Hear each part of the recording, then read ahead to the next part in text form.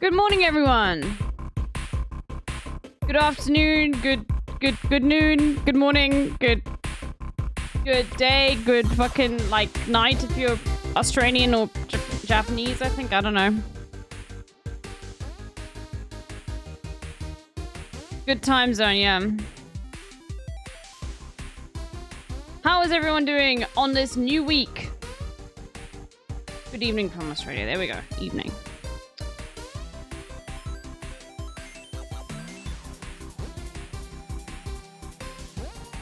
Good.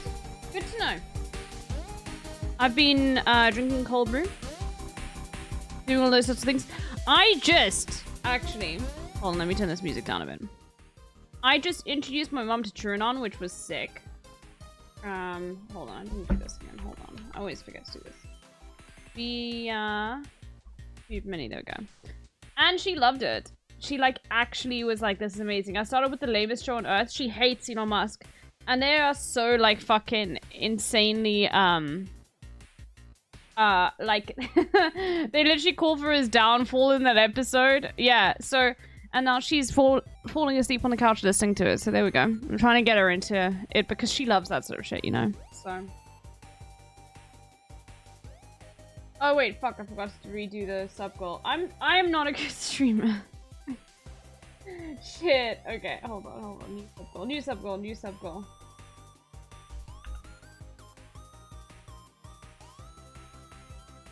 we go. Sub goal done. Done. So,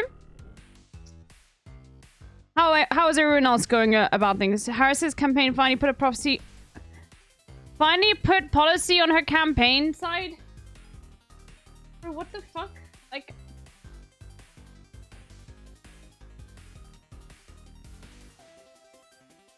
Cut taxes for middle-class families. Make rent... Wait. So cut taxes. Deregulate the housing market.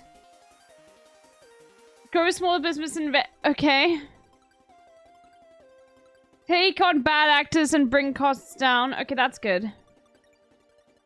Strengthen and bring down the cost of healthcare. Okay, what does strengthen mean? And how? I guess they'll go into it. Okay. Protect and strengthen Social Security and Medicare. We gotta okay, so just keep it the same. Oh my god, they have Trump's 25 product agenda.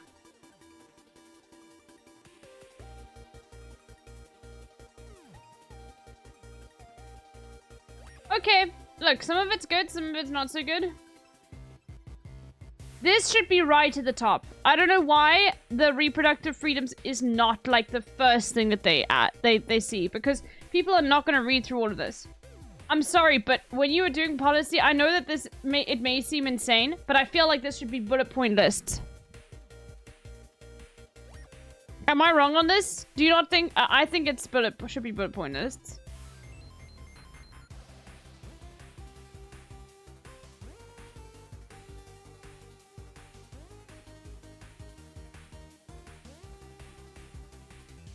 There are new sap pests? I mean, like, people... I'm not reading all this, bro.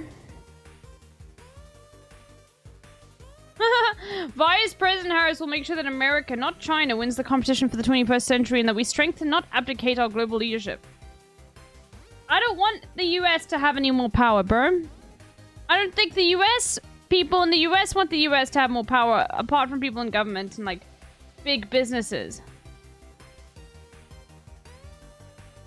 She has stood up to China's unfair economic practices to protect American workers?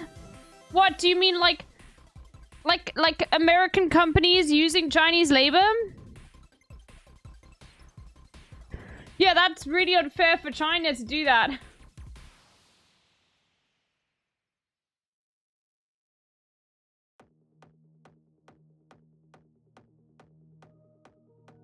Bro. 100% tariffs on EVs.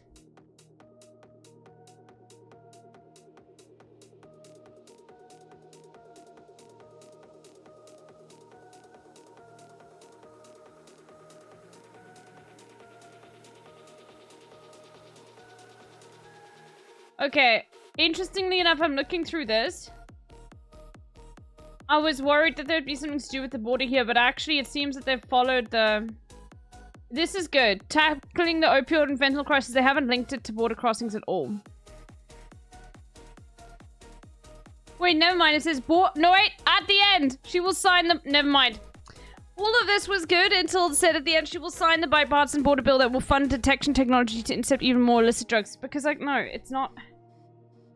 It's not illegal crossings. I mean, I guess this could be indicating that it's coming through... but the thing is, like... That bipartisan border bill was terrible. Anyway, I'm sure Hassan will look through this.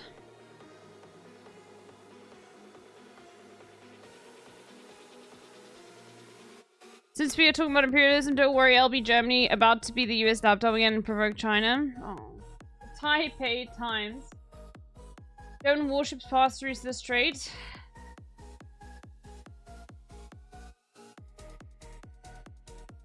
Two German warships are set to pass through the Taiwan Strait in the middle of this month, becoming the first German naval vessels to do so in 22 years. Der Spiegel reported on Saturday. Why?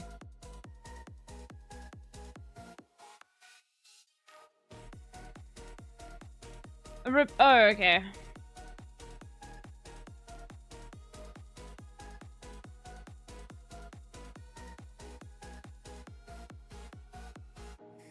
The Taiwan Strait is a major trade route through which about half of global container ships pass, and both the US and Taiwan say it is an international waterway. I don't know really too much about, like, this sort of shit. It just does see... it probably isn't an international waterway. It probably is, like, a waterway for China, but I think, like, that any sort of trade ship should be able to pass through it, but I don't think, like, a fucking naval ship... Like German, like army ship or whatever should be able to pass through it. Yeah. I don't know. I don't know enough about this. Like, I would have to go and consult, like, Hassan's. Like, Hassan went in detail into Taiwan once. I don't know enough. Most important part is apparently China would not be formally informed, which means it would have provocation what China considers national waters. The thing is China is far more interested, in my opinion... just based on, like, how they have reacted to most things I've ever seen, in just developing China and not getting involved too much with global politics until they have to. Even when provoked, I feel like China would just... I feel like China's strength is... I feel like if China was to provoke too much or get too involved in this sort of stuff, they would risk losing their sovereignty. In terms of, like in a very sort of USSR style thing. I don't know entirely, but, like, that's why I feel that they stay out of so much stuff. Because, they have a completely different, like, obviously a completely different, like, economic ideology, which I like. But it's... And I think it's beneficial. I think if you involve yourself too much, then, like, the US would try harder to topple your regime, you know? Or I guess regime is the incorrect word, but whatever. I don't know. I'm also not very good with foreign policy. Like, I can talk about things I know pretty well about, like, about apartheid, in all of its forms. But when it comes to knowing, like, a lot about, like, why China, like, history or anything to do with this, like, I don't really know. You know? Bro, we have no military? I love that. Doesn't Germany have, like, the fifth... Like, I don't know. Isn't your military pretty big? But I think it's not, like manpower.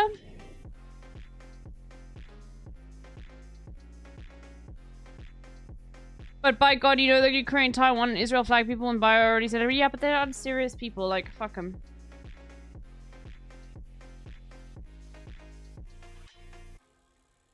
It's very historic of them. It comes from being a 4K-year-old civilization from what I've learned.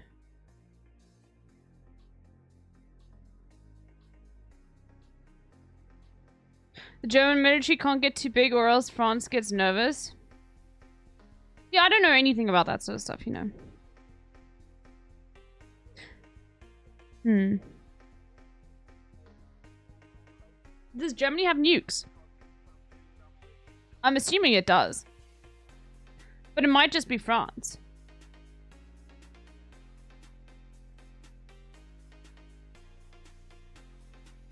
Francis nukes. Okay. It's NATO. Yeah, I know, but still, like.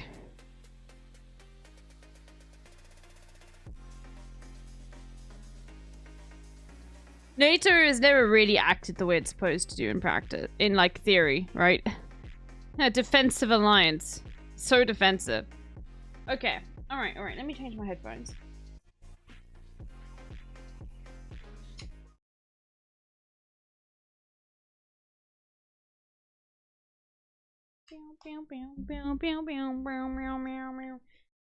Okay, let's do the dolls.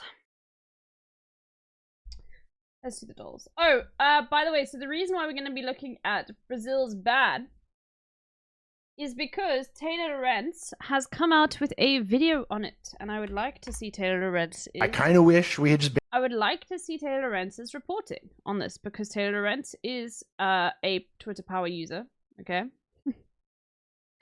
So there. Oh, and Yogi, you're going to be on later, right? Just to confirm, like, we did talk about it, but, like, just to double confirm.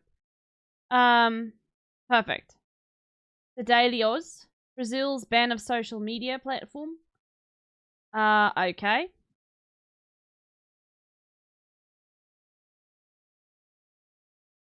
Anyway. Oh my god, this motherfucker. The key system. Why is the New York Times entertaining this shit?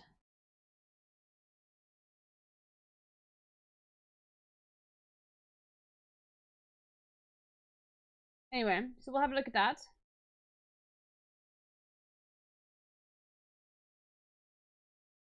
And then there's an Eddie Burback video that we haven't watched yet, which is about AI, but it looks very long. And we'll see. I'm interested to see, like, what it is about, because I love Eddie Burback. He's got an amazing mustache.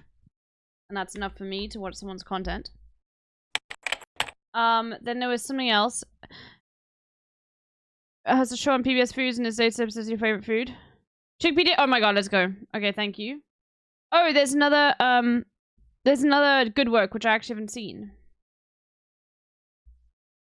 Okay, chickpeas are used in a variety of ways. We've got a lot of content today. We do. This is great. Okay. Jim Cramer has been hosting.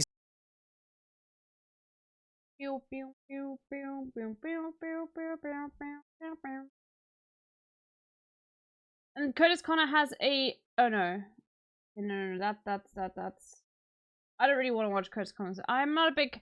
I get Curtis Connor does some good stuff, but like it's not for me.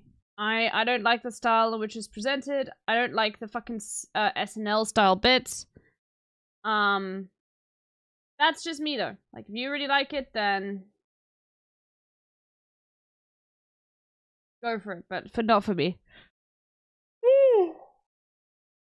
Okay.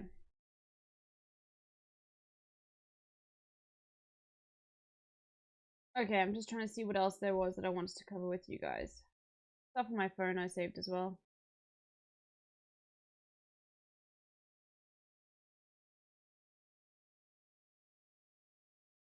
Okay. Alright.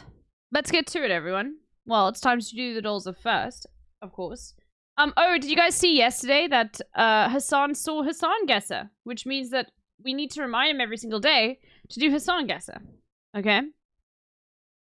This is Sir, Hitman. If you want to come through, I'm gonna have to pat you down. All right, dude, get touchy with it.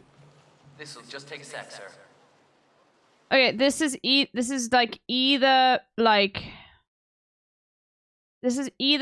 January of 2021 or like December of 2020.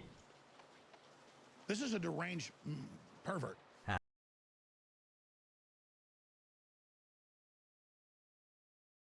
He doesn't have the Trump thing behind him, so I think it's 2020. Because during the... Okay, I think it's like... I don't know when he played Hitman. Let me just have a look at the chat. Sir, if you want to come through, I'm gonna have to pat you down. All right, dude, get touchy with it. He hasn't beat Nameless King yet.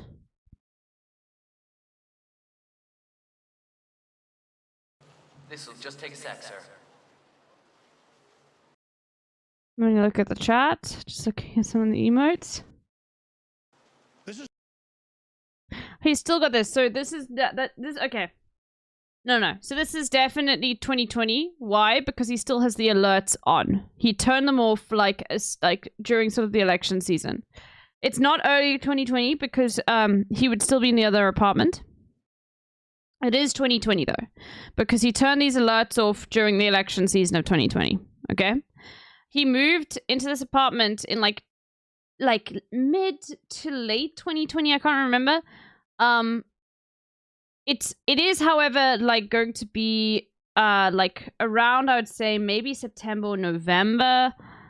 I think September probably. Yeah, I think September is probably the best, but there's no... Okay, yeah, September. I think September.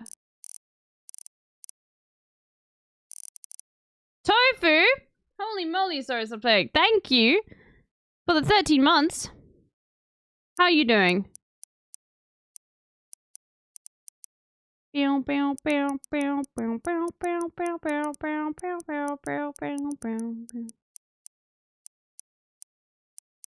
is 2020 though, just because of that alert.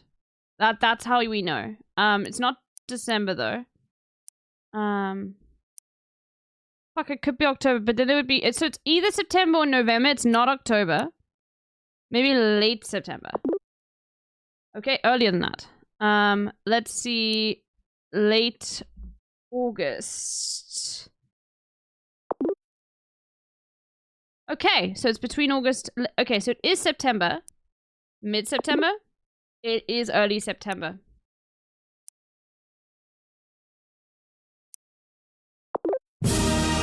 Well done, comrade. You see? You see? I had the month and the thing right immediately. You see? You see? You see? Okay, it did take me 4 guesses, but I'm still guessing all around the same time. Okay? So there you have it. There you have it.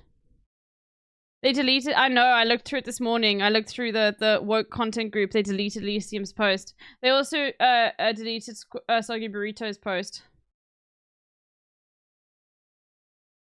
The logic part there was very crispy. What does crispy mean? You mean it was good? You mean my logic path was great? Good, lol. Okay, good. I've never heard of that. I've got a crispy logic path. Thank you. I will flex and just tell everyone from now on if they call me stupid, I'll just be like, I'll have you know, I have a crispy logic path.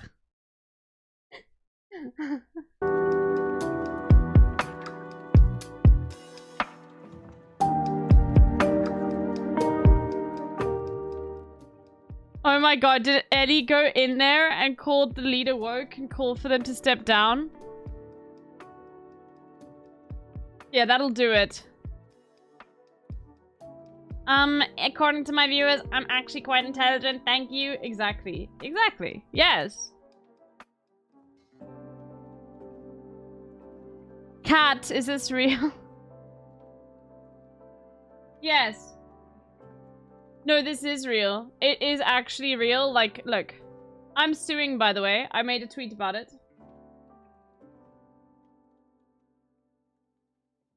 I will be suing Hassan Piker.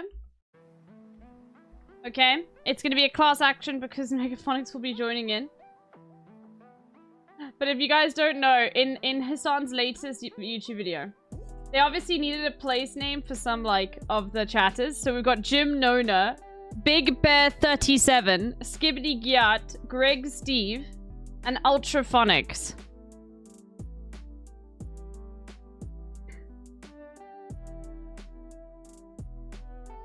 I made it though. Big Bear 37 and I'm 9 months. You know, this is how you know that fucking like Hassan said it's just like they're still using 9 months. 9 month subs. The new 9 month sub is the 2-year sub. We know this. 9 month subs are not the problem anymore. Skibbity Gyat, I don't know who this is. It's just Zoomer. I don't know who Greg Steve is. Using your likeness without permission. Big Bet 37. I know, it's insane.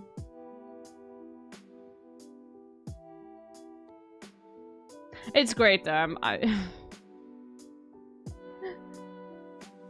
But yeah, I am suing. And then Megaphonics was like, so many lawsuits lately from BO. Let's make it class action. That's your alt, isn't it? Yes, it is. Fentanyl! Fentanyl!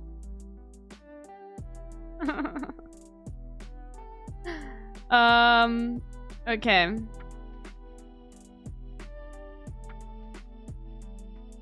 Okay, today Wordle will be owned. Okay, here's the Wordle intro. Are you guys ready for the Wordle intro? I'm gonna be just like Dr. Disrespect. Okay. Wee woo, wee woo, wee woo, wee woo, wee woo. We are now doing Wordle. We are now doing Wordle. Wee woo, wee woo, wee woo, wee woo, wee woo. There we go. There's your intro. Okay.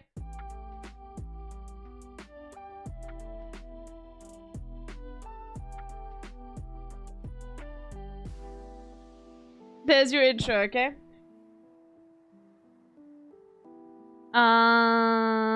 No, we're gonna do Aegis today.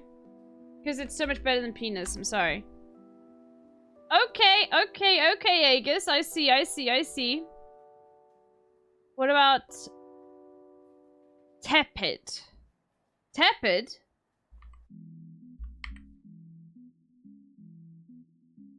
Okay. Okay, what about debt? What about debt? Detis.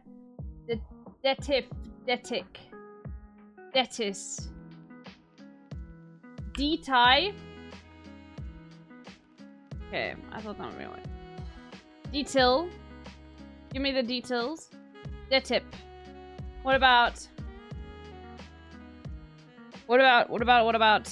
fuck. What if it's like etted? Like betted, netted, meted. No, it doesn't end with D. What about EDIT? Like like we got edit, so it's EDIT. Headit, Reddit, Reddit. No, Weddit, Zedit, Kedit. Let it, met it, net it.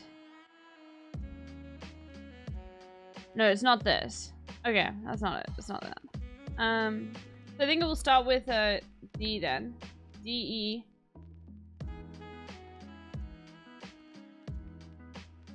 Decit. Is that how you spell deceit? Decit. Please tell me that. No, okay. Denit, Demit, Dayit, Delit, Derit, Defit, Dewit, Decit, Dehit.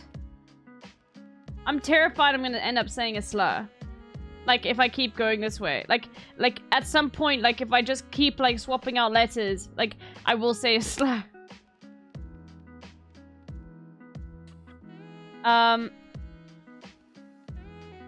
This has to be it, like...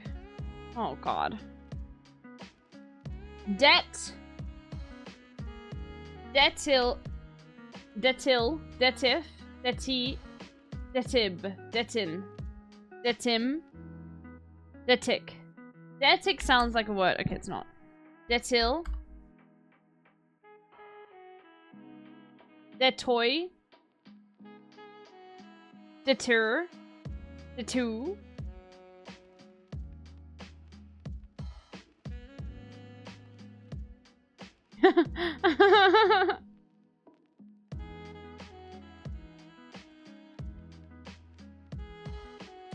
Fuck, it's probably something really obvious too.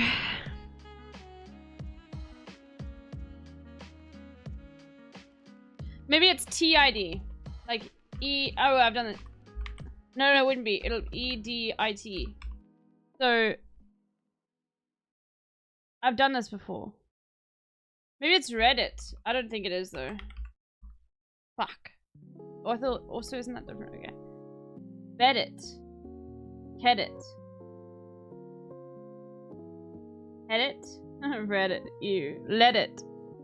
Fuck! This is tricky.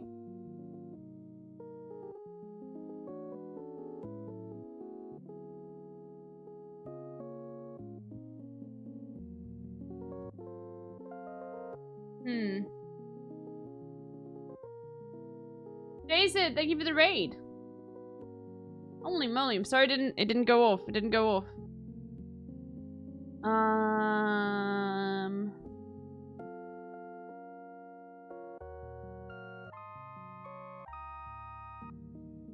Okay, let's just find the last letter and then we'll be fine.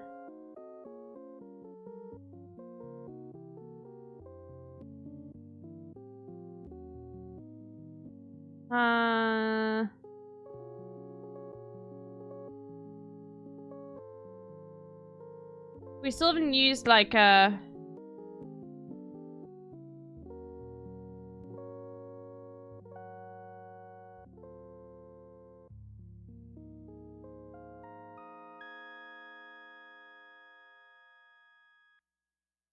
did you help Ordinary Wookie? Okay, good, because I want to look up in the chat then. Yeah, there's a bot, Ordinary Wookie, it goes off. Yeah, if you help and I see it, like, then it ruins the whole thing. But now you know not to help. Fuck, what could... Okay, I think we just need to find the last letter. It's fine, I didn't see it, so that's good. I normally try not to look at the chat during this anyway, regardless.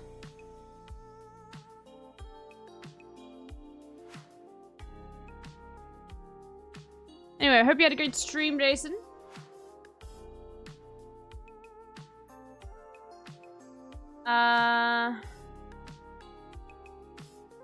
Yeah, let's just use things we haven't used before, like...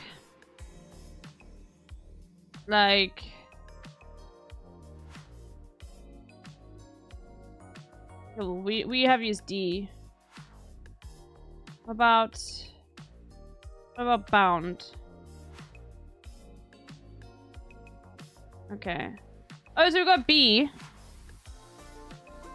B-E, bet it.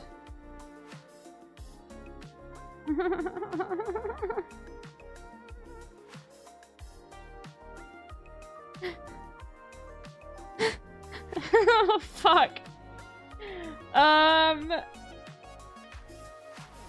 Bet it. Okay, well it can't be, then a B has to swap. Because it can't, oh, it's fucking debit. Oh, okay. Who calls anything a debit anymore though? Do people still use that word?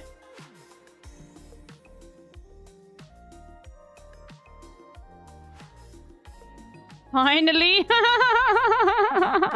Debit card. Literally every day. Don't you just say your like bank card? Like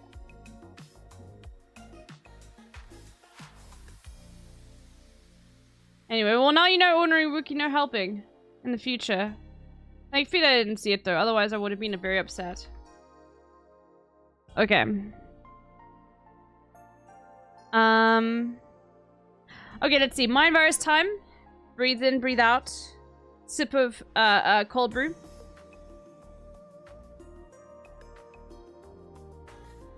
Have you tried OEC Pick 5? Link it. I'll play it. Arvlo.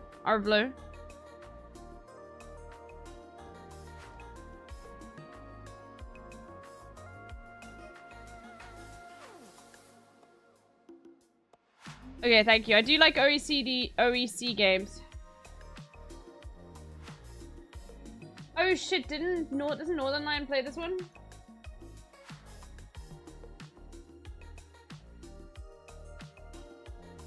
I might have played this.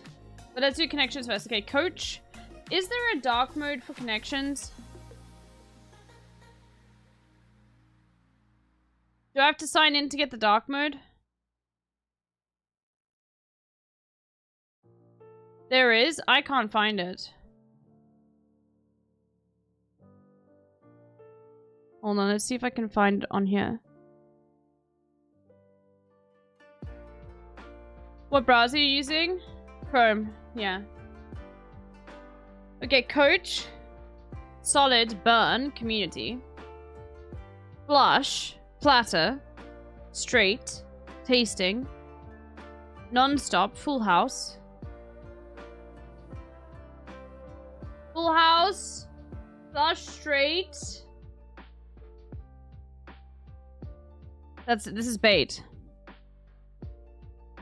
Sampler. Okay. A sampler, a tasting, a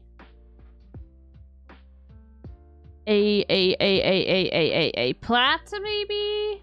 Like some sort of food thing, a non-stop, a glue, a flight.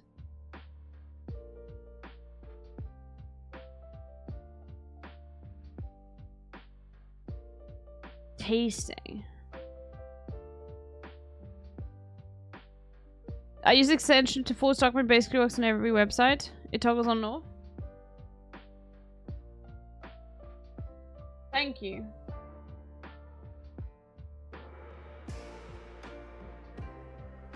Let me install it quickly.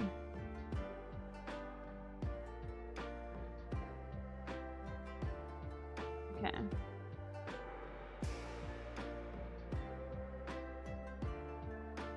Okay, great. That's better.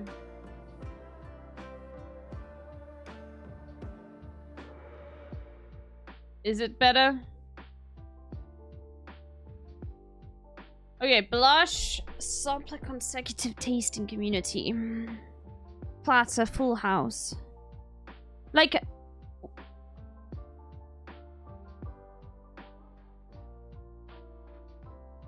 consecutive would be a straight, so it's no, it's something. Okay, a blush. It's like a type. It's makeup, but I don't think we've got that here. A blush, a glow.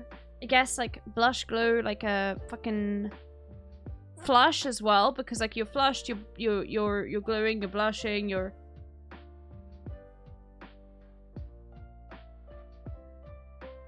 Fuck.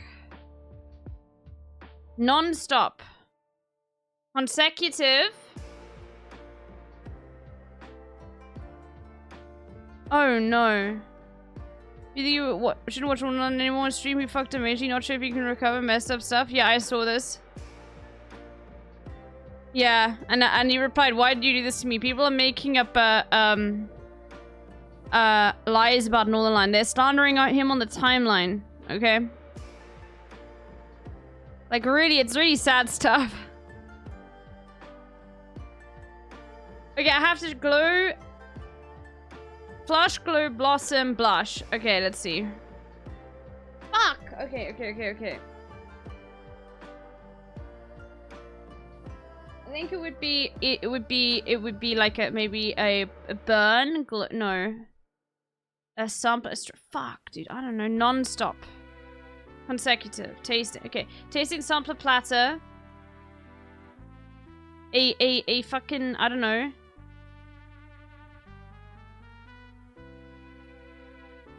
It's probably some American word for food that I don't know. A consecutive, a straight, a full house, a non-stop. A non-stop is like that. Is that a thing?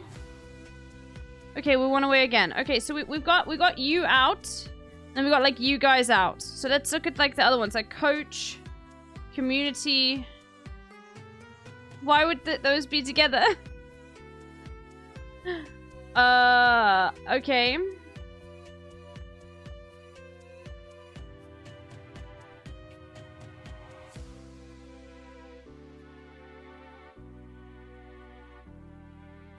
I guess like non-stop, like coach, flight, straight. I feel like that all goes together in some way. Oh my god, I know.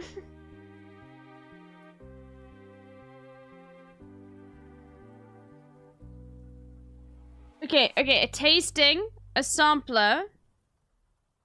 Probably not platter, but like a what was the other one? It was probably platter.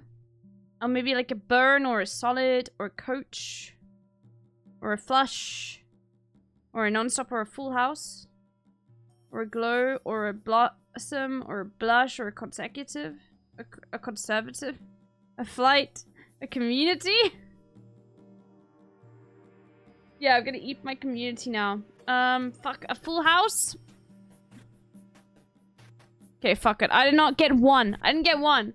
Get red in the face. Continuous. Flavor assortment. I did not know one. I mean, I should have got this.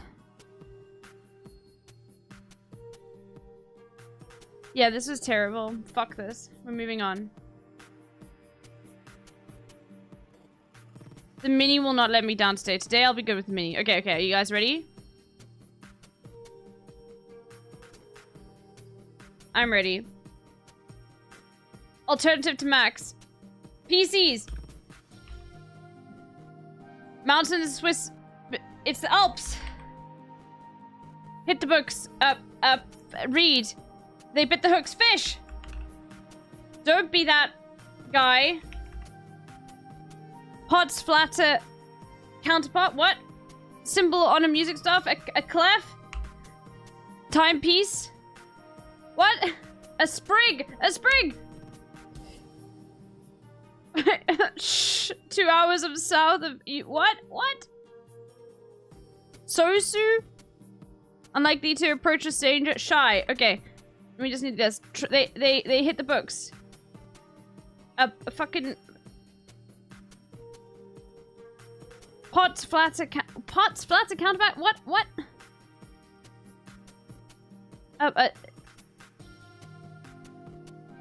Sha. 2 hours. Sosu, maybe? I don't know.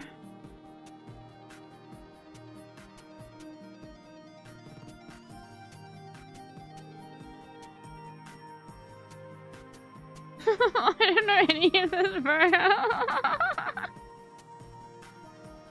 They hit the books. Perks. Is it SCSU? Nerds.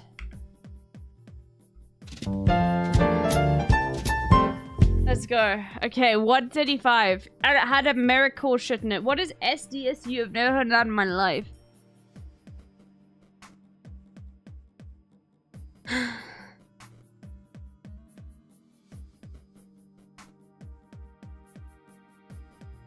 A pot's flatter counterpart. Oh, fuck. Yeah, I should have known pan. Like, flat. I thought it meant flatterers, and that's flattering.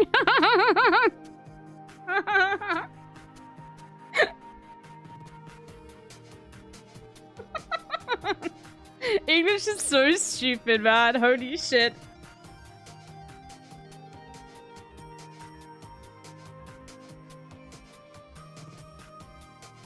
Okay, I have to turn the dark mode off for this. This is not... This looks terrible. I hate this. I wonder if he'll remember.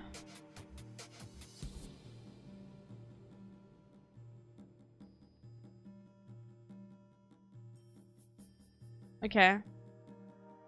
Why can't I have it pinned? Dark read, there we go. Okay, good. It's pinned now. Okay. Medical instruments. Simply 2 billion. Banana strip, tropical fruit, coffee. Okay, I'm immediately thinking South America.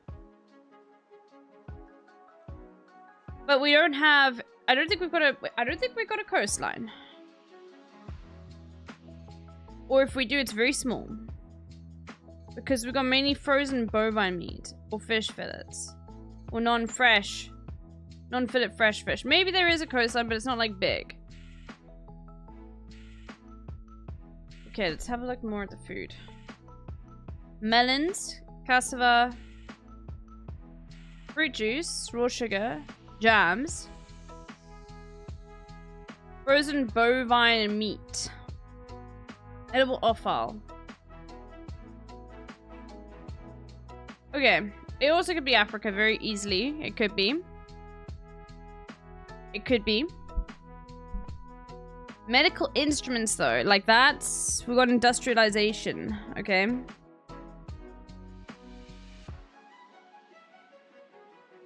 Maybe Ethiopia?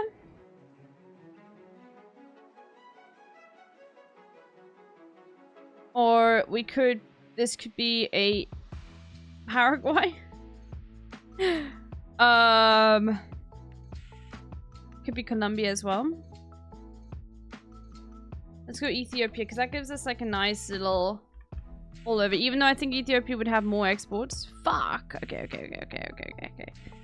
Colombia. Okay, so we're looking at like Honduras or Nicaragua or Guatemala or El Salvador or Belize. And I think it probably is like Honduras.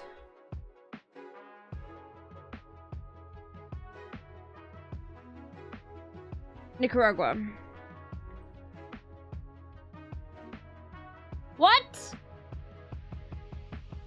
Costa Rica? Okay, yeah, Costa Rican coffee. I would have assumed coffee would be more. Sorry, I don't know if you can hear my dogs are barking like crazy. Oh, whoa.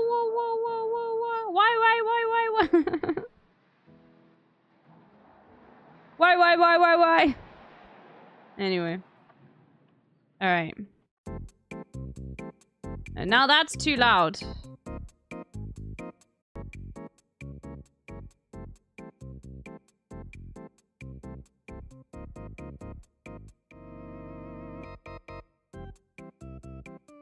I'll do this pick 5.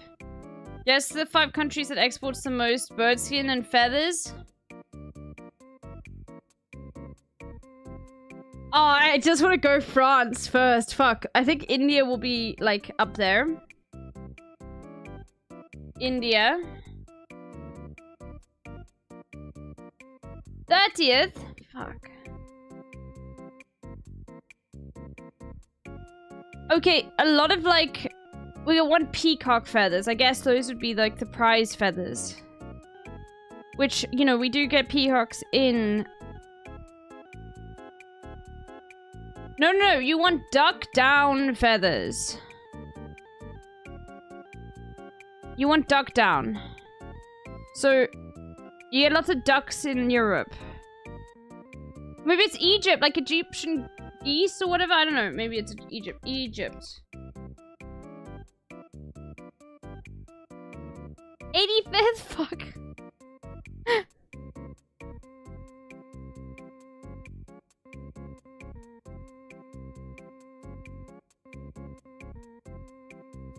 Where are there lots of ducks? United States. 8th. Yeah, I love this. We're saving this. This is brilliant.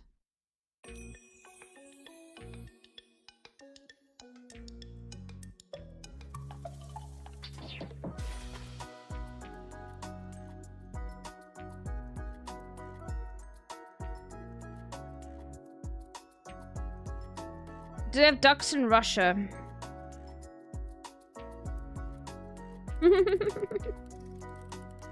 Where are the geese? Where are all the geese? Because that's the thing, is it's going to be duck... Oh, where are all the ducks? Okay, France.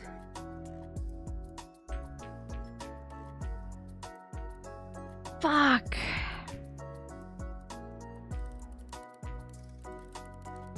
Okay, I have to do Russia. Otherwise I'm cooked. Like, I don't know any other thing. China. Oh my god, South Africa's second? Oh my god, I should have got South Africa. I didn't know that at all. Holy shit. Hey, yo. I had no idea. Vietnam, Italy, and Chinese Taipei. Yo, I love how they write as Chinese Taipei.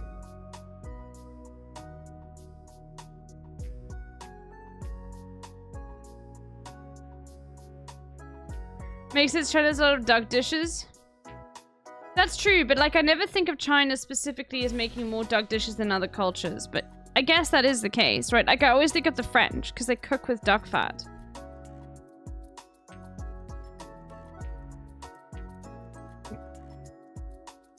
I love this game. I want to play more. Do they have any other good games? Let's see these OECD games.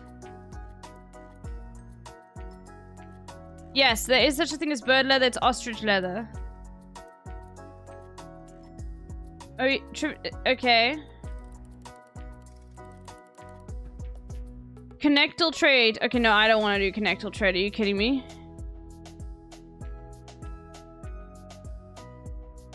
I mean, we could try it, but Lake McGrew for the 14 months.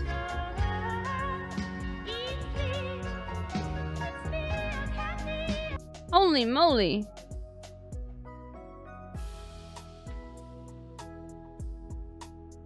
Okay.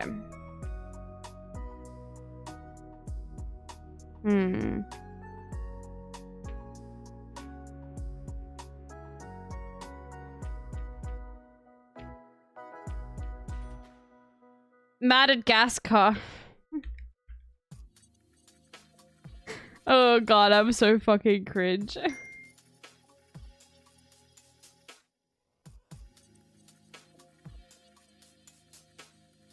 Okay. I'm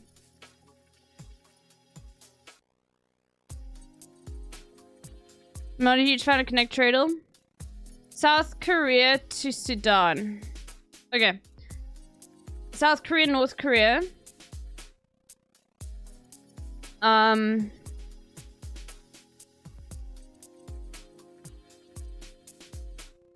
China or Russia?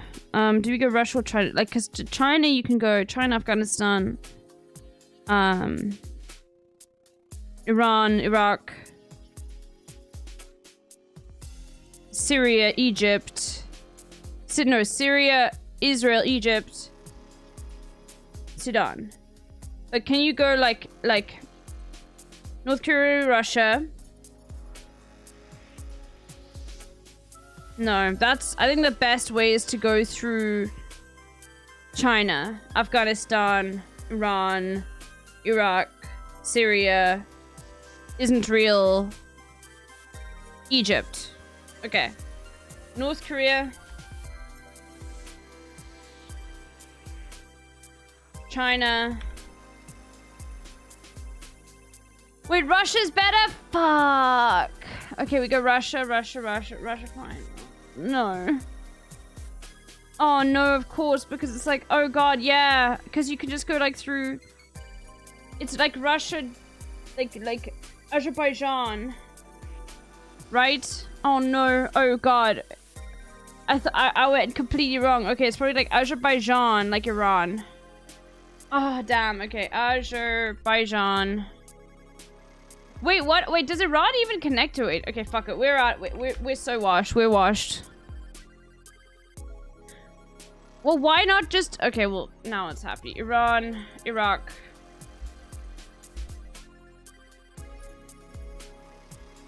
I wonder what the best way through was, because now this is not the correct way.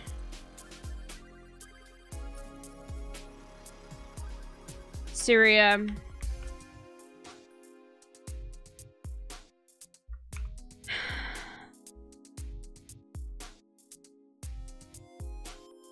Egypt.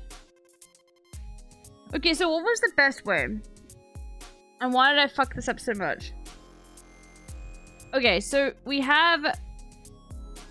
Oh, Georgia, Turkey, Syria. Georgia, Turkey, Syria. Oh my god, fuck. I never think Georgia is like connected enough. I always see it as like unconnected to other countries. I always think it only like borders like Armenia and Russia. So I didn't even think about it. So it was North Korea, Russia, Georgia, Turkey, Syria, Israel, Egypt. Fuck. Okay.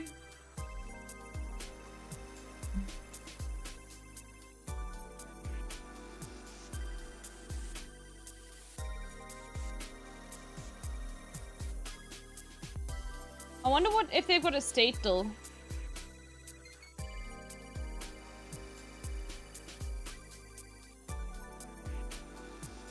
I'd like to go from Louisiana to Idaho. Oh god, this is really bad. I know where all the states are, but like... Louisiana, Texas, Oklahoma, Kansas, like Wyoming, I think. I think we go Texas. Oh wait, this is like New Mexico.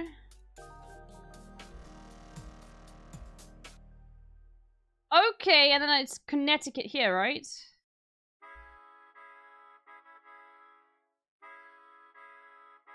Wait, no, it's Colorado, not Connecticut.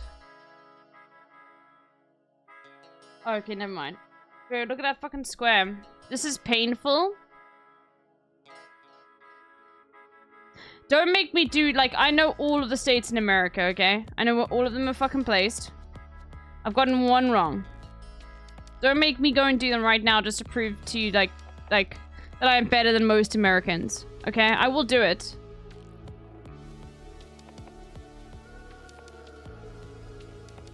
Oh, this is funny is what I mean. New Mexico.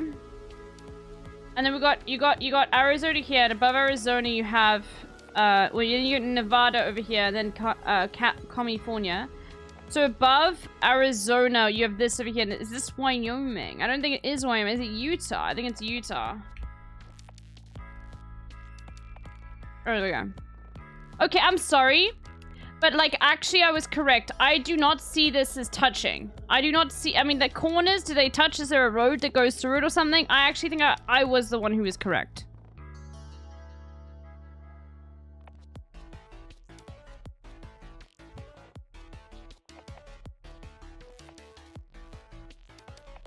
It's 4 corners and that's a big deal. 4 corner states. Like, absolutely insane, by the way. I'm just saying, like this. Imperial boomerang at work. At work, okay? Like, now you're the Imperial... Okay, I guess it's like the opposite of the Imperial boomerang. It's like you were colonized too. Put it this way. Well, not you guys specifically. Most of you are white. But, like... Yeah, no, I've seen the 4 corners monument. Anyway.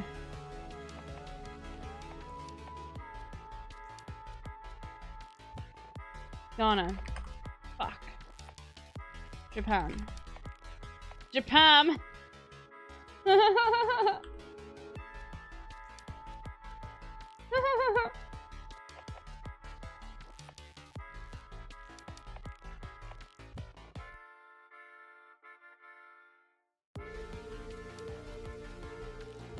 Hold on. I'm just expecting a delivery, a shopping delivery soon because they were late today. Okay. Alright. Let's see a little bit of a... How about a Philippines? Okay, how about a Malaysia? Okay, how about an Indonesia? Okay, how about a little bit of a Cambodia? Okay, there we go. We got him. We got him. We owned him. Food guesser, let's see. Every time you say fuck it, because it's not Ghana, it gives me the strength to carry on. I want to believe in anything as much as you believe in God. I don't know if... Thank you, the Johnny Walk. Okay, this is American. Like, anything that is literally, like, some sort of food and bread, and it's, like, a national dish, okay, where they, like, fucking, like, claim it, is American. Okay? Whenever there is, like, food in fucking hot dog roll, and it's, like, very specific... It's American. And they're like, this is like what we have created. This makes us like better than the rest of the world. American. That's American shit. Every single state has like a different way of putting meat inside a roll. And they think that it's just like... And they think it's cool. They like, no, this sets us apart from everyone else. And then you get fucking people from Chicago who are like, no, you better not put any fucking tomato sauce in your roll with your meat, okay?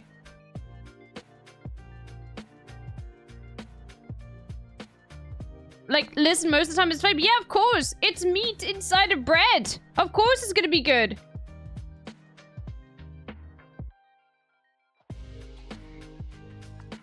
I actually think this is French, though. Bro, I swear if I go France, or like Italian, and it's like fucking American. I know, I have to go America first. Sorry. I will not. There we go. Don't overthink it. It's actually pointing towards South America.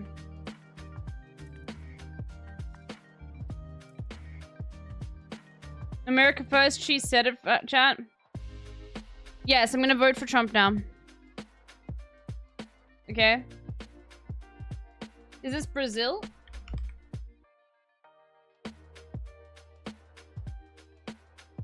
Okay.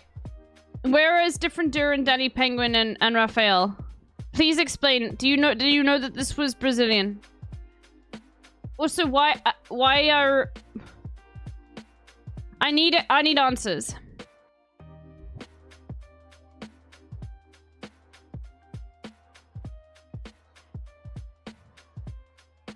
I don't know what mortadella is.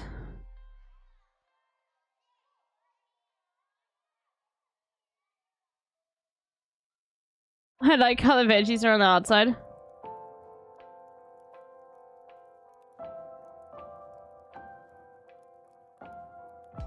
Oh, this is British. This is a Lamington. And they're actually really good. I really like Lamingtons. It might be Australian. But they're not United Kingdom. What?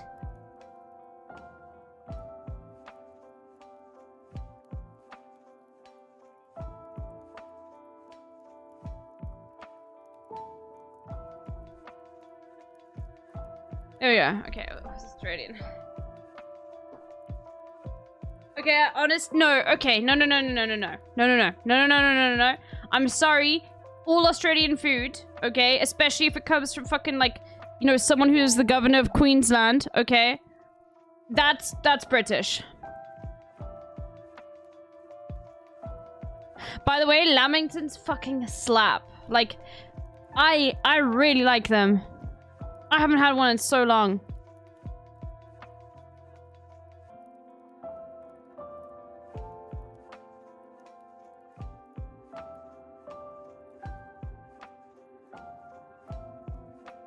Mortadella is chorizo with olive oil in it. Really? I thought it was cheese. The one time Australians tried to make their own food, they put sprinkles on bread and called it a dish. Bro, they put a pie in pea soup and called it a pea floater. I don't like coconut, but I love a good Lamington. Yeah, exactly. I mean, like, I love coconut, but yeah. Lamingtons from Woolies are S tier. Do they have them at Woolworths?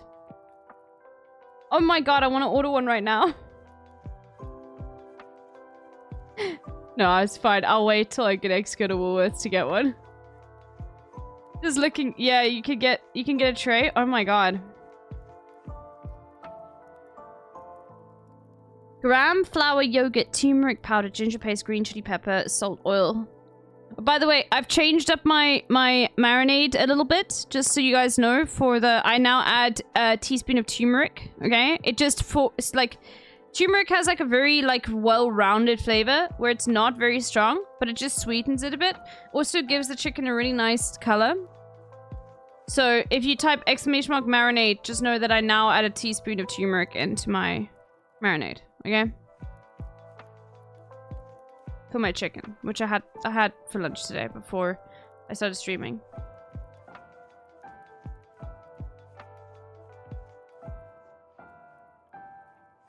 This is ground flour, yogurt, turmeric, ginger paste, green chili paste, salt, oil, mustard seeds, sesame seeds, curry leaves, coriander leaves, grated coconut. So is gram flour chickpea flour? Okay.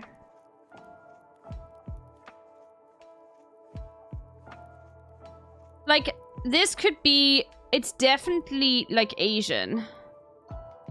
It's just about where. Because I want to go India, but it also could be like Thailand or something like that. Yeah, but I think if you like turmeric and you marinate, you will like South Asian cuisine. I already do like South Asian cuisine. Okay, it's you have to be like insane to not like South Asian cuisine.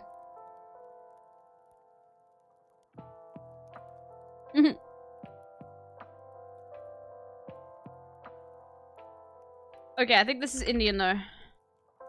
Yeah. Kandvi. Is this good? Has anybody tried this?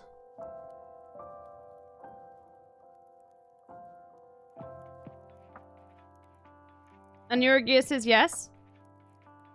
Okay. That's some bougie presentation.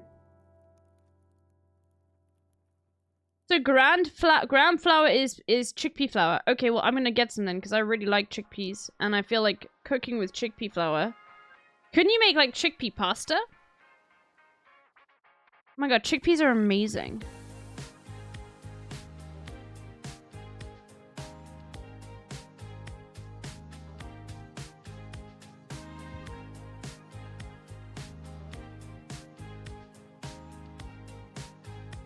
I'm a gastronomical genius.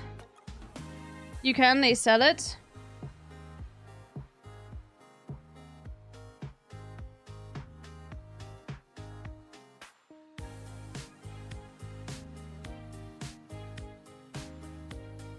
This is Slovakia or Slovenia. Look at that little crest there.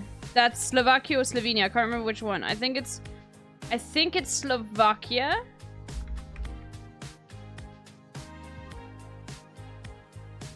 Never mind.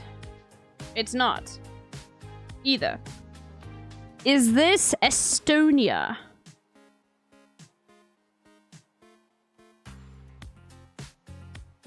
Or like Latvia, Lithuania. Let's go Estonia.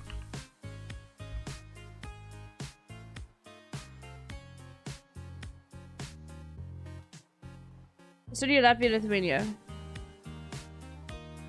Okay. Is it Latvia? It's either Latvia or Lithuania. Latvia. Okay, it's Lithuania. Fuck. Okay, fine. I'm just amazed. Okay, I thought because of the crest. Never mind. Well, we got there in the end. Do they have new horoscopes? They do not have any new horoscopes. Damn. I thought they would do like new ones every single... I thought they would do like new ones every single day. Never mind. They do not. Guardian horoscopes sound amazing, you know what I mean? Like that's the kind of horoscope you want to get behind. Ooh, we haven't done Geogrid. Flag with white has... Okay, no, wait, hold on. Borders 5-6 countries. Okay, can South Africa fit here? We border Eswatini, Lesotho, Namibia, Botswana, Mozambique, and there's one I'm forgetting, and there's one and Zimbabwe. That's 6.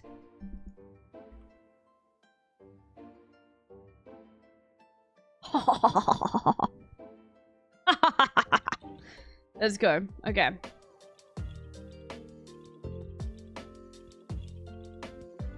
Yo, this would have got insane with South Africa over here. Actually, I feel like everyone remembers the South African World Cup, so maybe not. Like with white. Borders 5-6 countries. The Central African Republic, I think. It might only border, like, legendary, okay.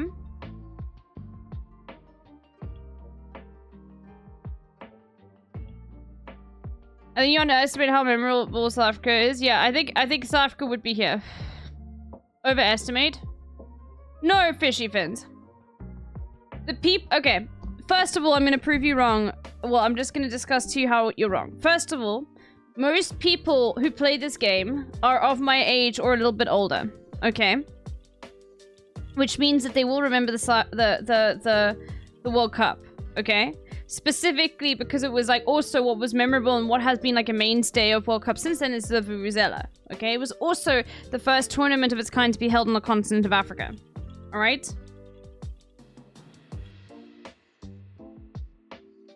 I think South Africa will be pretty high up here, to be honest with you.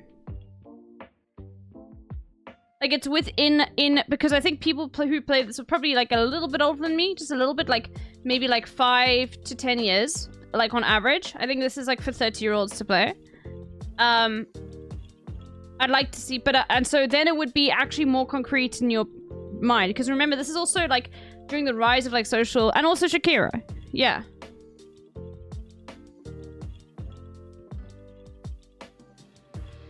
But I could be wrong. I hate the Vuvuzela so much.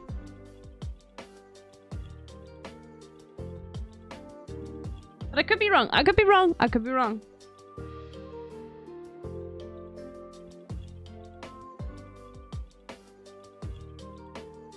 Shakira Law has won the men's FIFA World Cup. Population over 10 million. Okay, that's like a lot of them. So like you could do Argentina. I think Argentina's won. You could do Brazil. You could do Germany. You could do France. You could do the UK. Lol. The United Kingdom. Let's do it. They have won once. Okay, it was rare. That's not too good. Has hosted the men's FIFA World Cup. Has won the men's FIFA World Cup. Okay, like Italy maybe? Germany? I think definitely France. Brazil probably too. Yeah, I'll go with Brazil. You know what? Brazil would have worked really well here. Because it's got white with the stars and everything.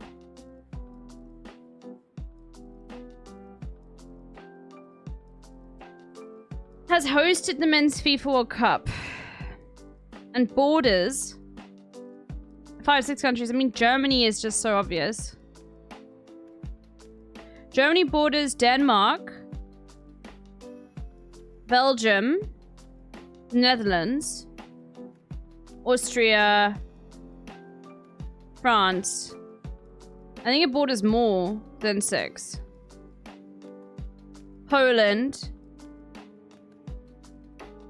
What else? Czech Republic. Yeah, that's 7. Okay, we're out.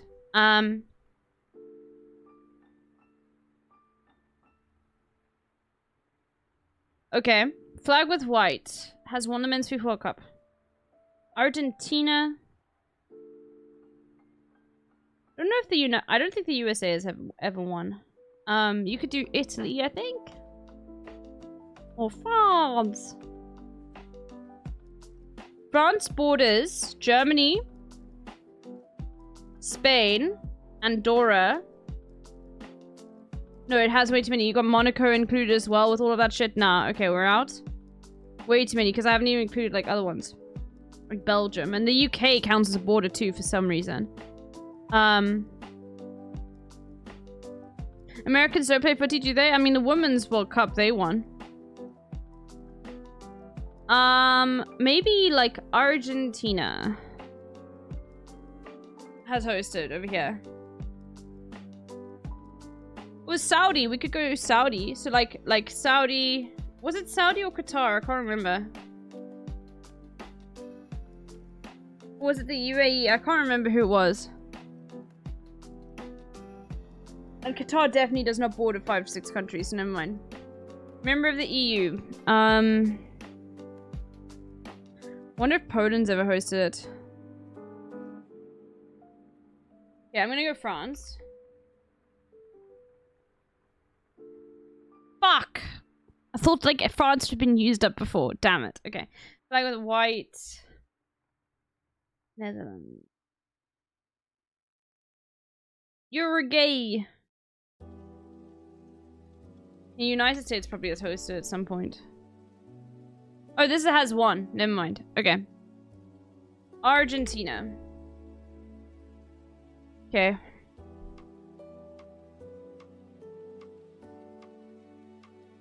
Like was white, member of the EU. Okay, we could go a little bit crazy with this one. What about the Czech Republic? No one ever thinks about the Czech Republic. Okay. The only reason why we ever think about the Czech Republic is because we have a Czech mod. That's it. But other than that, no one is ever thinking about the Czech Republic. So I'm gonna go with the Czech Republic.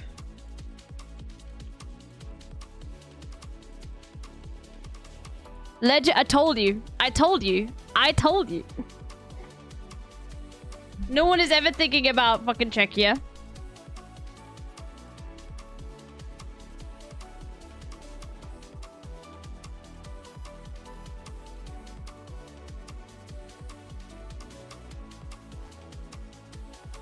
Has hosted the men's FIFA World Cup.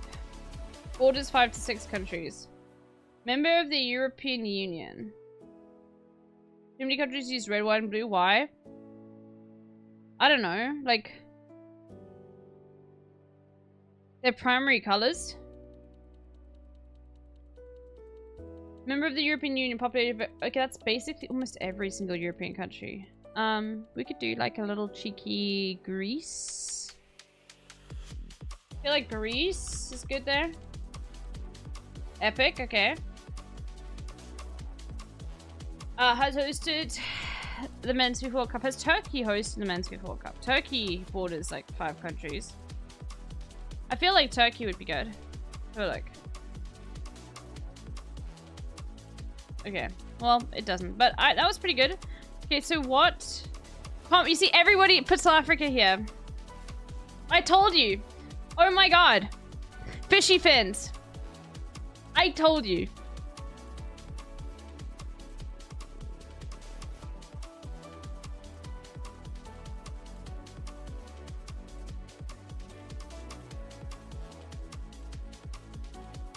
The US, Canada, and Mexico are hosting the World Cup in 2026. All 3 of them?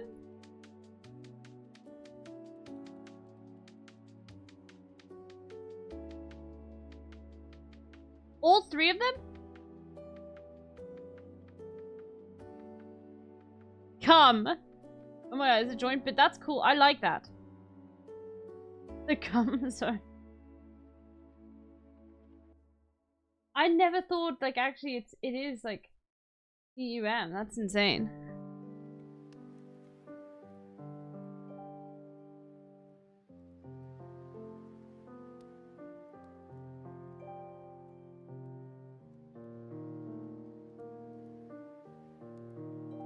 Look, I'm just saying, do not host anything in Los Angeles ever. Do you guys have any idea how bad the Olympics are going to be in LA? Like, I feel like LA is specifically going to start, like, implementing, you know, public transport just for the Olympics.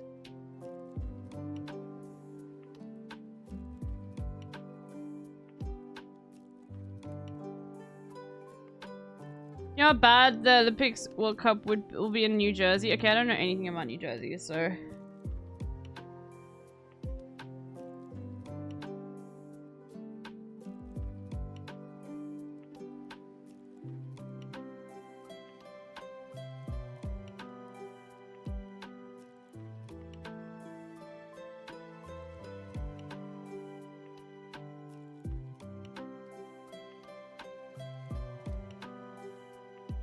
I mean, I think probably Chicago will have one. Was Chicago on that list? Is the list of the hosts so far? Okay, so Argentina, Brazil, Chile has hosted 2. Colombia cancelled. Russia, okay.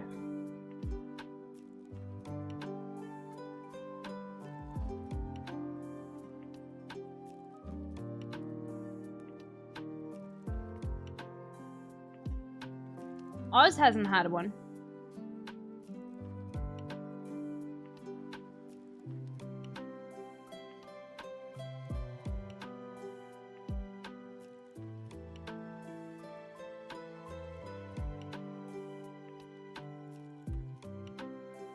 Spain. Wow.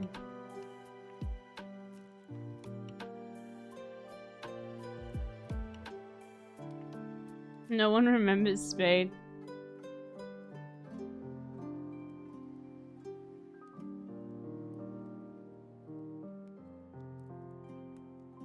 I have a better proposition. I think we should let Disney consolidate more and more business until it owns the whole US, and then we can let them turn it all into Disneyland, walkable cities, and public transit and snacks all around. So true.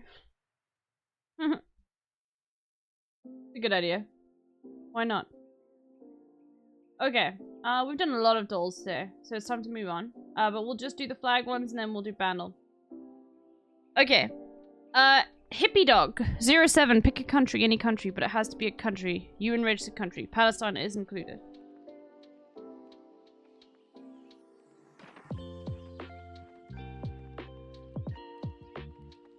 Iraq.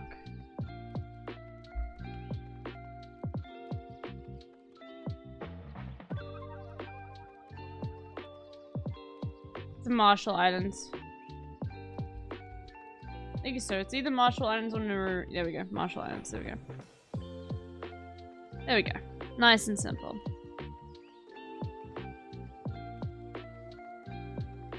The fuck do you know that? I know all the flags. That's why.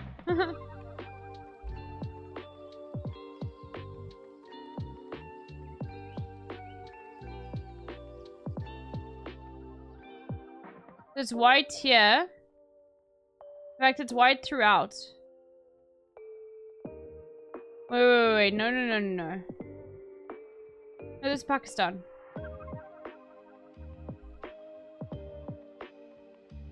There you go.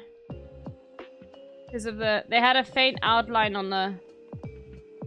Which is a bit of an L from the side. Because you could... Like, I can see the faint outline of the crescent because there's some, like, coding error.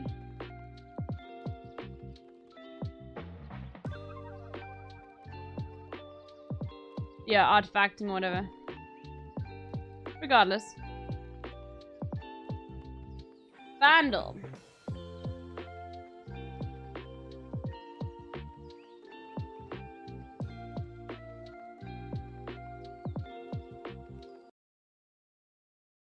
Yeah, time to fail another Vandal completely.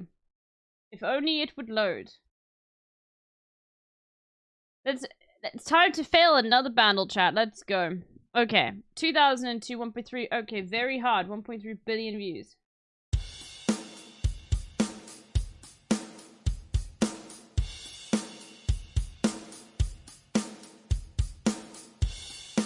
Year 3000. Not much has changed, but they lived under. And your great. Never mind.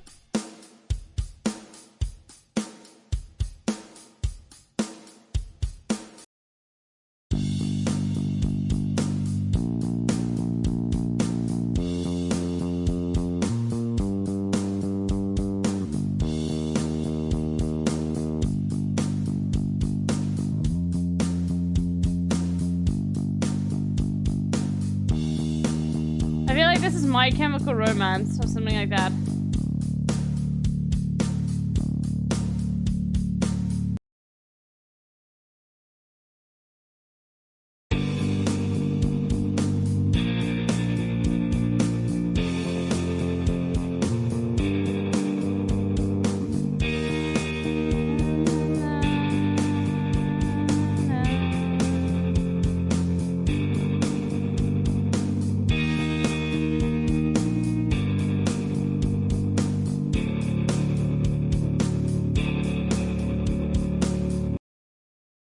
Fuck, there's something so recognizable about it. But I say that about every single song and I still can't get it, so... You know.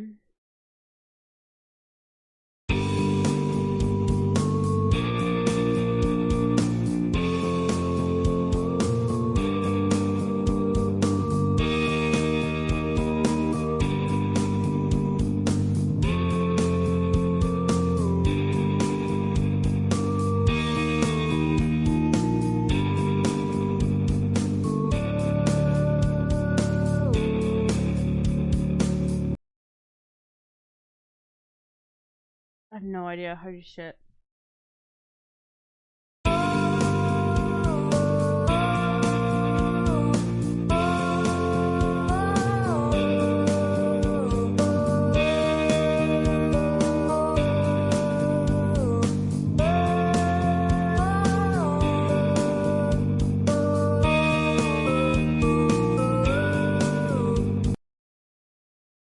Okay, yeah. I've never ever heard of it. I've never heard of audio slave in my life. The fuck is this shit? Like...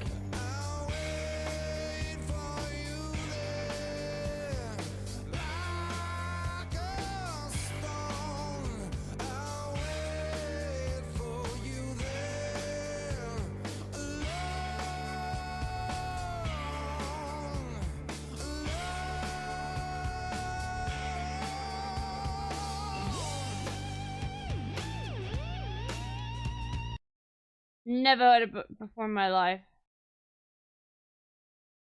I know. I already made there we go. I already made a tweet about it saying that I'm suing. Okay? Big Bet 37. Huh? You thought I wouldn't notice? You thought you wouldn't notice?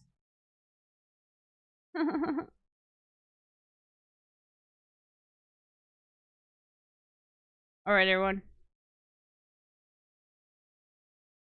Hello everyone, This is your daily dose of internet. I guess removing car wrap can be pretty mesmerizing.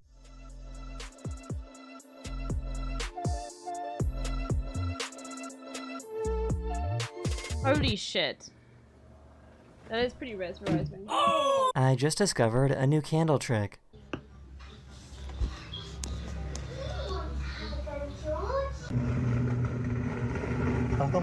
Yes. Oh my god.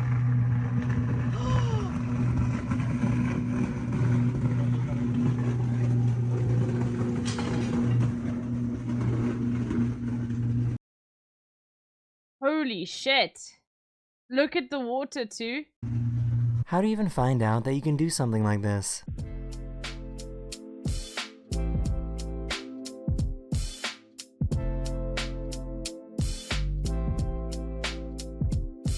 That's so cool.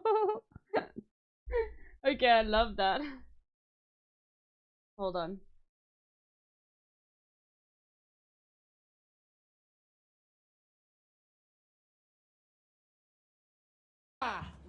Va, Chandrena por el penal decisivo. ¡Y juegue! So what exactly? Oh my god. Like it perfectly hit the lens too. That's amazing. I jumped. What was the goal here? Oh god.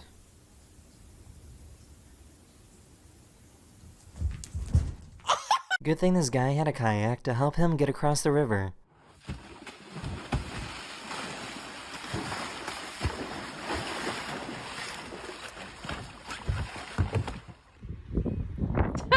You might have just swim at that point, bro.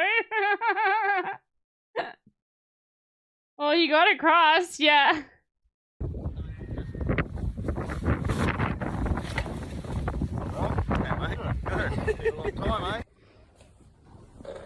Australian. That mate.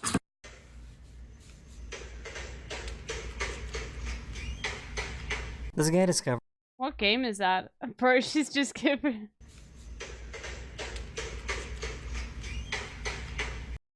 What game is this? Fortnite?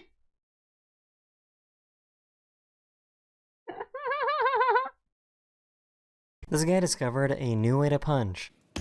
Ixo. Paf, para.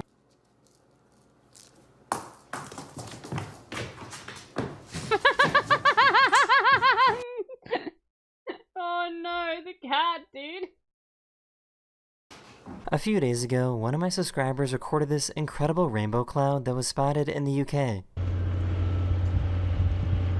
Holy shit, bro. BP is now taking over the skies. Yeah, that's an oil spill. Bro, oil spill in the sky. This is insanely beautiful, though. Holy shit. The UK, you would never expect to see shit like this in the UK, ever. Bro, you know what this reminds me of? This reminds me of, like how... Okay, this is, like, really doomer. Okay. But when coral dies, it starts to fluoresce it changes color and becomes like very bright and beautiful. Okay, very weird. It looks like acidic, but it's dying. It's coral that's dying, right? So it's almost like this like last attempt to try and like change its chemistry to live. It's like a cry for help, right? And this is what this feels like to me.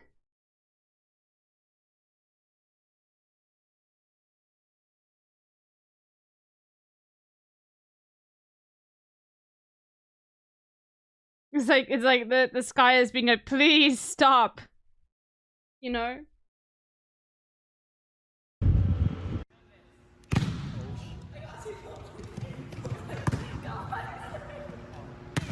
There's a new exhibit in New York City that allows you to recreate the iconic steel beam photo. That's terrifying to look at, even though it's completely safe. Holy shit.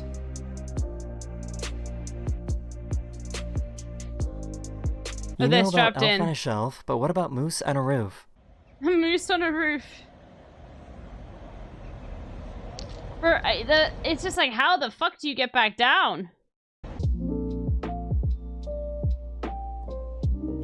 One of my subscribers was on a plane and recorded this weird rainbow cloud effect. Oh my god, you can see the shadow. That is the end of this video, or we hope you enjoyed, and I'll see you guys again very, very soon. Later. Okay.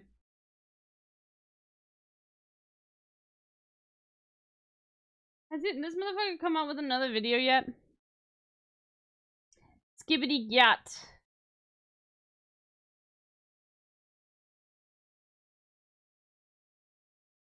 I'm suing Hassan, by the way, just that's real. It's actually real.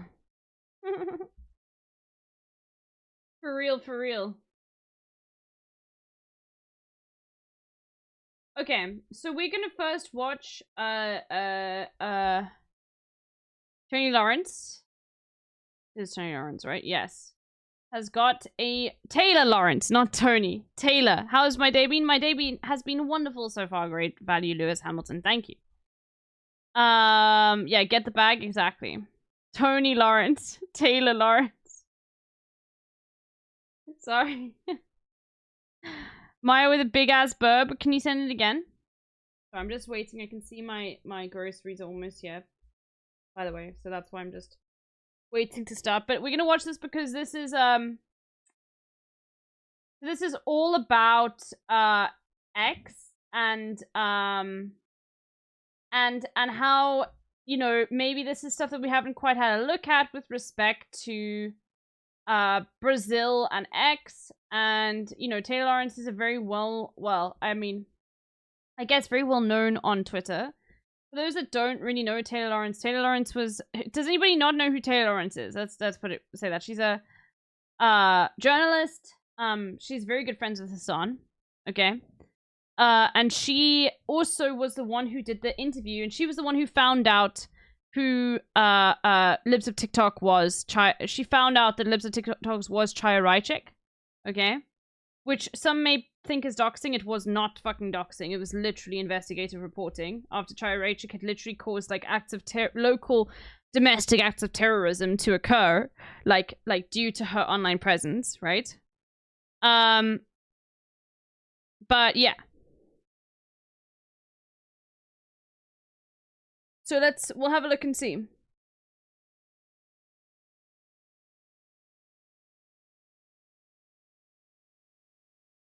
Yeah, stochastic terrorist, exactly.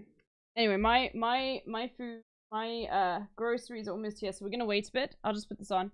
But yeah, so, and she was the one who did that interview with Libs of TikTok where fucking Chaya Raichik like hands her the phone and says, "Look, it's a penis," and Taylor Lawrence just nods her head like, yeah. Taylor Lawrence is also at the DNC, I remember, I think, who saw Hassan there. She's also on Mastodon. Okay.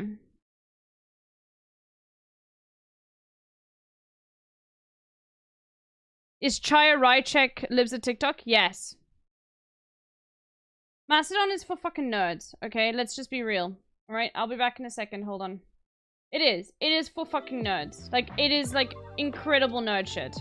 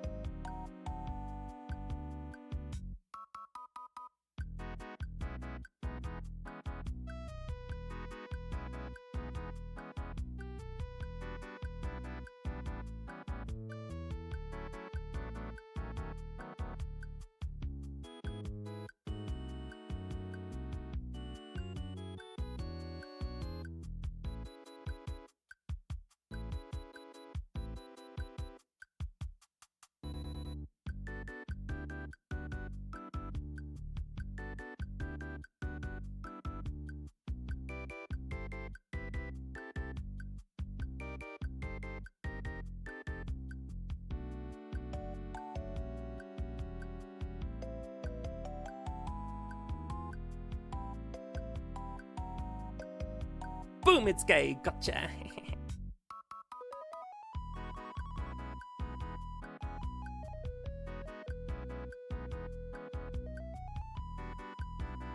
May Allah awaken the people and help them to see the evil doings of Israel and the United States.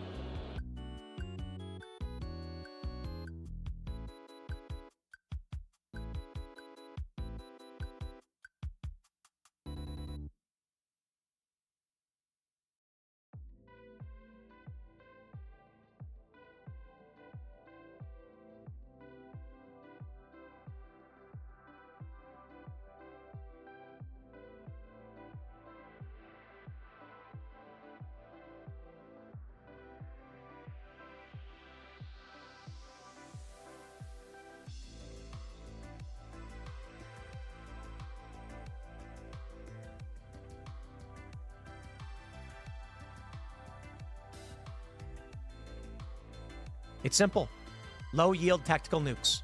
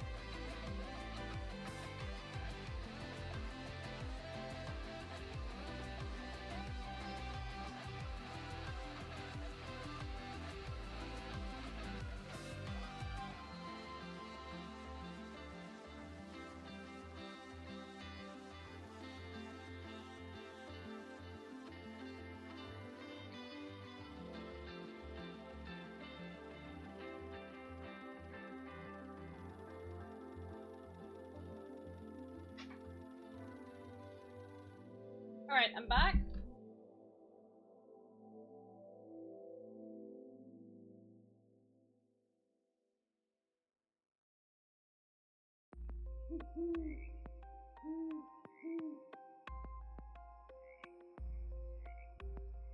Alright, all groceries put away. Let's continue, everyone. Okay, so let's have a look at what's happening in Brazil. Because if you did not know, if you're unaware, Brazil has been banned. I mean, eggs has been banned in Brazil. So I'm interested to see. So this video is called Brazil's ban on eggs is 9/11 for stan accounts, which I think is great. And yeah, let's have a look. And we got some Brazilian chatters, so we can sort of have a look and see. Okay. Yeah. Yeah, X is not banned in Brazil, and it's because you know, we had Raphael on to talk about this last week. Basically, it's more to do with the fact that I think it's just petty stuff about like you know, Elon Musk specifically not liking the Brazilian government. I think if it was Bolsonaro, these accounts would have been banned 100%, because like this is a normal thing that countries do, where they will send a list of accounts that need to be banned, especially if they promote like election lies and things like that, and then they will abide by it and ban them. Right? This is one of the few times where a company has said no, and it's probably because of Lula being in power and, you know, more on the left than most other, like, you know, leaders. But yeah. Let's have a look. Banned it in America, to be very honest with you. Wow. I just, you know, like let's just move on. Fuck TikTok. Let's ban Twitter. Elon Musk's social media network X has been officially banned in Brazil. After feuding with the Brazilian government for months, refusing to suspend a small handful of far-right accounts or hire a local lawyer, which is required by law in Brazil, the country's Supreme Court voted unanimously to ban the app nationwide. Today, we're going to discuss stan culture, the impact of Brazil on the internet as we know it, and the effects of suddenly losing tens of millions of voices online. To do that, I've brought in one of my favorite internet culture reporters and former resident of Brazil, Ryan Broderick. He writes a must-read newsletter about the internet called Garbage Day. Ryan, welcome to Power User. Hi, thank you for having me. Okay, so I want to break down exactly what is going on between Elon and Brazil. Tell me a little bit about what happened and when this feud between Elon and the Brazilian government began. Well, it's been going for a while. They have been... Oh my god, she has the exact same mic as me, and she's also just using the USB. Oh my god. forcibly enacting... Oh my god, and she has the exact same mic arm as me. Oh my god. We're twins, literally. It's the exact same Rode Studio arm as well. Brazilian government began. Well, it's been going for a while. They have been forcibly enacting across multiple platforms since their insurrection last year. They had their version of January 6th in their capital city of Brasilia. And unlike the US, their federal Supreme Court has been very strict with particularly foreign social media platforms, you know, threatening to fine them hundreds of thousands of dollars a day for misinformation. They were very strict with YouTube. The current conflict between Musk and the federal Supreme Court in Brazil is based around the removal of, we've since discovered, 7 accounts that Musk did not want to suspend. And so over the weekend, the federal Supreme Court in Brazil was like, that's enough. We're going to block it. And they had initially imposed a fine for any Brazilian using a VPN to access the site, but that has since kind of been knocked back a bit. Yeah, this was an overstep, according to Raphael, who's in this chat. I don't know where he is right now. This was insane. This was an overstep of like this is where it became an issue, where like, you know, you actually like, you know, threatening your own citizens who use VPN to access X. But yeah, this isn't happening anymore. But yeah. So as of recording this right now, Brazilians are still not allowed on X. Brazil's obviously a significant portion of Twitter's user base. I think it was estimated around 40 million people now don't have access to Twitter or X. How big of a loss is this for Elon? It's big. I've seen the 40 million figure as well. Most times I've ever looked into this, I've seen Brazil at like the third biggest country represented on the site. So it's a massive amount of users that are now no longer able to access it. And Brazil was also a long-term holdout on X after it became X. There really was not anywhere else that Brazilians who were on Twitter were interested in going to. So up until now, they really sort of fought the transition, and now they've been forced off. How do Brazilian Twitter users differ from, other users around the world? The nerd in me wants to know whether VPNs will work for them. No, VPN, you can use a VPN to access X in Brazil. Yeah. You can. The government pulled back the fine, which would have been, like, insane. I don't know where our Brazilian chats are right now. Normally there's at least one here.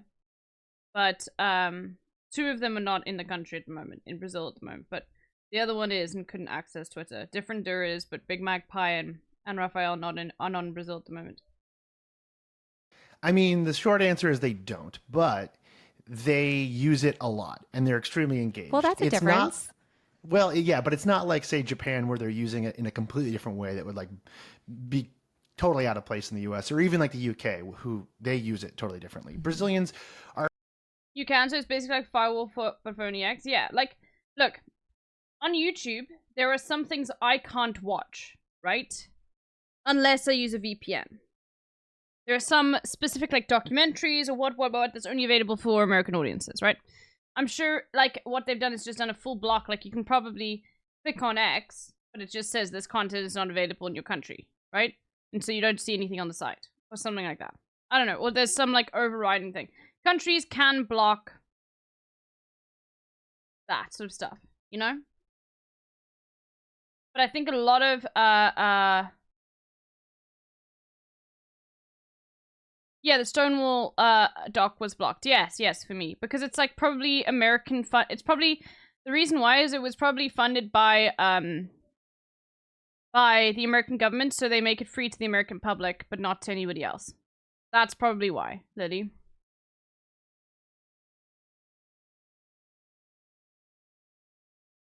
Listen, bro. Oh, I didn't mean to do that. Oh, no. Fuck. Are pretty much doing the same things we're doing on it. They're like fighting with politicians. They're updating each other on their favorite, pop culture events, and they're sharing a lot of fan fiction and fan art. Like, they're doing all the same things we are, but because a lot of BBC stuff hosted on the BBC websites are the same. Yeah, exactly. Like a lot of, because BBC is publicly funded media, like anything that's ever been made by the BBC, you can watch on the BBC website if you were in the UK or using a VPN that connects you to the UK. Okay?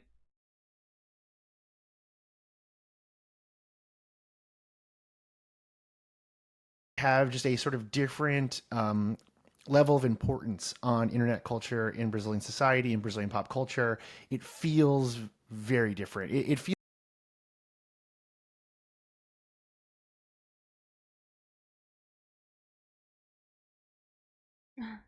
User reports don't spoil tournament results at submission time. Just won my school chess tournament. Lol. Feels almost like the way Twitter did. Oh, Big Magpies? Okay, yeah, no, I was talking about Danny Penguin. That's why, not Big Magpie. I get Danny Penguin, Big Magpie, and different are all confused, but Danny Penguin is the Brazilian, not Big Magpie. Big Magpie is Polish. It's Danny Penguin. They're both birds, okay? Except for different. Sorry for getting the two chats confused. In America in 2013, but that just never ended. Oh, the glory days. Yeah. Like, imagine Miley Cyrus twerking on the VMAs, but it has been that way every day for almost 20 years. Amazing. Speaking of Miley Cyrus, I think Brazilian Twitter has always played a really significant role in pop culture and music. You had Brazilian Twitter playing a really key role in, I think, the launch of Lady Gaga's career. Obviously, BTS standum is strong. Elon Musk's ban of X in the country was called 9/11 for Stan accounts. People were comparing it to the burning of the Library of Alexandria. Can you talk a little bit about the Brazilian Stan culture universe and what role X plays in that? Yeah, so I've definitely like. I'll miss you guys. Thanks for these 1 decade tweeting, giving insane moments. It's been a lot for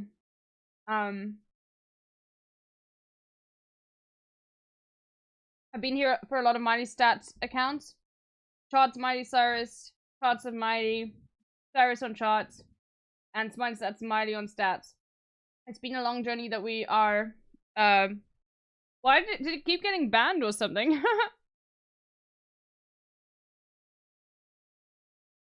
Chapel Roan, you changed my life, and for the almost 34k followers, thank you for building this little community with me. I'll miss sharing this space with you. I love you. Ariana Grande Charts. And then from fan to fan, Bruno Mars Access. Oh my gosh. Comparing it to the burning of the Library of Alexandria is crazy to me. I'm sorry. Well, maybe it's because you literally live in Alexandria, okay? Maybe you're a little bit biased. Have you thought about that? Have you thought about maybe it's because you actually, like, live in Alexandria? Yeah. Yeah. There we go. Asked Brazilians and Brazilian bloggers I know and Brazilian internet culture experts, like, why they are so into stan culture. And, like, the best explanation I've ever heard is that Brazil is...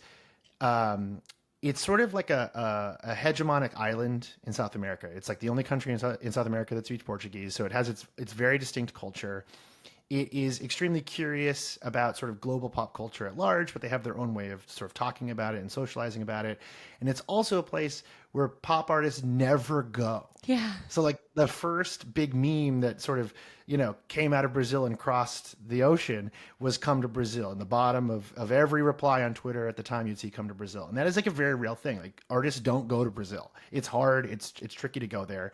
So it has sort of created, I think, this very intense digital reflection of that. So, your favorite artist might not show up, but you're going to spend all day long, fighting with other people who don't like them or talking to them in their mentions or whatever it is. I was talking to a bunch of people in LA that work in sort of... I wonder if Tumblr's seen an uptick. I saw that they talk about Tumblr here. They do. No, that was promised. This is for you. I just quickly looked through to see if there was any weird imagery. But this is exactly for you. They do talk about Tumblr. So get ready, okay? Nerd. The only chatter in here that still goes on Tumblr frequently is Nerd. So, the entertainment world and the music world about how they thought of this. And I mean, they were definitely like worried about its impact on their artists and kind of trying to assess, how much of their different artist fandoms were Brazilian, if this was going to affect, for instance, like... You go on Tumblr, Jason? What? I've never heard this before.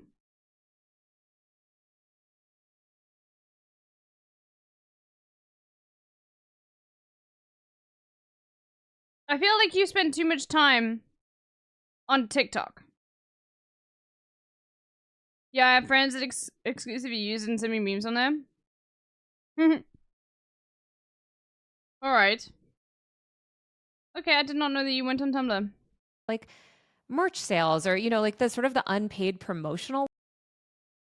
I still use Tumblr sometimes because Strange Aeons makes me nostalgic. Yeah, well, that doesn't really count though. Like, that's like very, very specific, Like, if you're actively engaging with the community, it's a bit different.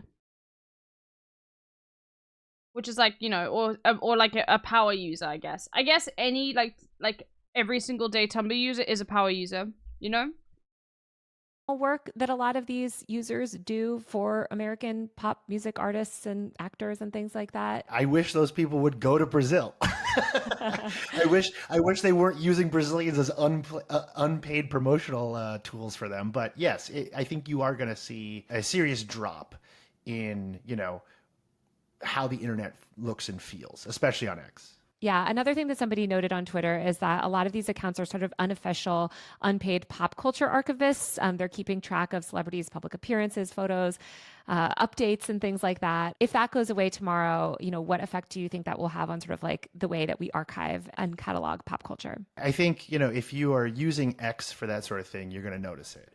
That said, this is not the first time like this sort of thing has happened to Brazilian internet users. I mentioned this in a piece I wrote this week about this on my newsletter Garbage Day, but Brazil for a while was like one of only 2 countries that were still using the Google social network Orkut. And it was like so popular. I've never heard of Chive either, Lily. Like, what the fuck is Chive?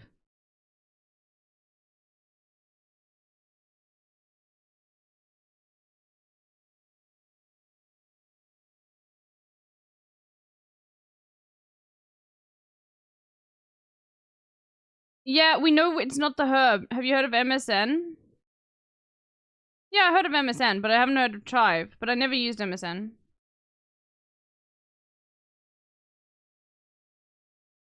It's like the original Vine? Okay, interesting.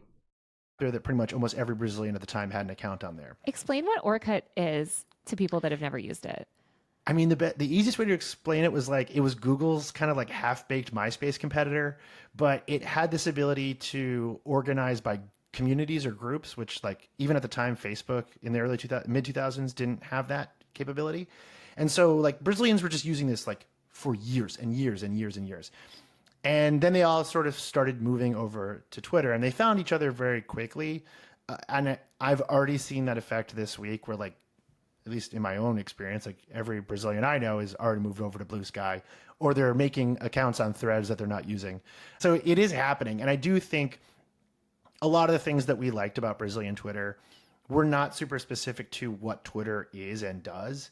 So okay, I love that they're moving to Blue Sky. I mean, I'm a Tumblr user still, and this is like actually really good because like I'm gonna start posting on Blue Sky again because like the thing is like this is really good because I do want there to be a Twitter like thing that exists. I do think it is important. Okay, like unironically compared to any other like social media platform. I think Twitter used to, before Elon Musk fucking ruined it, have this ability to be able to like allow people to access real-time reporting in a way that we haven't seen really before. Okay? Like from people that were trusted. And that I think is like incredibly valuable. Especially in a world where everything becomes more convoluted. Then why do you shit on Mastodon all the time? Okay. Mastodon is not easy for people to use. As much as you might think it's like super easy for you to use, it's not. Okay? Like when you say to someone, "Oh, I need to create a Mastodon server," then they're going to think, "What? Like why can't I just join Mastodon?" When people learn that there are like individual servers that you sign up to, immediately they're going to be like, "This is confusing." Does it have an app? I don't know if it does. It might.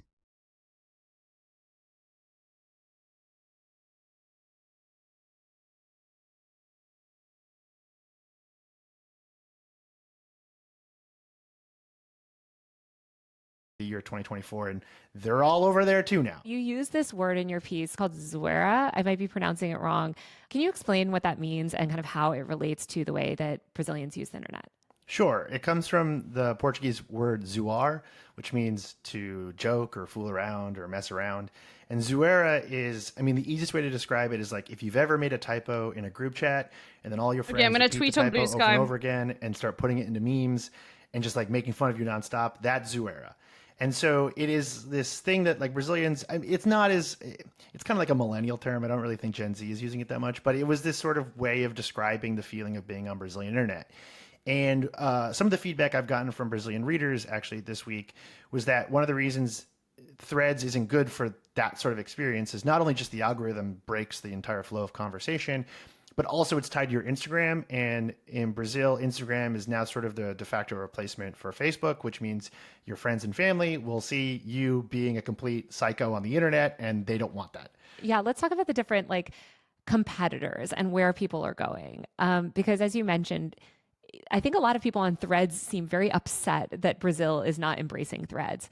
Good. People on Threads who like Threads should be upset forever. They are the lamest people on earth. It's sub-LinkedIn to me. Okay, so Blue. Yes, apart from not being easy to join, many, if most, servers have moderation problems. There's a reason why you haven't seen Black Twitter move to one of the Twitch rivals because none of them have been good enough. And Mastodon especially has a problem with incredibly condescending users who don't want to address the issue and talk down to marginalized users. Like, when I first, like, heard about Mastodon, like, I knew that, like, I think it was community moderated, which immediately is, like, a big fucking issue. Okay. Like, it is. Having something that's community moderated that anybody else could sort of access, like... You know, people will compare it to Reddit, but the difference is like, Reddit is, like... those Reddit's like moderation tools are very easy for people to use. Okay? I use them.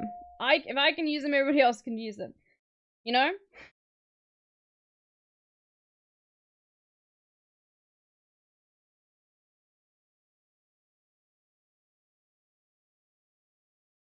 Each Mastodon community has its own self-contained server, and that's what I don't like, is people don't want that. People don't want a fucking self-contained server. Okay? They want to be able to post it into the ether, and for it to be part of, like, the collective fabric of what everybody's posting that day. They want to be able to search other people's posts from that whole... They want it to be one big server, okay? And, like, when I learned that, oh, for Hassan, you'd have to literally, like, I remember someone made a Hastwit server, and I was like,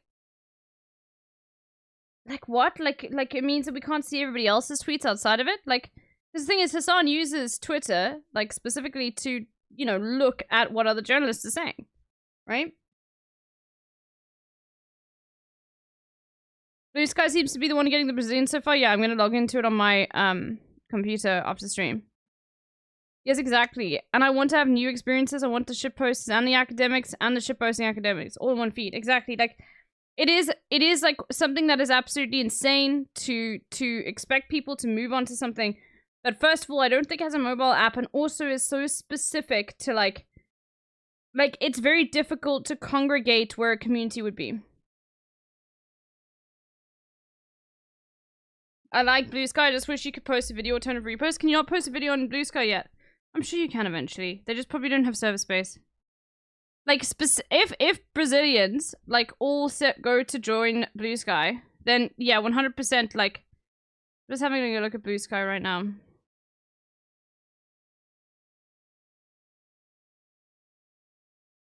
Oh my god, no. Blue Sky just tweeted 2 days ago. That our engineers are working on video right now. And guess what, Oni? They posted it in Brazilian as well. Like a meme of, it's like a meme. I don't know how to share it. Okay?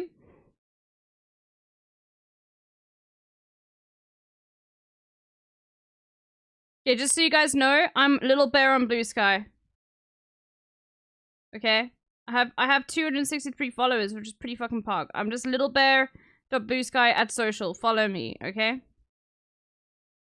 Because I do want Twitter to die. Like, I don't want Twitter to exist. Should I make a Blue Sky account? Yeah, I would. Like, if I'm definitely going to. I don't want Twitter to exist. I would prefer for, like, liberals to be in control of the moderation tools, right? Now, I like... Twitter is important for me as a creator, because I have a big following on it, okay? I mean, it's a big following for, like, creators of my size, I would say. It's, like, my largest platform where people follow me, right? But it's I mean, I'm not, like, massive. I've got 12,000 followers, okay? So, it's not massive. But, yeah, so, like, I always want to have some sort of text-based thing in which I can, like, interact with my community or, like, people outside of my community in a different way. I don't want it to be Twitter forever, though. Especially with the way it's going right now. Twitter's, like... It's actually pretty insane. Anyway. So, and this is really good. In my opinion, like, if a whole bunch of, like, Stan accounts have to move over to Blue Sky and have to start again, then that already puts a lot of momentum behind Blue Sky. It'll make other people more willing to move over, especially when a lot of power users are on there. The thing is, with moving from platform to platform is just, like, there's a lot of... Like, you have to regain all your followers, you have to get all those networks going again. You know what I mean? Like, it's a whole process. I think it's value in trying to create an alternative corporate social media that ends up like Twitter. It's copium to think Blue Sky will hold up better in the long term. Yeah, but and Cow, you can say that as much as you want, right? Right? You can say it as much as you want. I don't think Blue Sky, like, I think there could be a chance. But you are arguing this in favor of Mastodon. Because you are trying to, like, think of an alternative to corporate media. Unfortunately, no normie cares about that. Okay? And I want to see, like what normies are posting to. And that's just the reality. Okay? Alright? Like, I don't have any... I'm saying I'm not shitting on Mastodon. I'm literally saying Mastodon is fine. I'm just saying it's not good. It's not a replacement to Twitter. I'm not shitting on it at all. I'm just, like, I'm being very honest.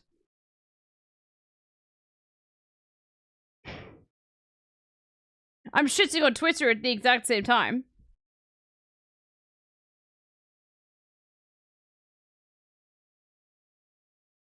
But I'm being perfectly honest with you.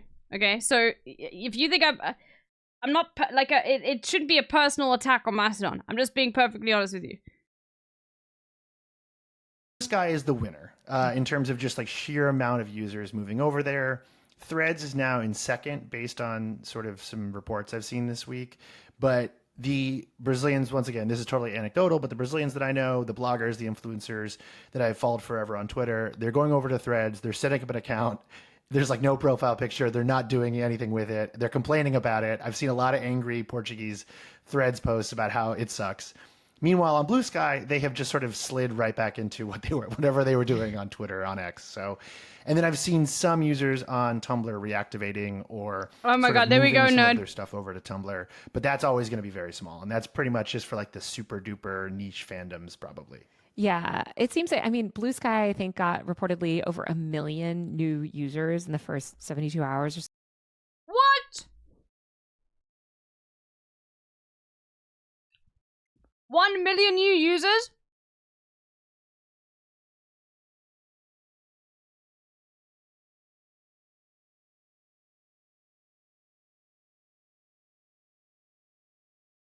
Holy shit.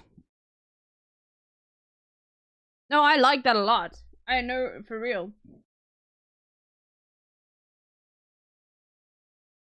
Something after this switch happened. Why is Blue Sky such a winner? I mean, Blue Sky, they still don't even have video capabilities on there. Because it is the one that is the most similar to Twitter. That's it.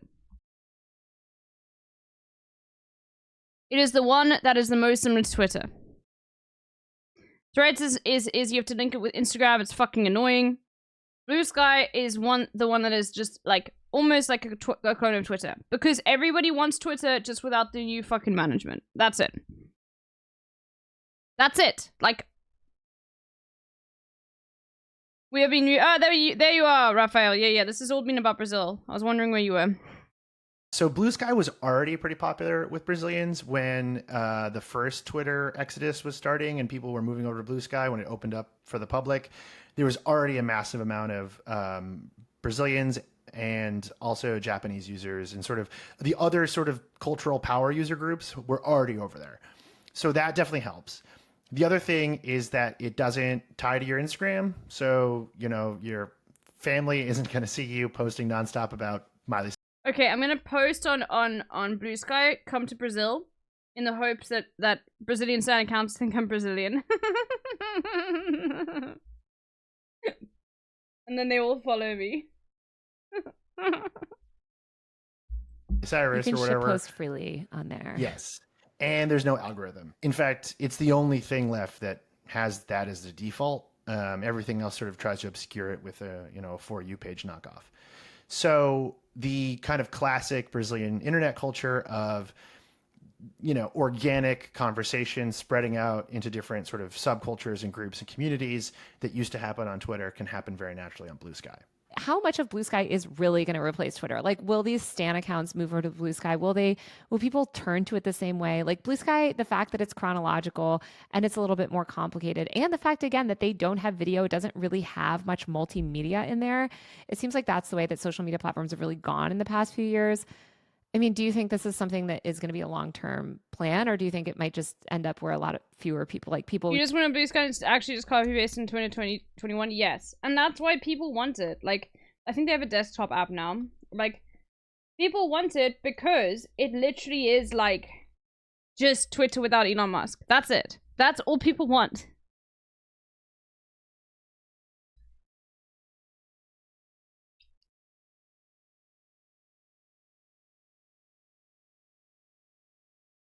We'll use it for the first couple months and then fade off.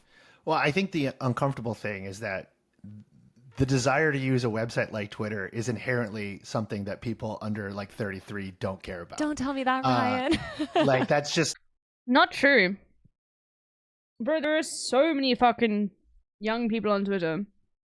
More than you would think. I mean, it's not the main thing, but it's like... Most of you are all on Twitter. Maybe most of you are over the age of 33. Maybe I'm the young one. I'm the youthful one. I'm 26. All the rest of you are all old. That's why.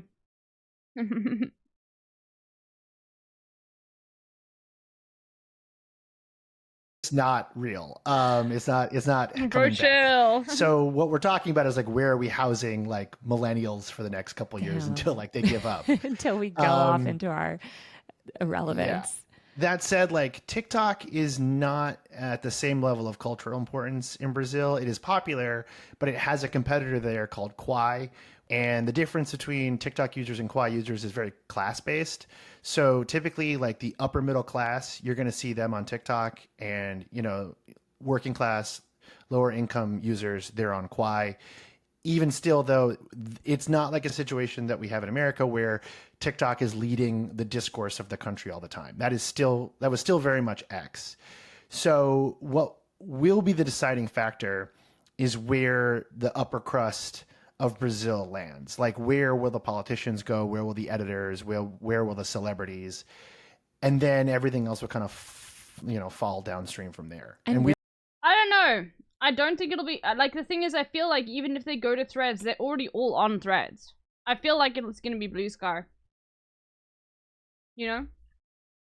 Where do you see that happening? Like, I don't see it happening on Blue Sky. That's for goddamn sure. Yeah. I mean, I don't see it. Look, if you make over $500,000 a year, like, you should not be on Blue.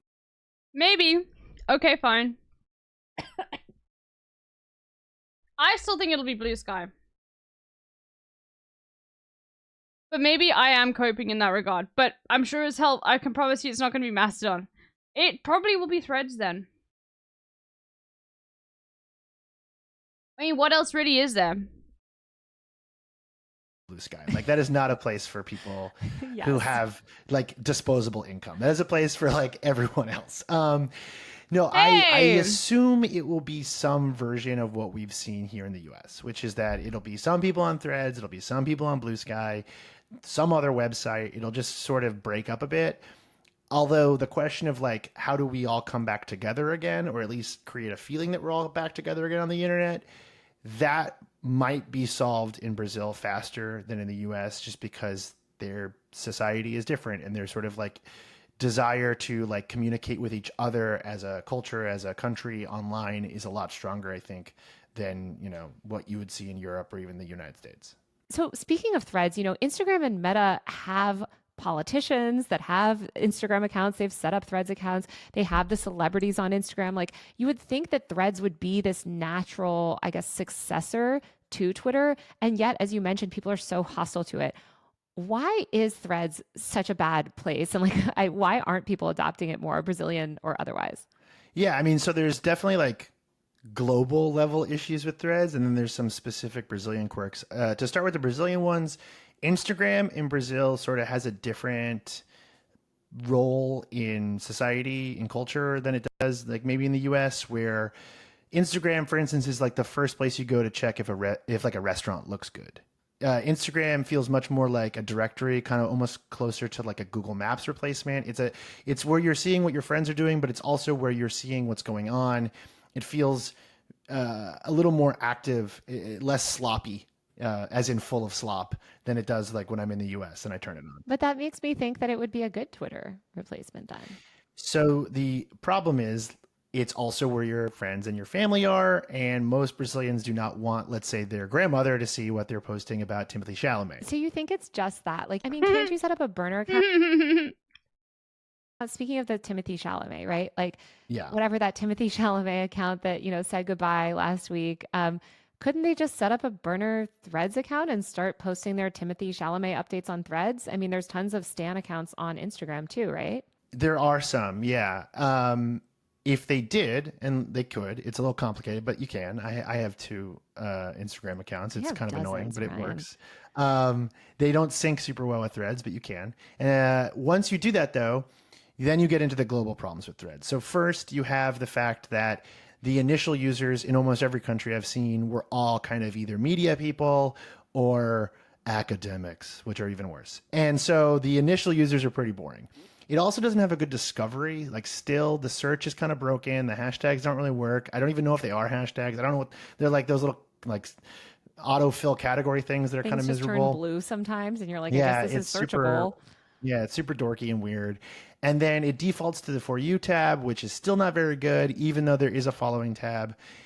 And it also is the fact that, to bring it back to Brazil, the Brazilian media culture sort of being online and being, and you know, the transformation that we went through in the 2010s, where like the media became kind of part of pop culture in this arguably problematic way, happened less in Brazil. There is still very much like the old newspaper guard. There is still very much like the major news channels, and they aren't really having a good time online. You know, they might get in fights with each other, but like I said, it still feels a bit like 2012.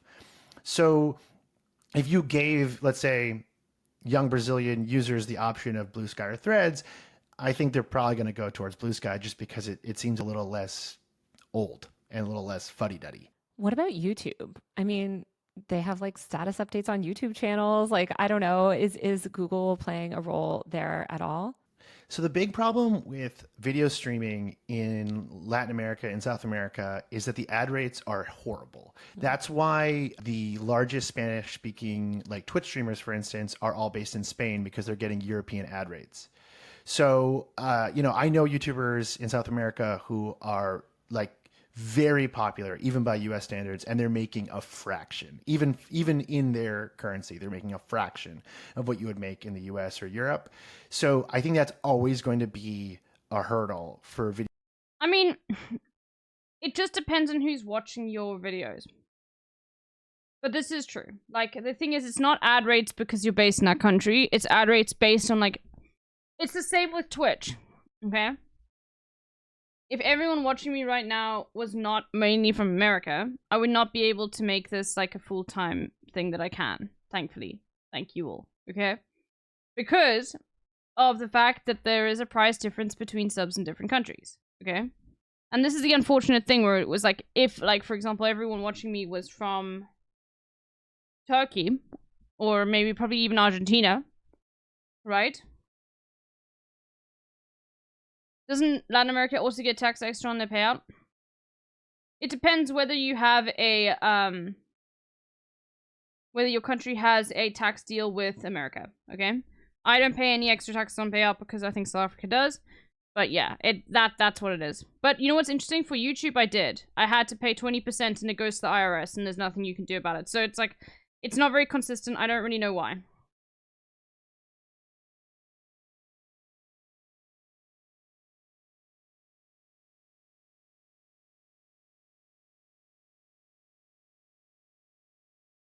Yeah, ad rate payouts pay out the most when served to the West.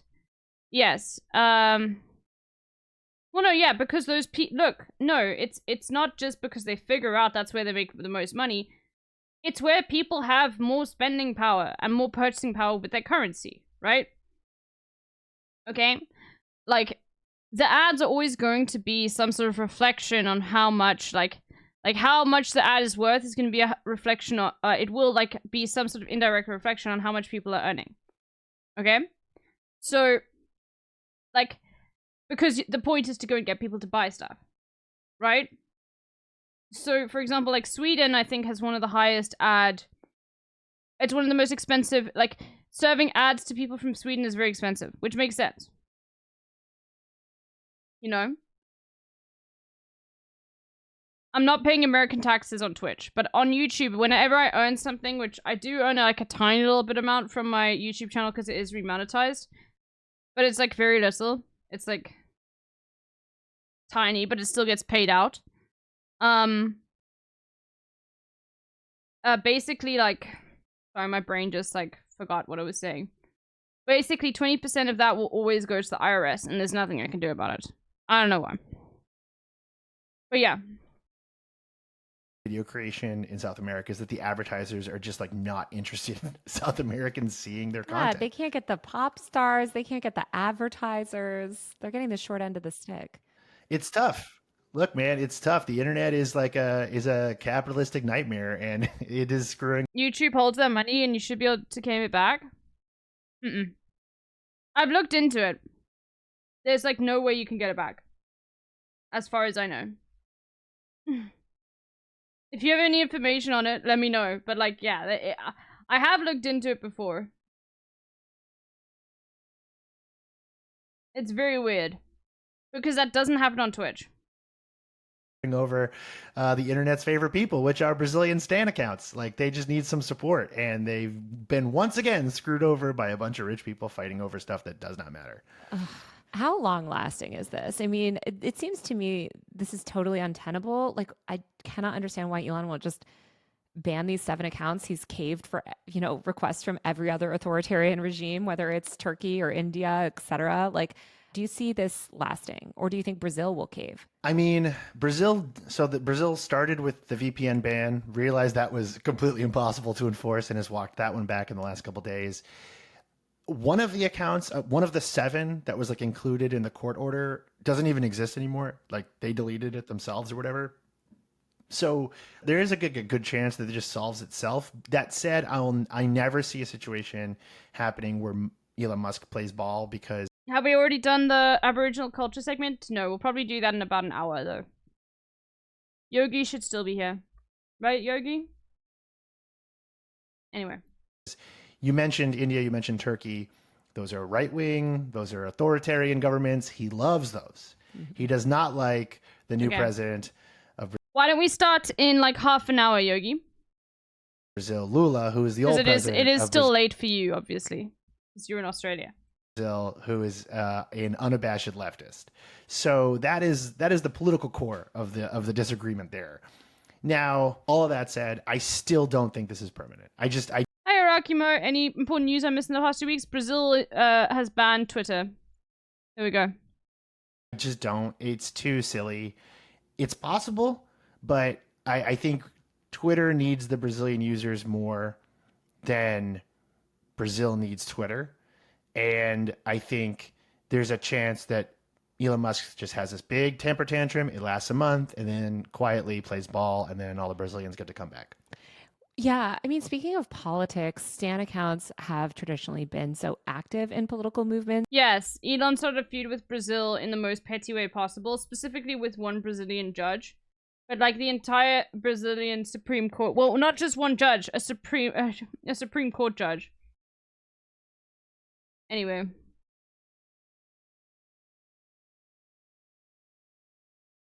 I know you had Brazilian Stan accounts playing major roles in sort of pushing LGBTQ rights, environmental activism, etc. How do you think that the removal of Brazil will impact the broader sort of political discourse? It will definitely turn down the volume a bit. It will probably make X feel closer to like its actual social impact. Like, we're sort of seeing the whittling down of like what has probably always been true about Twitter, which is that it's this loud screaming thing that isn't quite big. I kind of wish we had just banned it in America, to be very honest with you. Wow. Let's just move on. Let's just move on. Because Fuck it is sort of. Let's ban Twitter. I'm on board with that. I mean, I'm curious as well how it will feel. I think the overwhelming thing though is it's just going to be quieter and a little more boring. All right, Ryan. Well, thank you so much for joining. Thank you very much for having me. All right, that's the show. You can watch full episodes of Power User on my YouTube channel at Taylor Lorenz. Power User is produced by Travis Larchik and Jelani Carter. Our video producer is Brandon Kiefer. Our executive producer is Zach Mack. Power User is part of the Vox Media Podcast Network. If you like the show, give us a rating and review on Apple Podcasts, Spotify, or wherever you listen. We'll be back next week. See you then. All right. That was good to know. Just a little bit more of an overview. Not really too much stuff we didn't know, but still, like, interesting nonetheless. Alright, let's have a look. Okay, this is long. Oh, okay. You know me. I love chickpeas. They are my favorite legumes. Okay. Now, before all of the Sudani and Egyptian chatters start quickly saying, yeah, but what about fava beans? I haven't tried them before. You know this, okay? So no, you literally link this. I'm gonna say chickpeas are the best bean. They are. Ways. Their texture makes them versatile. Chickpeas are used in a variety of ways. Their texture makes them versatile, and their flavor makes them adaptable to any culture's palate. So you'll see varieties on this legume around the world. I'm making the ratio is really good. Khadija's ratio is good. My name is Beryl. A little bit more. And this show explores how our foods can bring our different cultures. Oh, by the way, I've started getting rid of the skins of my chickpeas, and there's a way to do it. Basically with tin chickpeas. You can just look it up on YouTube how to get the skins off. You use baking soda, okay? So like you heat up the chickpeas in a pan with baking soda on them, and then once they're hot, you take them off the pan and you just like rinse them through with water. And then the skin sort of disintegrate off. It's pretty cool, but it's like very messy still, in my opinion.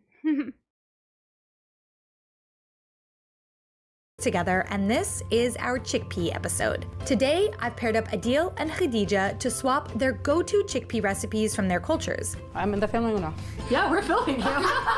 Adil will be trying a Syrian dish called fette hummus. Today is the day I'm going for it. Woo! These look crispy. While Khadija will be making Adil's Pakistani chana chaat. Still hot. How did you just put your hands on that? It's in boiling water. I'm fine. No worries. Cumin and coriander. I don't mind no the dish is skins. complete without. I'll be honest with you. It makes such a big difference in hummus. That's it. Like, I find that it just makes it smoother. And I don't mind nice chunky hummus. But the thing is like the skins, when you leave them in hummus, also start making the hummus dry out, which is the problem. Okay?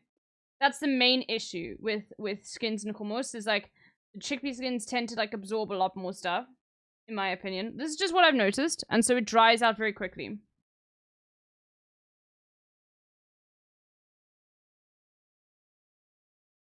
No. Got a can of chickpeas lying around?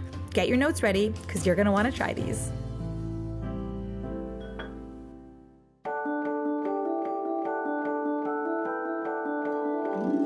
Hi Khadija, my name is Adil, and today you're gonna be making my favorite chickpea dish, chana chaat. Chana chaat is a boiled chickpea dish that comes from Pakistan, but you can also find its variations in India. I myself was born in United States, but I was brought up in Pakistan. I moved back in 2014. I've never heard of Goya before. That brand. And I've been here ever since. Okay. I'm in the filming now.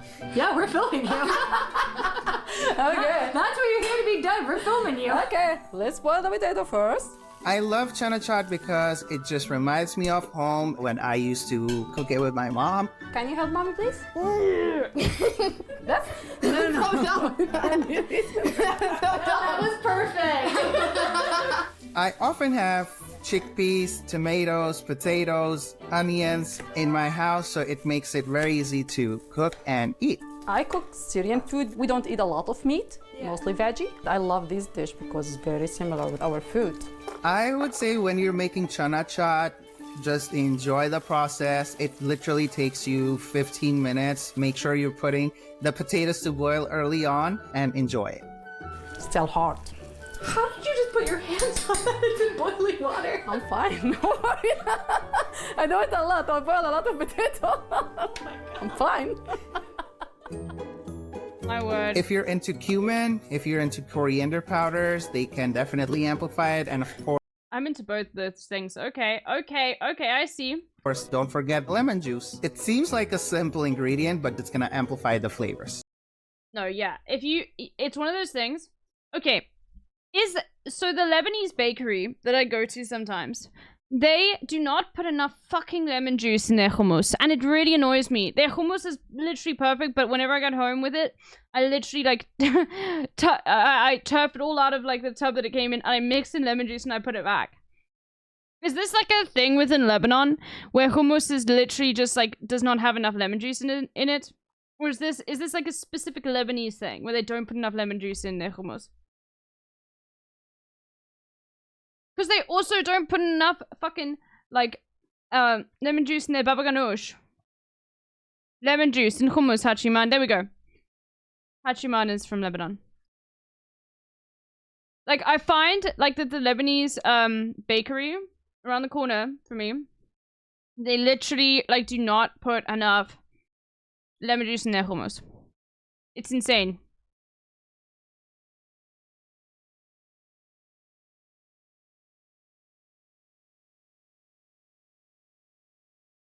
Baba ganoush doesn't have lemon in it at all, at least here. What?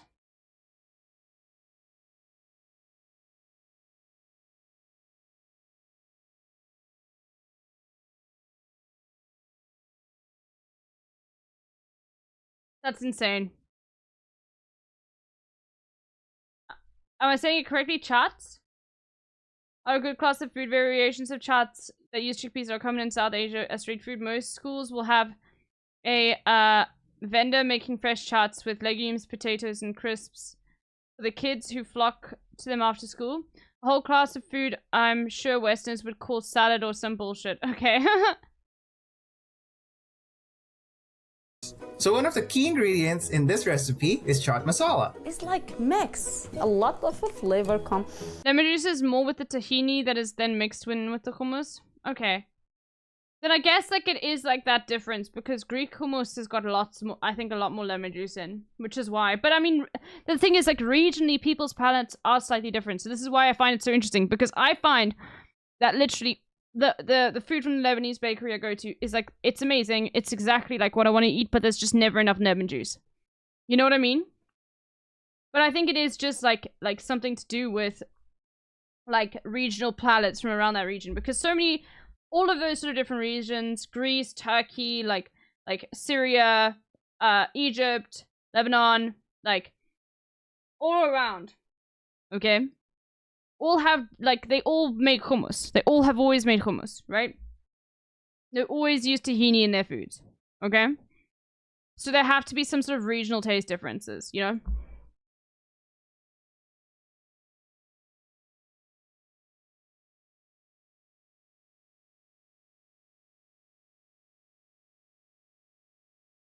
Duck Slapper, they have fresh lemon juice, okay? I know that everyone's trying to talk about the bottled lemon juice, but this is not the case.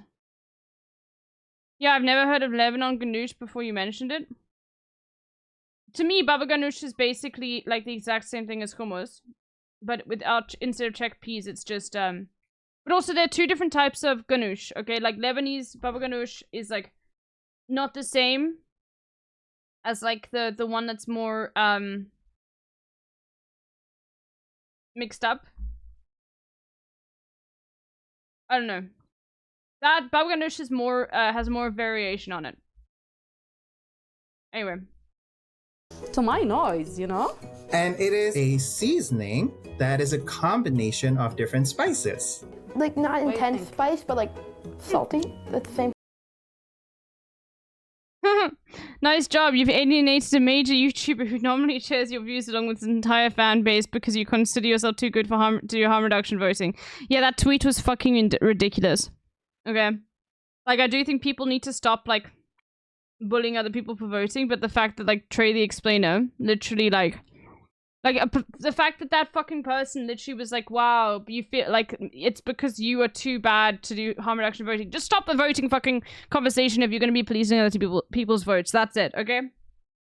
Regardless. Okay.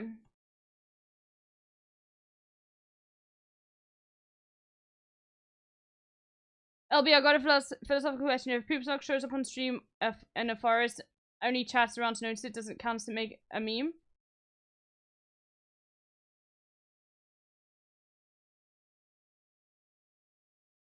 I don't know. I never studied philosophy, so. time?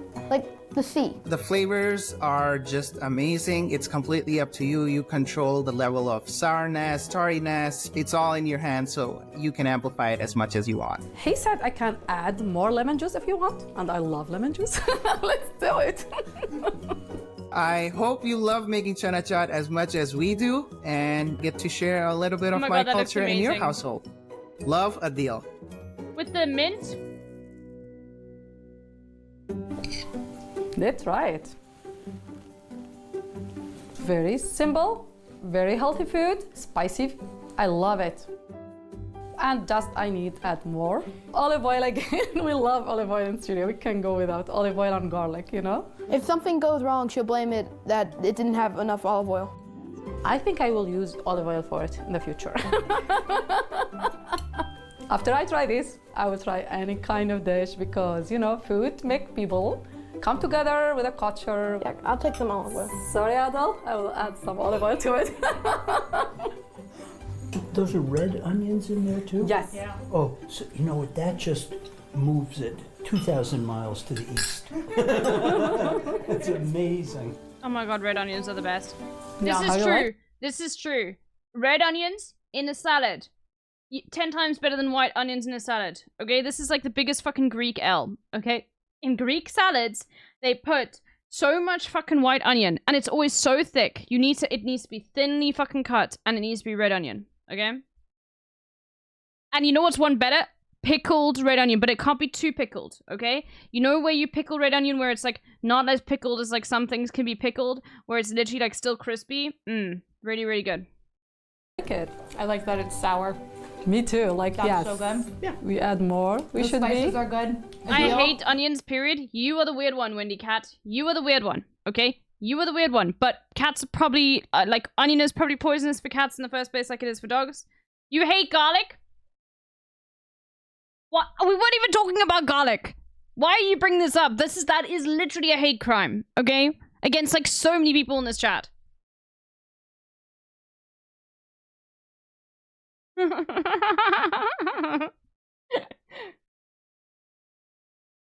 Why? What, bro, literally, you know what's insane? I could literally, yeah, onions and garlic are in everything you like. I just hate it. I don't know what else to say. Then just say you hate hummus, okay? Like, hummus is literally, like, not hummus without garlic. You know what I mean?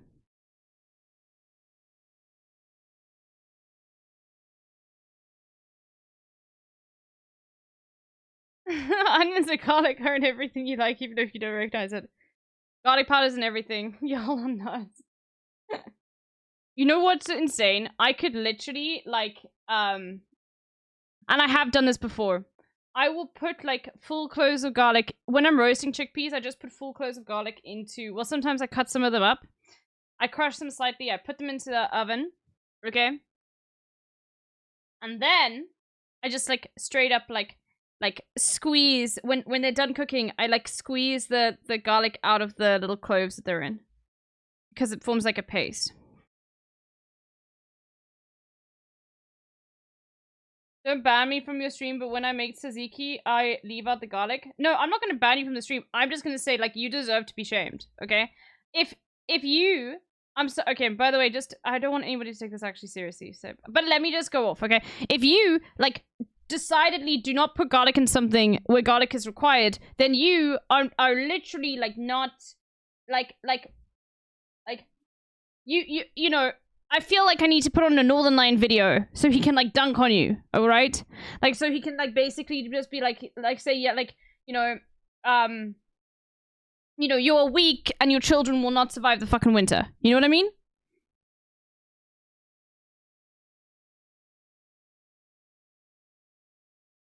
You're not getting banned because we want to continue to monitor your activities. Okay, we need a poll. We need a poll. That's it. The garlic one.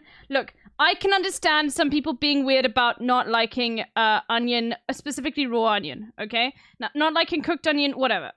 Like, you eat it regardless, okay? You can't really get away from it, okay? So that's your own, like, world in which you have to suffer in, okay? Because literally most, most foods will use garlic and onion as a base. Suck it up, okay? But I can understand not wanting raw onion. Okay? I can. I can actually get that. Alright? Because no one's sitting down and eating a raw onion. Some people are just very sensitive.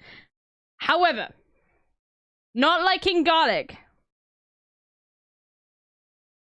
is like actually a sin.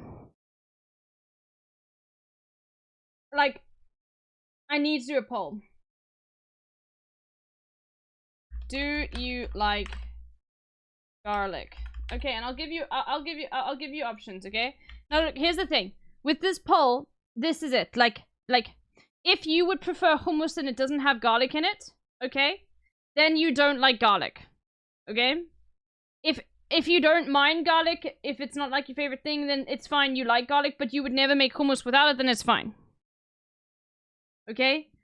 If you don't have to be like me, where I literally will like eat raw, well not raw garlic, but like I will eat like roasted garlic straight from the fucking little segment that it's in, you know? Donut, thank you for the 9 months. Holy moly. You like garlic. I love it. I don't mind it, but I don't mind it. I hate it. Okay, there we go. Alright, you got 3 minutes.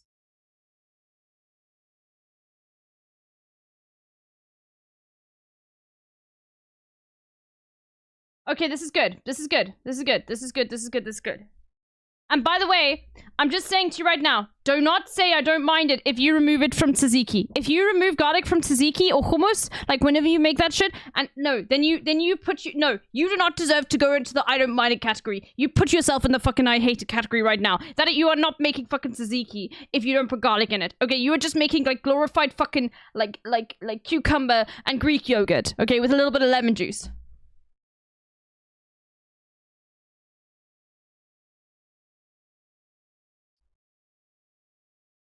Right? You go into the fucking I hate it category.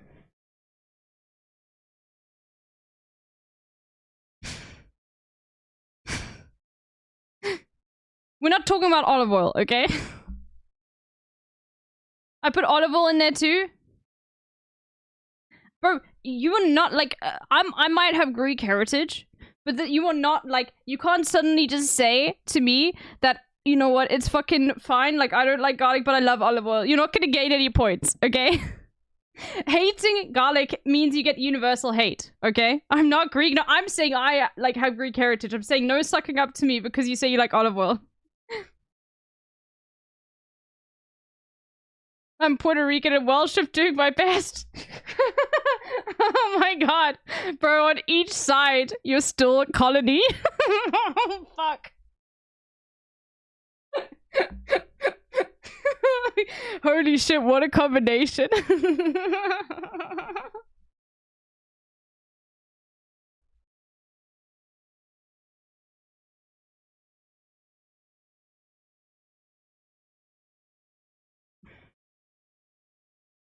Sorry, I should have put some music on. It's like deathly silent.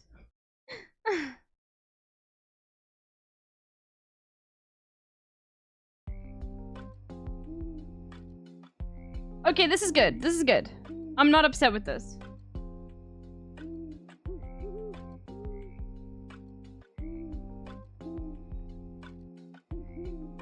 Hating garlic is dedicated free-to-phobia. I'm sorry, Italians don't get to claim garlic. Alright, that is like...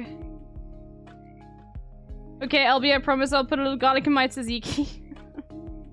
Garlic is... I don't know. I think it is also one of those things where it's like, it is like... In all fairness, like, I obviously am doing this as a bit. It's a little bit of a meme, okay? Like, I obviously don't hate you as an individual if you don't like garlic. I think that your parents failed you, okay? I'll put it that way.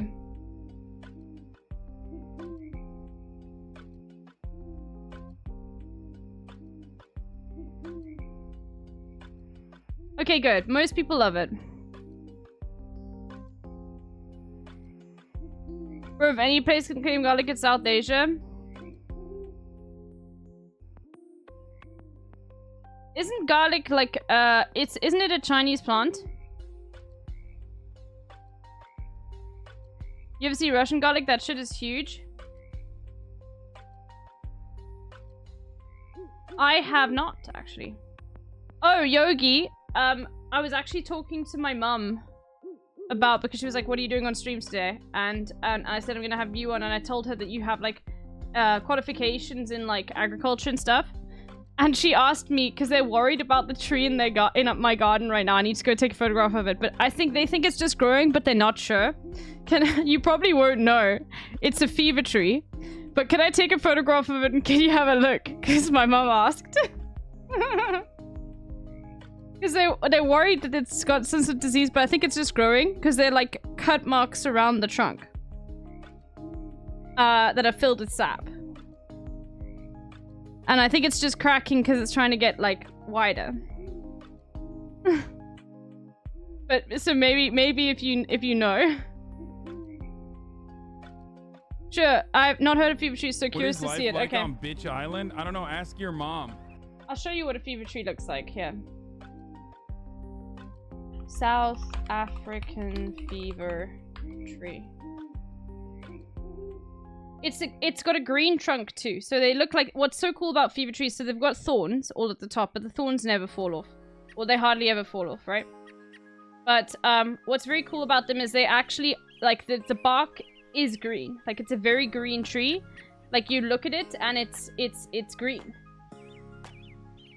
You know, you could see how the bark is green. So it blends very well into gardens and things like that. Anyway, let me quickly go take I'll be back in a second. Let me quickly go take a picture of it. And then so I can show you. Sounds like stretch marks where it swells a lot after rain. We have had lots of rain, actually.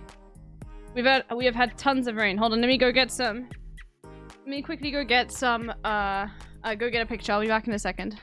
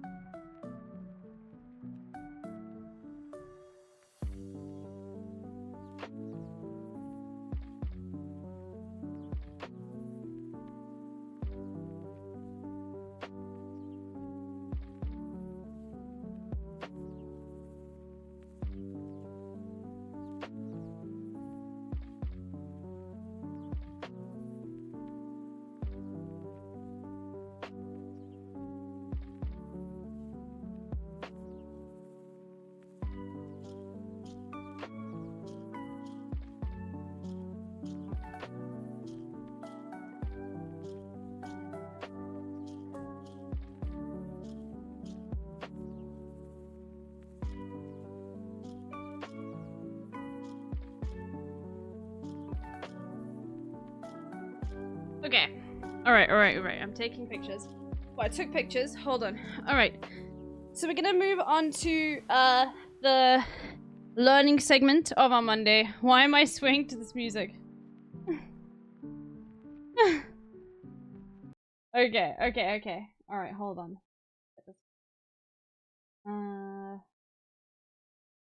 Alright. Here we go.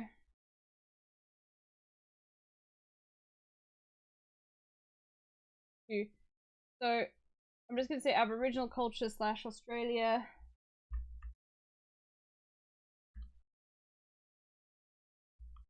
Because I think we're focusing more on the plants. So Yogi's been on the stream before. But we never finished the presentation that he had put together. And it's from at Sir Yogi1. Okay. And I think everyone can just call you. And your pronouns are he, him, right? Yogi?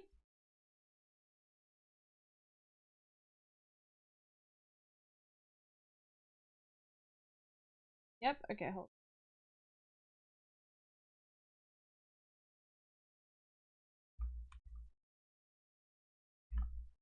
Okay, perfect.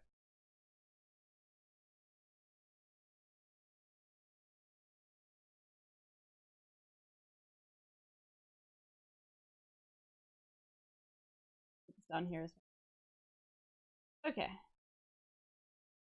Let me just get up the playlist that you sent.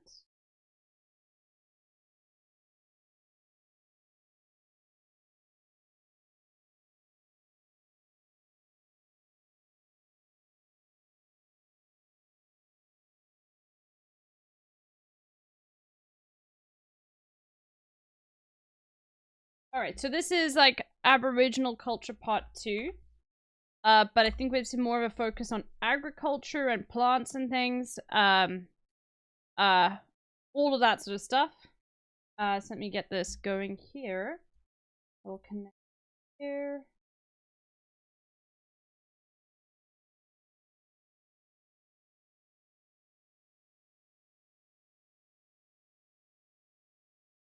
Okay. Perfect. Okay. Can I call you Yogi? And let me just quickly change this.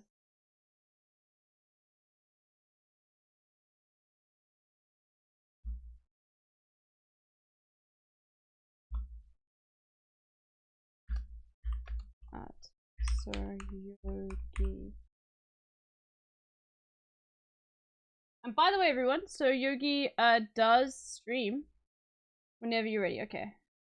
Let me call you right now.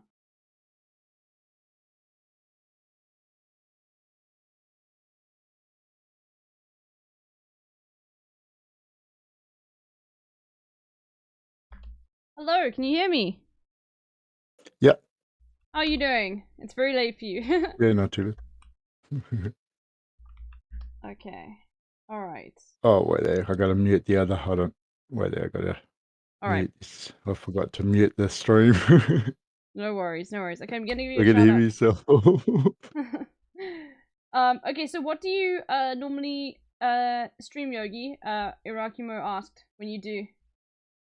It varies, but I took my dog for a walk yesterday through the bush. Okay.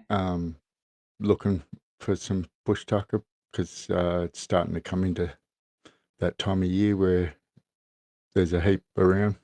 Okay, I see. And I was seeing which ones are flowering and which ones are fruiting and stuff. There's one called an apple berry or apple dumplings because it tastes like stewed apples. It's looks like a caterpillar.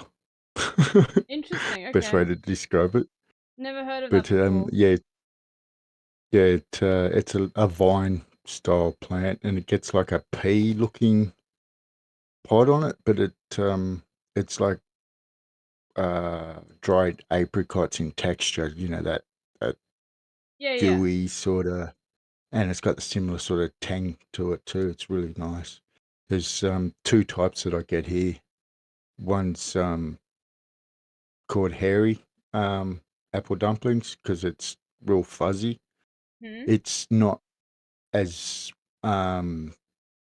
thick as the other variety, but it's Mm. got more flavor. They're about the same length, but yeah, just the one without the hairs is more meat, less tang. But if you Okay. combine them together, it works out. So you get both the flavor and the.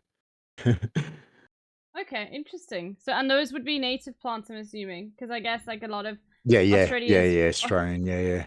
yeah, Australia is like one of the like you know what's interesting is my mom was and dad were listening on the radio the other day. Like the interesting thing about Cape Town is there are very few native trees, which is one of the reasons why like a lot of people complain about blue gums here because we've got so many of them brought across from Australia, obviously. But the thing is like they there was an arborist that was on the radio, and they were saying that basically like there would be very few trees, very few shade, like within the Cape Town region itself, and there would also be so much flooding if it wasn't for the blue gum trees. So it's one of those things where it's like arborists in Cape Town want blue gums to exist, because they've actually like managed to, you know, there is this whole thing where native plants are very important, but like this arborist specifically was like, we need blue gums because of like the world that's been created around like you know, Cape Town, like obviously, you know what I mean, which I find very interesting. Yeah. But yeah, do you want me to quickly? No, it's Yeah. kind of sad that like even with bush regen, there's a lot of people that rather not remove weeds. Mm. But um, it kind of can be helpful in some aspects, like you're saying. Like you don't want to pull off all the ground cover because it's going to expose the land to erosion and all that sort of stuff. Yeah. And gives native animals somewhere to hide until you can regenerate. Of course. All right. Okay, let me quickly show you this tree just so I don't forget. Hold on. Yeah. I'll share it with you. Let me just move it over. Okay, and I'll share my screen with you, obviously, once I do. But my parents really just wanted to know what your take was. It's because they're worried, but I think it's fine. But we have had so much rain, like an excessive amount of rain this season. So Yeah. you're probably That's right. It sounds like because you said it had the sap in it. That's they call that kino. It's its own. It's pardon me. It's basically its immune system Okay, hold on. working. As long as you get that, you know that the tree's healthy. Okay, hold on. Let's quick. There we go. Okay, I was just sharing Yeah. the wrong thing. Okay. So Basically, what it does is it exudes the kino. Yeah. That looks that. Although. But there's also bark here. Look here. Do you see the bark? How it's all peeling off? So they're a bit worried about it, but I think like it is a South African tree, so it's like, you know. Yeah, no, the bark looks natural, because the bark does get shed off trees every year. That's how you get the growth rings. Because it basically the wood expands that little bit further and splits the bark. But yeah, looking at that, it looks like it's got sap in all the cracks, which means that it's sealing it up, just like your scabs would on a saw. Okay. Prevents bacteria and stuff getting in, and it's got like insect repellent type stuffs in it. Okay. So this here you can see so much more of it like throughout. I would have someone look at it, but because there's 3 holes there that look a bit sus. Okay. All right. The 2 that are sort of side by side, and unless someone's bolted something to the tree like a plant or something, because you see that all the time. Yeah. No, that hasn't. Bowden Crow, thank you for the gift. You know that hasn't. Okay, I will talk to. I'm sure my parents know like someone who knows more about this. But thank you for having a look. But yeah, Yeah. I think it's the generally bottom speaking, here, right? Yeah, the two at the bottom. Then there's one on the branch going off to the right as well. Okay. It's a big black spot. Okay. Can't really see properly from these pics, but yeah. Okay. All right. I'd have them looked at just to be safe that they're not rot. Yeah. Okay. All right. Good to know. Good. I will tell them. Interesting structure with the branches. Yeah. How fat they are. Yeah, it's a fever tree that's been and they get very like I had it here. Like, do you see how they sort of? It's a baby still. My They parents. sort of look like boabs. Yeah. Like in the bottle trees or whatever. They get called a few different things. So you see, it's a tree like this. So it's gonna Yeah. get bigger and bigger and bigger, but it doesn't really get. It's still a baby. It was planted like 7 years ago. So we planted it from like smaller than this. So it's about like a little bit older than this one here. So there we go. This is actually Cape Town. you could see anyway. But yeah. All right. Anyway, so let's get on to your what you're gonna be covering today. So what are we gonna be having a look at? This first one. Mm-hmm. This woman's. It's actually quite interesting what she talks about, but she works for Nat Geo, taking photos, and she's documented a whole heap of different stuff to do with the Aboriginal, and she talks about saving the culture and how important it is, and just the general story. It's just it sort of takes us on to the healing process, and not losing the culture. Everyone gets educated on it and the culture stays alive, plus you get awareness happening. So it's sort of it's all good in the long run.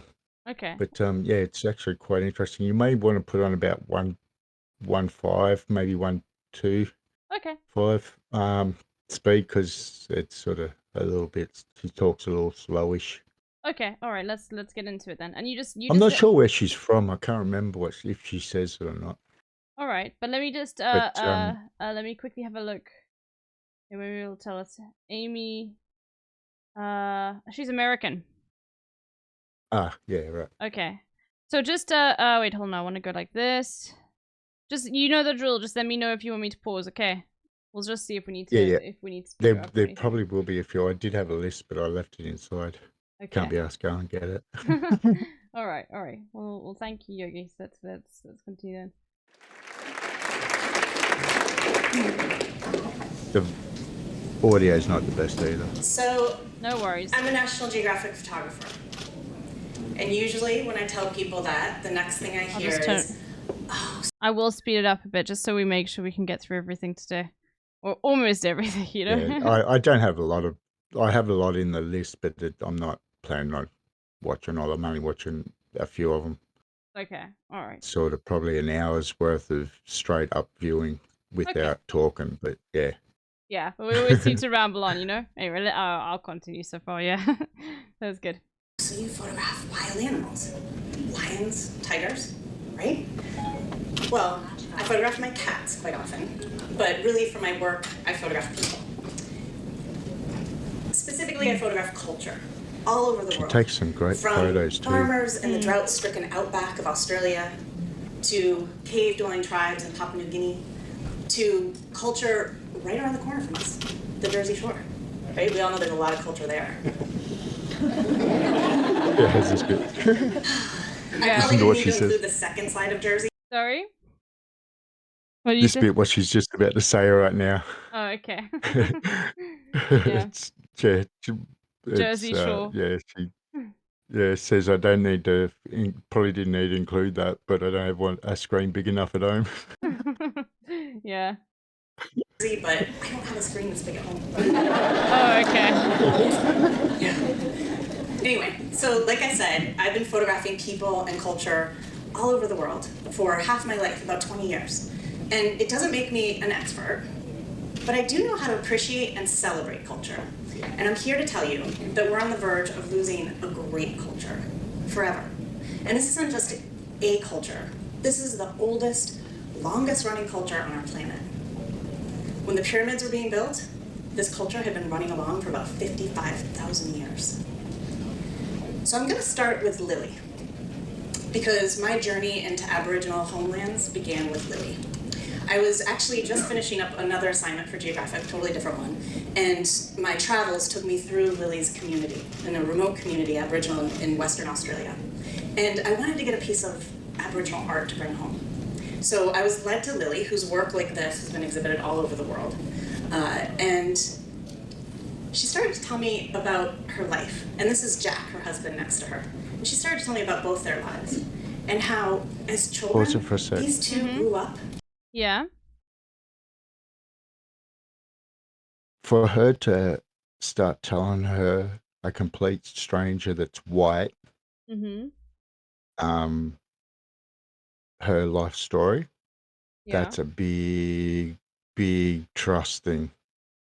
With Means that she's considered a part of the community now. She's that trusted that they can tell her the deepest feelings and things like that, and they don't. It's something that's not normally done. Okay. So she's won their trust, basically. Yeah. Okay. And if you go back to that photo for a second of them sitting inside the room, yeah, see this.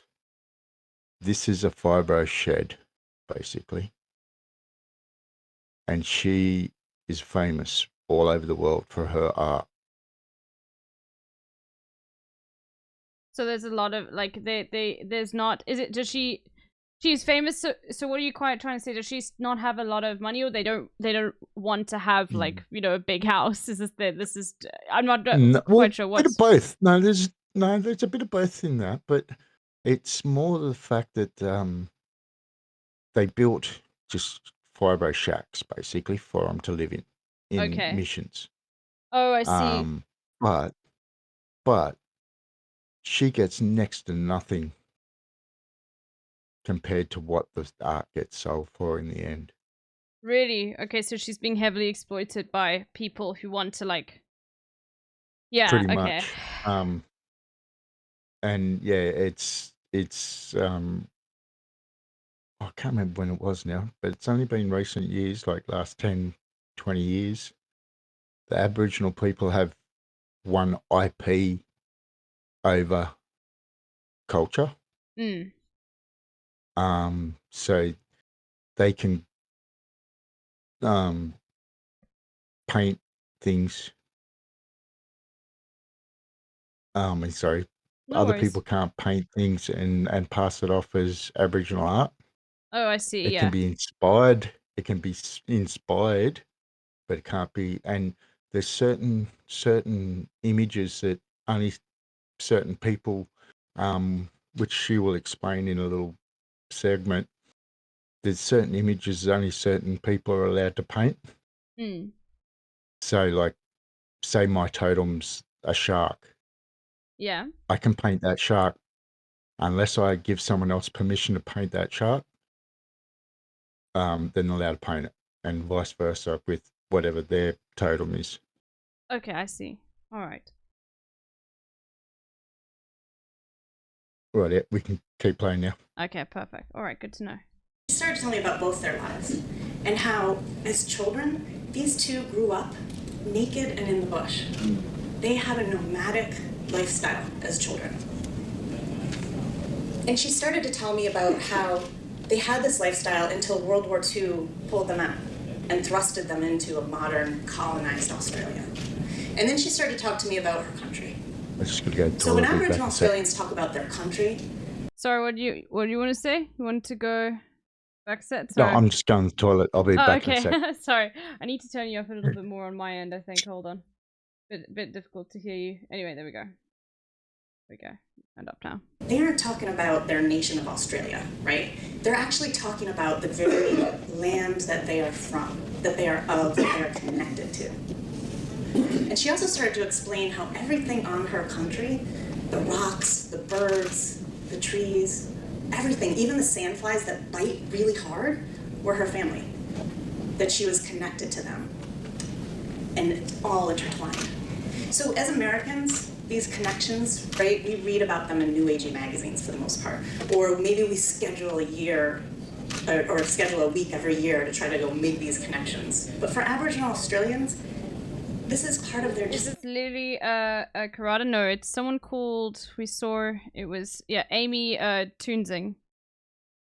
Just part of their daily lives. It's actually the very structure of their culture. So as Lily's explaining this stuff... Irakimo has got a question for you. Yeah. Is it alright for her to just say it to the world here, though, if these things are only shared with a trusted few? You can be given permission. Mm. So she explained something about something that she was asked to do that she can't talk about in this. So it sort of covers that aspect of things. Yeah, she was saying something just a second ago. What was it? I'll go back a bit for you, yeah. About how,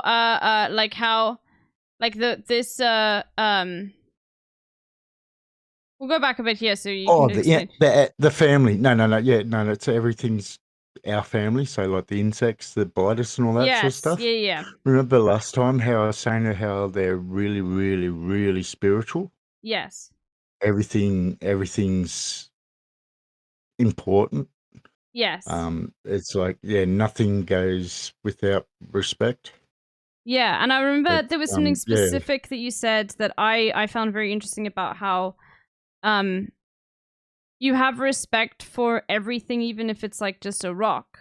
And it's almost like it's a part of you, because isn't it something to do with how your body could, that could be a vessel for your next life or something? Or I can't remember entirely. Yes, that's it. No, that's right. Okay. And a lot of even other cultures, you'll hear certain certain shapes, like in Aboriginal culture, mounded hills are females. Yes. And then a phallic symbol is male. Yeah. and in the story they'll be toned to that for doing some act or doing something they shouldn't have, or been eaten by something or whatever. Yeah. But our souls can, in Aboriginal law, I guess you'd call it, can inhabit a rock. Okay. All right. I see. And there's that. And just to remind me, just so to pick us up, that isn't like a permanent thing, as far as you said. Like there's a point, I think, where you can inhabit it, but then you move on to a different place, and that's one of the reasons why. This. I'm not 100% sure with that. Because I know that there's apparently you can have two souls. Oh, okay. And it's like if you're a spirit animal and you die, your soul can join back together, but it could enter a rock. Okay. So it's kind of I've never really spoken to anyone about that sort of thing, because I've just not had the opportunity, because you don't really talk about death in Aboriginal culture, so sort of a bit. And with stories and that, it's like I said, with respect. You don't ask somebody to tell you something, they'll free willingly hand it to you. Or gift it to you is better term, sorry. Okay. The reason I guess why I ask is more because of how it's very important not to say the name of someone who is deceased, or like have images that of is them. correct. And so I was thinking, and you said it was because it's so that their soul can pass on. So I was trying to think of it if it's something to do with that. But I get what you mean though. So it's, you're not quite sure about like where where the soul resides in the law, When you look at it logically, what it is by talking about it, they're bringing up the memory. So it's just basically a way of of not getting depressed over things. Mm. When you Okay. we can harp on people that have died Yeah. quite easily, whereas in Aboriginal culture, they use that to get past that. Yes. Okay, I see. I get it. Yeah, yeah. All right. We continue? Sure. Okay, perfect. And even the sandflies that bite really hard were her family, that she was connected to them, and all intertwined. So as Americans, these connections, right, we read about them in New Agey magazines for the most part, or maybe we schedule a year or schedule a week every year to try to go make these connections. But for Aboriginal Australians, this is part of their just part of their daily lives. It's actually the very structure of their culture. So as Lily's explaining this stuff, all these cultural connections, it's important to understand, again, how long Aboriginal culture has been around. Scientists believe that they've been around for at least 60,000 years. The last 2 centuries of that time have brought about more change than ever with colonization. Albeit kind of slow in some areas because Australia is this huge, vast, remote place. So it didn't hit everybody at once, right? Like Lily and Jack because of World War II.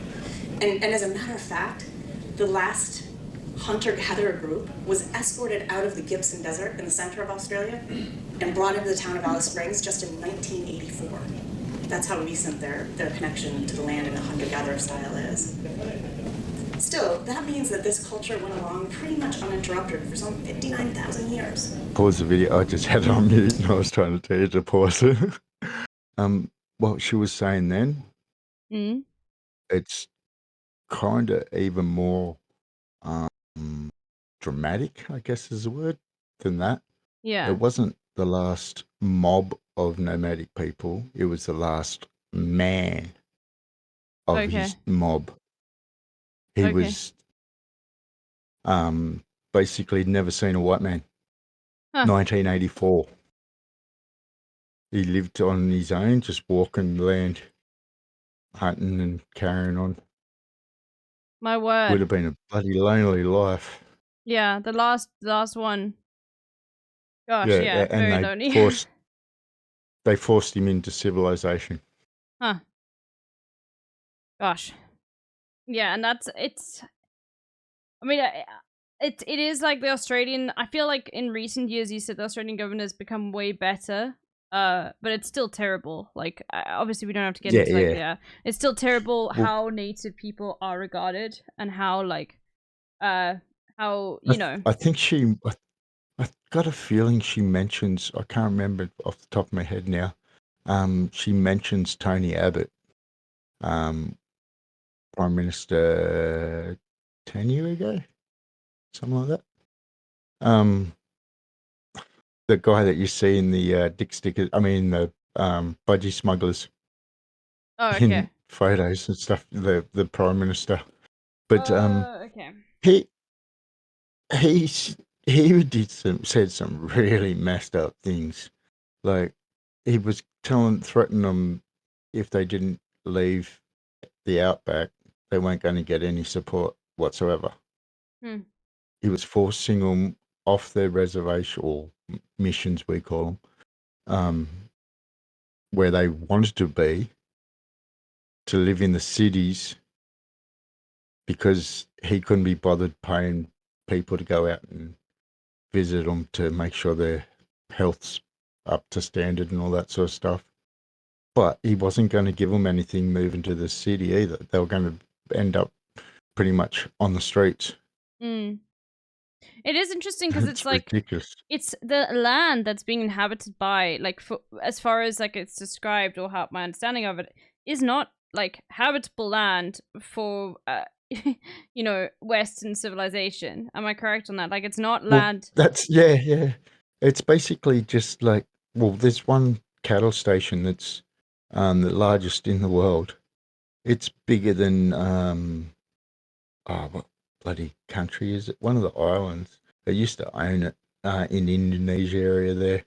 I think it starts with B or M or something. But anyway, like Brunei. I can't remember, but anyway, this place is like 20,000 kilometers or something square. Hmm. And that could be underestimating the number. That's how big it is. And all it's on it is cattle. Because nothing else will survive on it. Yeah. And they basically fly around in helicopters to check on them. Okay. And yeah, they just graze off the native. That's what makes the Australian beef so good, because they graze off the native vegetation, and it's a lot of it's really healthy for them. Okay. And it's actually good because it helps the environment as well, because things like the salt bush restore as the name says, it actually draws salt out of the soil. Okay. So it actually rejuvenates the land and helps stabilize it and stuff. So it kind of helps compared to what it was doing way back. Top Fudge They says, used to- are you talking about Anna Creek Station? I think that's the one. Yeah, down in South Australia there. Oh, okay. All right. Yeah, I'm pretty sure it's Anna Creek. But yeah, so But like that's another large one, so- even if it isn't. okay, so Yeah, so I that's didn't it realize then. the outback Yeah. was actually used for castle. So it was that they just wanted land for their castle instead of because I just don't. I understand like there's this sense of like, no, you can't. I guess you don't want to, when you want like a Western civilization to exist, you don't really want to have like anybody outside of it. But for me, just because of the fact that the land was so inhabitable in the first place, it's not like a case of like they wanted to come and build like a big house there where like these Aboriginal people were existing. So it just does seem like The extra. mines are the worst ones. Yeah. Yeah. At least the farmers would employ the local mobs to work as station hands. Like, the cowboy style stuff, rounding up cattle and fixing fences and all that sort of stuff. Yeah. So at least they did help them out in one way or another, even if it was ripping them off or abusive nature. But the mines just stripped the land completely. Yeah. Digging huge holes in the ground. There was Western Australia. They blew up ancient rocks that had carvings in them. And it's connected to the carvings that are buried out Western Australia. They're 150 meters off the shore. 100 meters off the shore, something like that. That's how far the water rose when the Ice Age ended. Gosh. Okay. And they found them by accident because someone was diving and spotted the carvings underwater. And they've actually, since then, they've realised that the carvings changed as they moved. As the water rose, the water animals were getting carved into rocks where it was all land animals prior. So you get the crossover in some areas. But yeah, this area was meant to be protected, and they accidentally blew it up. Accidentally. Yeah. Anyway, should we continue? Yep. All right, perfect. And I realized sitting there with Jack and Lily that they were bridges between two alien worlds. This life before colonization and this life after. And the interesting thing is that when Lily talked about that life before World War II, she had this glimmer in her eyes. And it was about that connection to her country. And I wanted to know where I could find that in Aboriginal Australia today, because it was so contrary to the prevalent narrative that I was hearing everywhere about this downtrodden Indigenous group in Australia. because I'd already worked on 2 other stories at great length in Australia, so I'd been hearing about this Indigenous group, but I didn't really know them. Don't get me wrong, it's a really sad history. 200 years plus, over, of dispossession. There's stolen land. Pause for a There's sec. massacres. There's government policy. Remember how I was saying about the way the houses looked? Mm. That was a shot from the outside. That's actually a good looking house. Wow. And so those were those the houses given, I'm assuming, by the government? Yeah. Okay. Yeah. And it's basically just asbestos walls in a lot of them. Wow. Huh.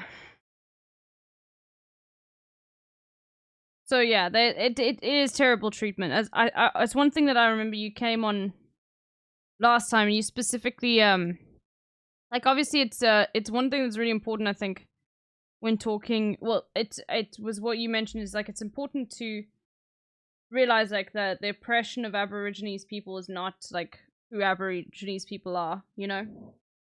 Like we can't entirely define them by it, because then that's all you become defined by. The same with Palestinians, I think, in the same way. It's like, you can't just define what's happening to, you know what I mean? So, but yeah, it's very important to talk about, like, it's insane. Like, it's many such cases throughout the world when colonization happens, you know? Terrible conditions for the natives, but yeah. Of course. Yeah, right. We'll move on. Let's continue. Policies that controlled where they worked, who they married, their movement. They even took their children away. The Australian government had a policy that allowed them to go into Aboriginal homes and take their children. And they were raised in white foster homes, missionaries, orphanages. And they're known today as the stolen generation. Pause for a sec. Yeah, this is true. I played football with a lad. Mm. That was like, we played age groups, so he was the same age as me. He had 2 older brothers. Mm-hmm.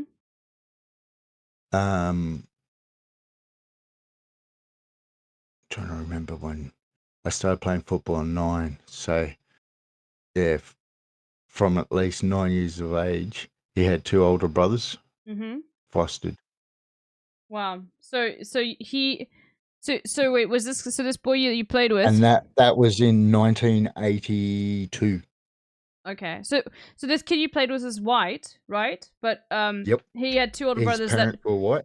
and those 2 other brothers had been, you know, stolen Aboriginal children. Yep. Wow. That's the one. And that is, you know, that what's so insane, you know, you said that's 1982. You know that Hitler did that in Poland? Like, yeah, right. Like Hitler literally, but it was for the opposite It's like, it was slightly different. It was, they wanted blue-eyed, blonde-haired children from Poland, where you can find lots of them, to populate Germany. So they would steal them, and that's still. So this is like, it is so inherently cruel that like that was still happening like after World War II. Yeah, I remember that now. Yeah, within Yeah, they had the kid camps. Yeah. And it's yeah, and I just, so you know, if anybody like wants to learn more about this like stolen generation, watch Rabbit Proof Fence. Definitely. It's a really good movie that goes through, but it's tough though. Oni says, I think about this, all of this oppressed people. There's an all-black hardcore band called Zulu who specifically tried to disengage from talking about their oppression as a defining component of their music, and more from the perspective of how they can navigate through powerful stuff, especially in the genre. Zulu, are they still African? Interesting. Never heard of them before, Oni. Let's continue. After 2 centuries of dispossession, the Indigenous population in Australia today has the highest rate of... No, they're black and American? Okay. Alright, that also makes sense. At the same time, I get it, because I guess, I guess if you were to ask, like Americans, like, what is the most well-known, tribe still existing within, like, the continent of Africa, people would say, Zulus, so, you know. You want to hear something really Aussie? Yeah. We have a moth called a bogan moth. A It was actually bogan called moth? a bogan moth. Yeah, that was before the slang term was used. But big ass bastards, I had one just come at me. I just nearly shoot myself because I didn't realise it was there. Oh my goodness, you got a bogan moth. I nearly yelled out "fuck" right next to the microphone. Oh gosh. All right. We'll continue. Cancer, kidney disease, and on average, they die 10 years earlier than their white Australian counterparts. Rewind that a little bit because that's important. Oh yeah, about like the health. And this happens because like the thing is obviously like I'm not going to say I'm an expert on this, but like genetically when you're not like when you're forced to suddenly start eating such different food that like your 200 ancestors years isn't a long time. Yeah, like where your ancestors have always eaten the same like different sort of thing, and suddenly you start eating this other thing. Yeah, it's gonna have a massive effect on your health, you know.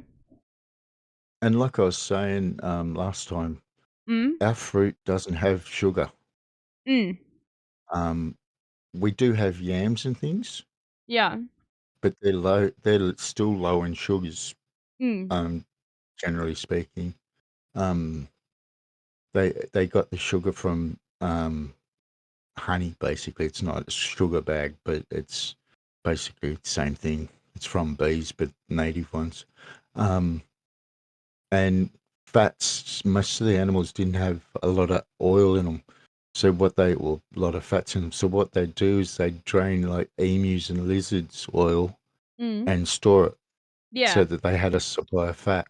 Yeah, I remember you talking about that because fat is so important. Like just generally, just for calorie consumption, it's like the densest thing. So you'd have it in times when there would be like very little else, you know. Yeah, and when you get handed sugar as payment, and then you get things like McDonald's come along. It makes a big mess. And that's happened with a lot of cultures. I think the Hawaiians suffer a lot with the same sort of stuff. Yeah. I mean, even South Africa. Yeah, anyway. Like, to be honest with you, you know, like even South Africa, Yeah, true. like there is a big obesity problem in South Africa. And you know, with obesity, you're going to have a diabetes problem as well, you know? Of course. Anyway. Yeah. Anyway, let's go. After 2 centuries of dispossession, the indigenous population in Australia today has the highest rate of cancer, kidney disease, and on average, they die 10 years earlier than their white Australian counterparts. They have a 16% unemployment rate compared to 5% for non-indigenous Australians. And they make up just under 3% of the general population, but a third of the prison population. Wow. So after meeting Jack and Lily, and starting to learn about these connections to country, I got really curious. And I proposed a story to National Geographic magazine, and they accepted. And my 4-year journey through Aboriginal Australia began. This is and I awesome. immediately started to look to these remote areas. Want me to pause? And I learned about the homeless. No. In the 1970s, there was a more liberal Australian government than what you got today. And they supported people to go back to these ancestral lands, back to these homelands, and revive these connections. There's a well-known Aboriginal elder, Rosalie Cunneth Monks, and she describes homelands as this. Homelands for the Aboriginal person is absolutely your being. It's where you have been for thousands of years. Dispossess the person from that, and they become nothing.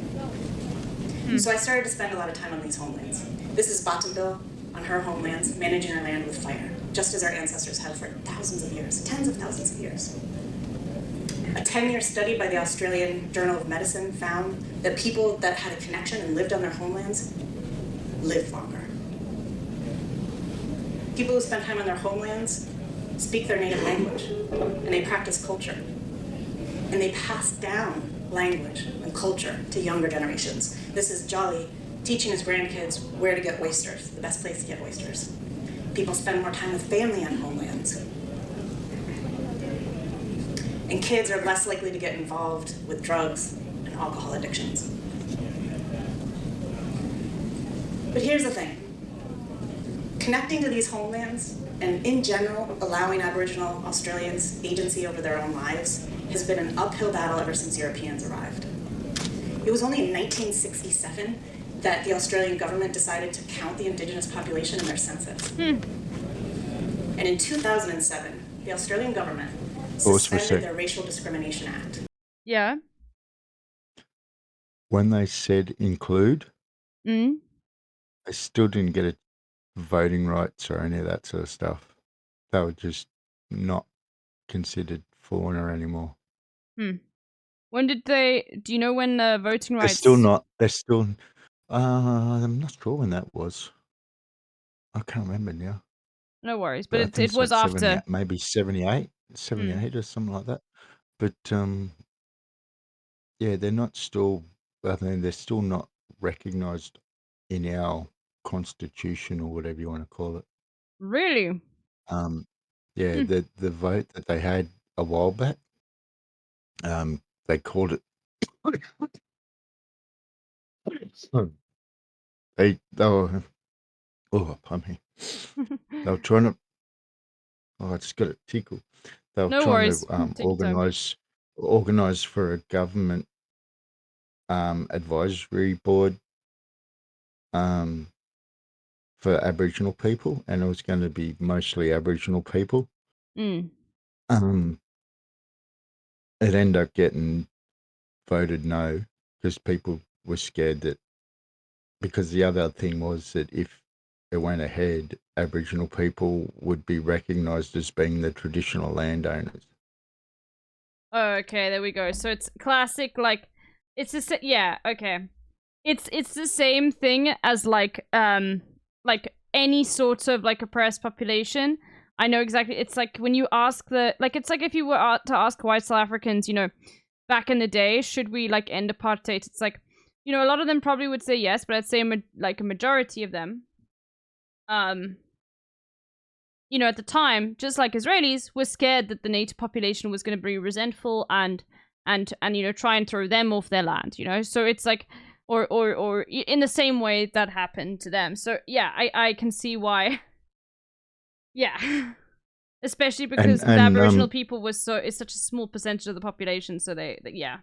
Yeah, and the other thing that was a sad situation was some Aboriginal people were voting no because they didn't feel like, because it's had similar things tried in the past, and it's just, yeah, there was a whole heap of friggin' corruption and whatnot ended up happening.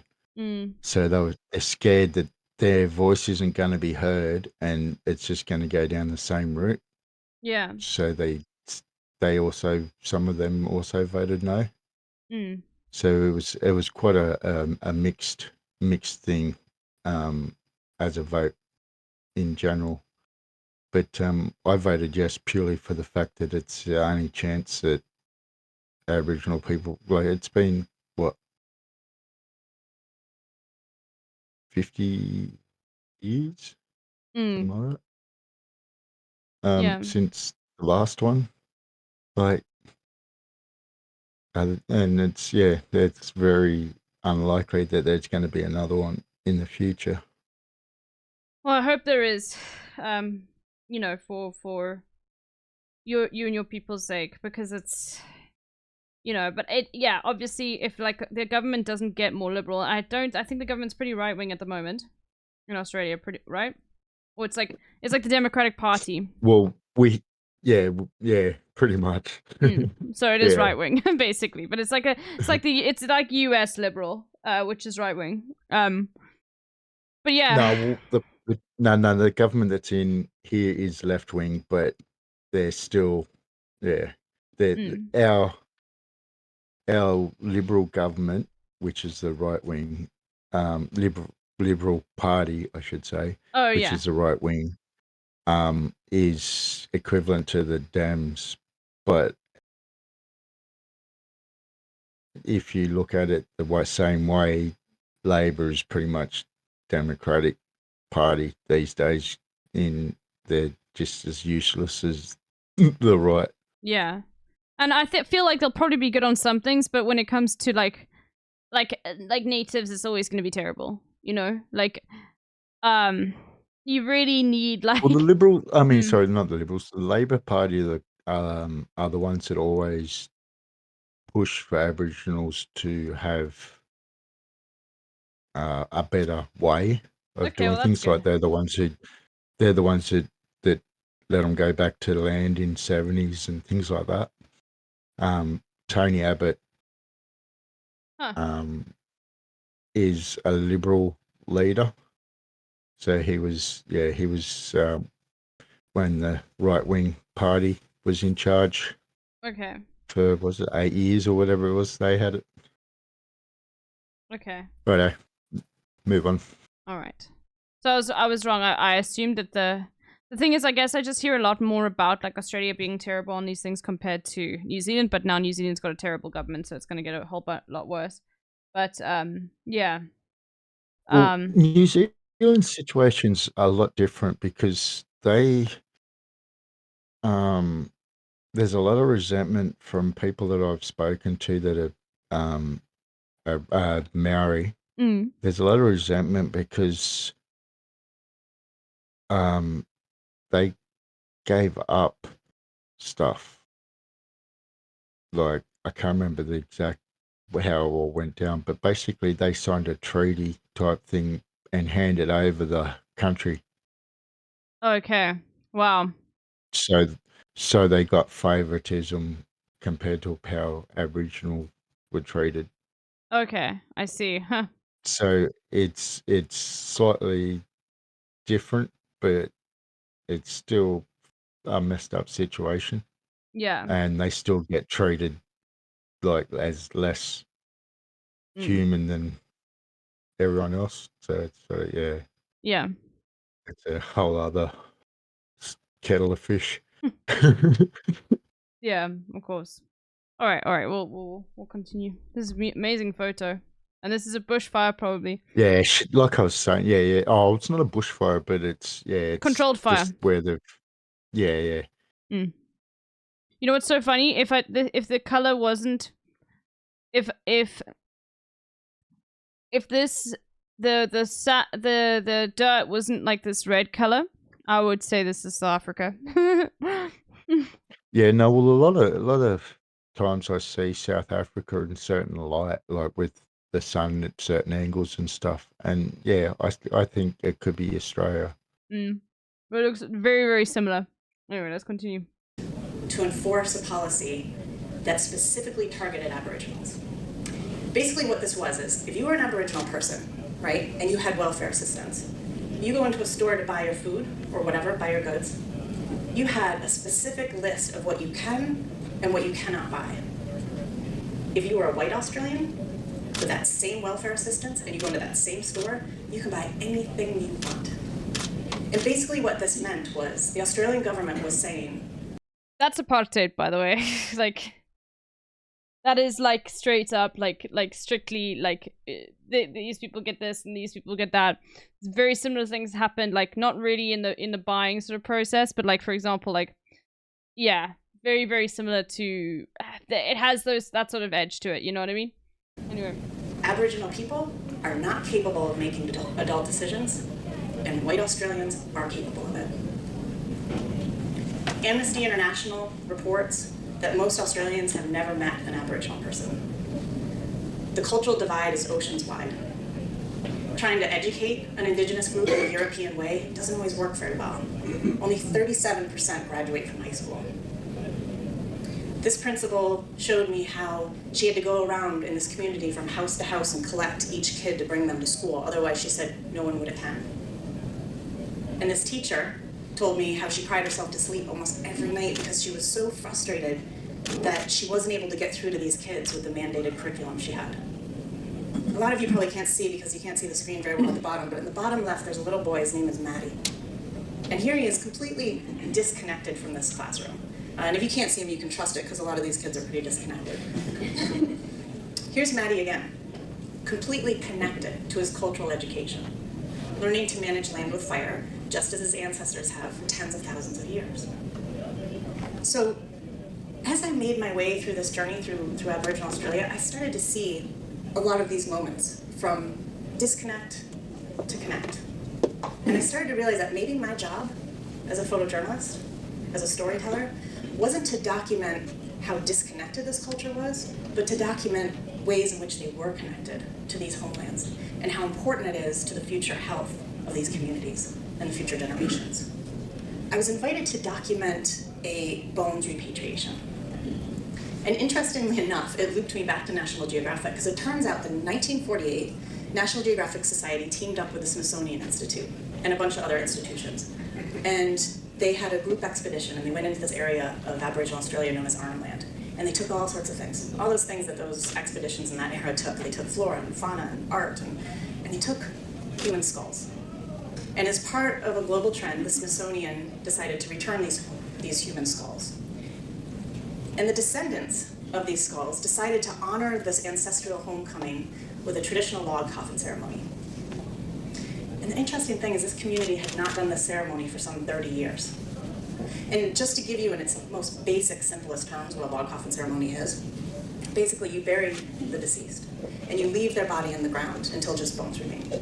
Meanwhile, you go find a tree hollowed out by termites on that deceased person's country, that same country that Lily was talking about. And you strip the bark off, and then you paint the story of that person on that log. All of those designs you see on there, that's what Lily was talking about with what her family was. This is that person's family. And then what you do is you exhume those bones, and you put the bones in the hollowed out part of the tree. And then you stand that tree with the person in it back out in their country, and you let them go back to their country. And they will remain there forever. So the day of the repatriation, there was a number of ceremonies, and one of them was private. It was for men only. And the community asked me to document it. And I said, sure. And they're like, no, this isn't for your magazine. This is just for us. You can't show it to anybody. We want a visual record of this ceremony that will add to the knowledge that we have of this ceremony so that future generations have this to build from, to continue the ceremony. So I documented it, and I can't show it to you. I'm forbidden to even explain it. But here's the thing. I hope that that visual record that they have, I mean, hopefully in 30 years they'll know what a DVD is, right? They'll be able to read it. This will help them, it'll just add to their knowledge. What I'm more worried about is will they have the land to do it on? Because this culture does not exist without the land, just as much as it doesn't exist without the people. You can't do a ceremony like this in the suburbs of Sydney or anywhere else, but that exact land that that person is from. It's very important. The problem is that these homelands are under threat right now in a critical way. Tony Abbott, the current Prime Minister of Australia, just this last month publicly supported the closure of over 100 of these homelands. And he punctuated his support with a comment. He said, the Australian taxpayer cannot afford... Secret resub. Not so, unfortunately not so secret, but thank you, Brilliant Drink, for the 8 months. Thank you. This is fascinating, Yogi, by the way. Like, I'm completely, like, locked in, I guess. Anyway, it's really, really Yeah, cool. so I could be saying so much, but I don't want to stop the video because it's all important what she's saying. Yeah. It's Yeah. and like it's a really good insight too, because it's not someone from here. It's someone from somewhere completely different outside of all our culture, and she's come in and witnessed stuff, and like she was just saying, then that was that bit I was telling you about where she said she can't say anything about it. Yeah. For her to be asked to do that is the hugest honor she'll ever be given. And I honestly feel she understands that. No, it is, and it's very clear Right. that how seriously she takes this. I mean, you can see. I'm sure. I wonder if she's still working. This is for a bit National about Geographic. that Tony Abbott too. The liberal. dodgy shit that he said. Yeah. Yeah. Okay. All right, let's continue. Afford to pay for people's lifestyle choices of living out in these remote lands. And his remarks have sparked Lifestyle a choices. national debate. Yeah. It's revived a national debate about whether or not Australia will support this vital connection to country. And ultimately, will it support this culture, this ancient culture? Along this journey, I met this young woman. She was incredible. She was a young Aboriginal woman, dynamic. She was a dancer. And we're having all these conversations about, politics and this history and culture. And she summed up our conversation with a question that's really stuck with me.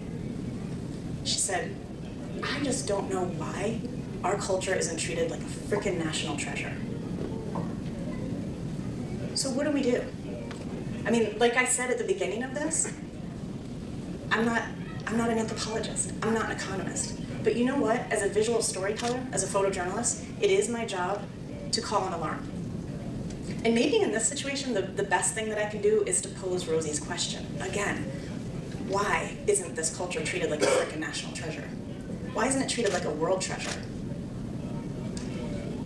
So recently I was reading National Geographic magazine. You know those. What I'll do is I'm just interested to see now, because obviously I am like, also it's like I'm pretty sure, like, since the dynamics in Australia versus like South Africa are very different. They're flipped because it's majority white, because of the genocide of the natives, obviously,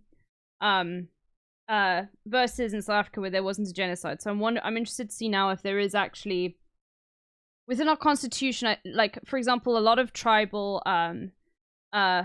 customs specifically. Well, I would know more about Xhosa because there are Xhosas in the Western Cape, but I'm interested to see like what protections they have given by the government. But the difference is the government is not, and the constitution was not written by like the oppressors. You know what I mean?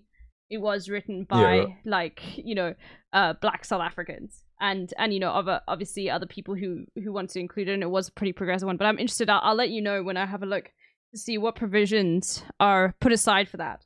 Because I know that like education is still like something that is mandatory in South Africa. So it's not, and I'm not saying it shouldn't be for Aboriginal people, but like it needs to be done in a different way.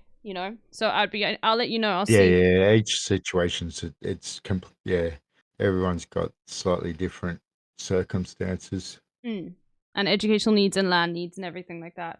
So I'm interested to go and have I'm sure it's not done in the perfect way, obviously, but I'm interested to see. But yeah, anyway, let's continue.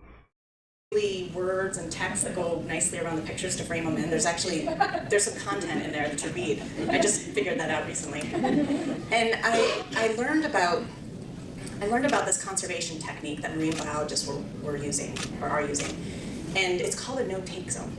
And they take a reef in the ocean that's under threat, that needs help, and they section off a part of it, just a part of it, not the whole thing, just a part, and they protect it completely from any extracting.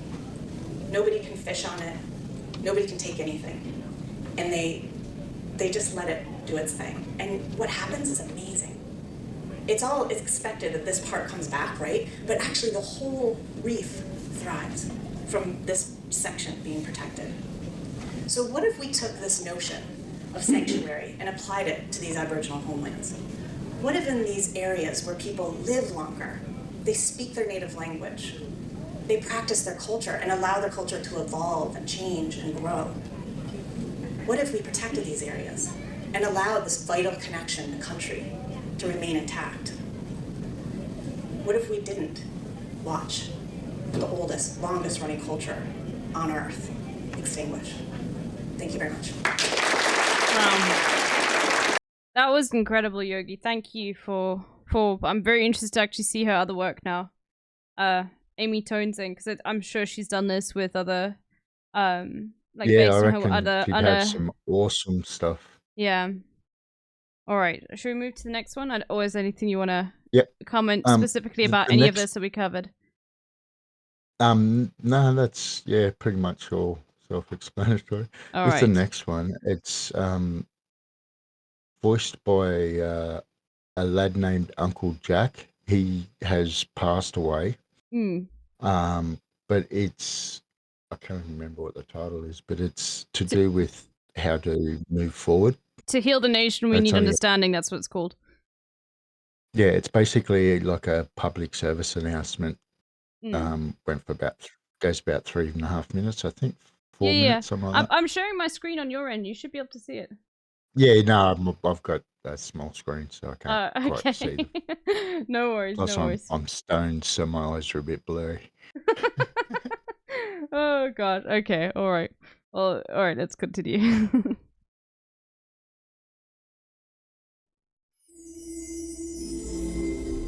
This is animated too. All right. Let me go full screen. Yeah. Sorry. What do you say? Animated too? Oh, this is animated, so it's basically just voiceover. Okay. Perfect. Let's have a look. Story of our communities, people and nation starts a long, long time ago.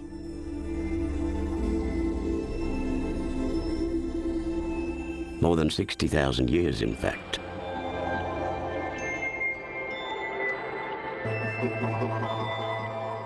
This was when our culture and our law first started to thrive.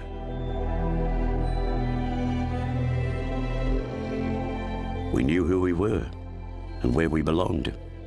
We took care of each other, our land and our waters. We ate food that made us healthy, lived on country and abided by our laws and song lines. Our families, our children were happy. I'll just pause just for the people who didn't see your first presentation. I'll explain it briefly to see how much I remember. But songlines were actual like songlines that narrated the borders between different tribal areas, I think, but also navigated landmarks and things. So if you know someone wants to travel from one part of now Australia to another, they would sing their way there. Is there anything? Did I get it correctly? That is it's it did basically borders and the just general travel from one spot to, like, because some were nomadic in the sense of during winter they'd sit in this area because there was certain types of food, and then they might move to the coast in the warmer months because the fish might be running or whatever. So they'll have a song that gets them from one place to the other. Yeah. Basically. Okay. All right. So it's not because here it seemed like it was borders, but it is more navigation as far as like what. It does often the main routes that everybody, like, so a different mob may walk from, say, middle of Australia to the east coast. They'll follow the border of everybody's land so that they're not trespassing. Okay, I see. Because you have to ask permission to come onto the lands. Yeah. Okay. All right. The elders, or not the elders, the ancestors have to be spoken to and asked if it's okay type stuff. It's all ceremonial type setup. Yeah.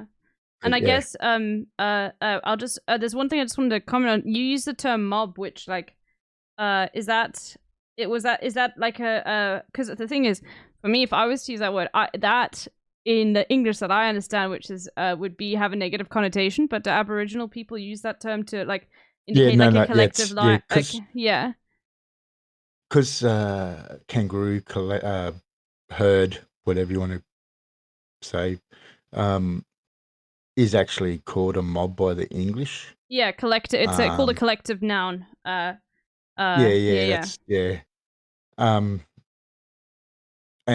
through the lingo, like the broken English types situation, they picked it up as meaning a group. So it's basically it's like a thing of pride when you talk about your mob. Okay. All right. Good to know, because it is it is like if I was to talk about like and discuss with someone in the chat like Aboriginal culture and I use the term mob, I think lots of people would be like, why are you using that term? Because that's like a normally especially within America, Yeah, like it's like mob quite a idiot. yeah, and I think it's also quite a racially charged term as well, depending on like, you know, like if people were to call a bunch of protesters a mob, there are certain Yeah, like, yeah, you know yeah, what I yeah. mean. So Yeah. yeah. But it's good to know like the connection with words. You know what I mean? Anyway. Yeah, no. It's like everybody uses it here as a like, what are you mob doing? Okay, I see. So it's not. It's It's just just like a. Okay. it's just another word that means what's everyone up to. Yeah. That's Okay. like, yeah, it's like just a collective Okay. noun, like you said, basically for us. Okay. All right. Good to know. With strong minds and hearts, because they were where they belonged.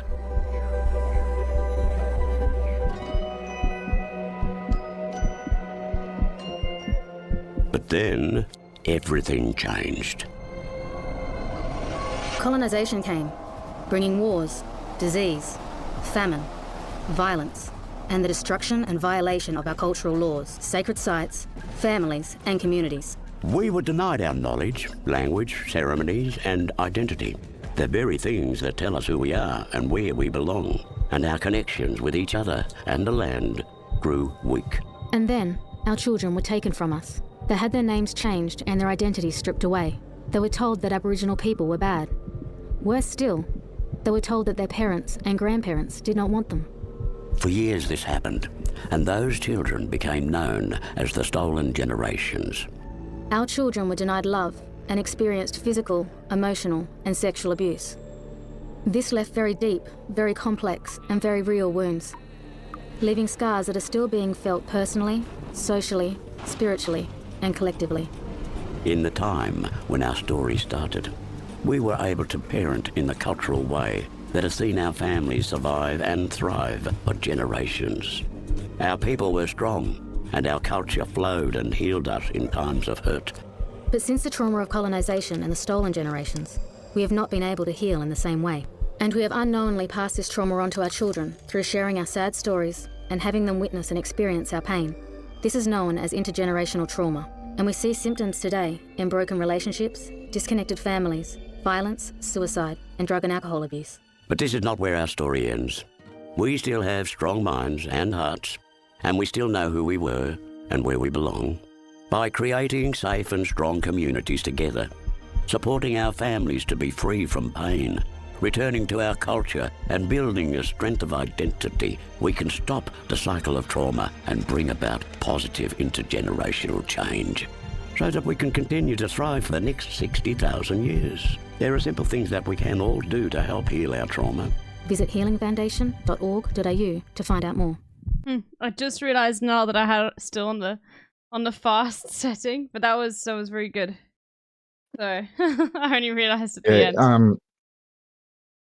Yeah, no, I felt that was a good one to have in because it sort of fitted a whole lot into a short thing, and it said that this happened, but we can do all this and still have such a great life. Yeah. So it's quite doable.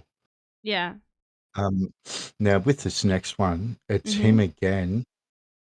He actually does a TED talk.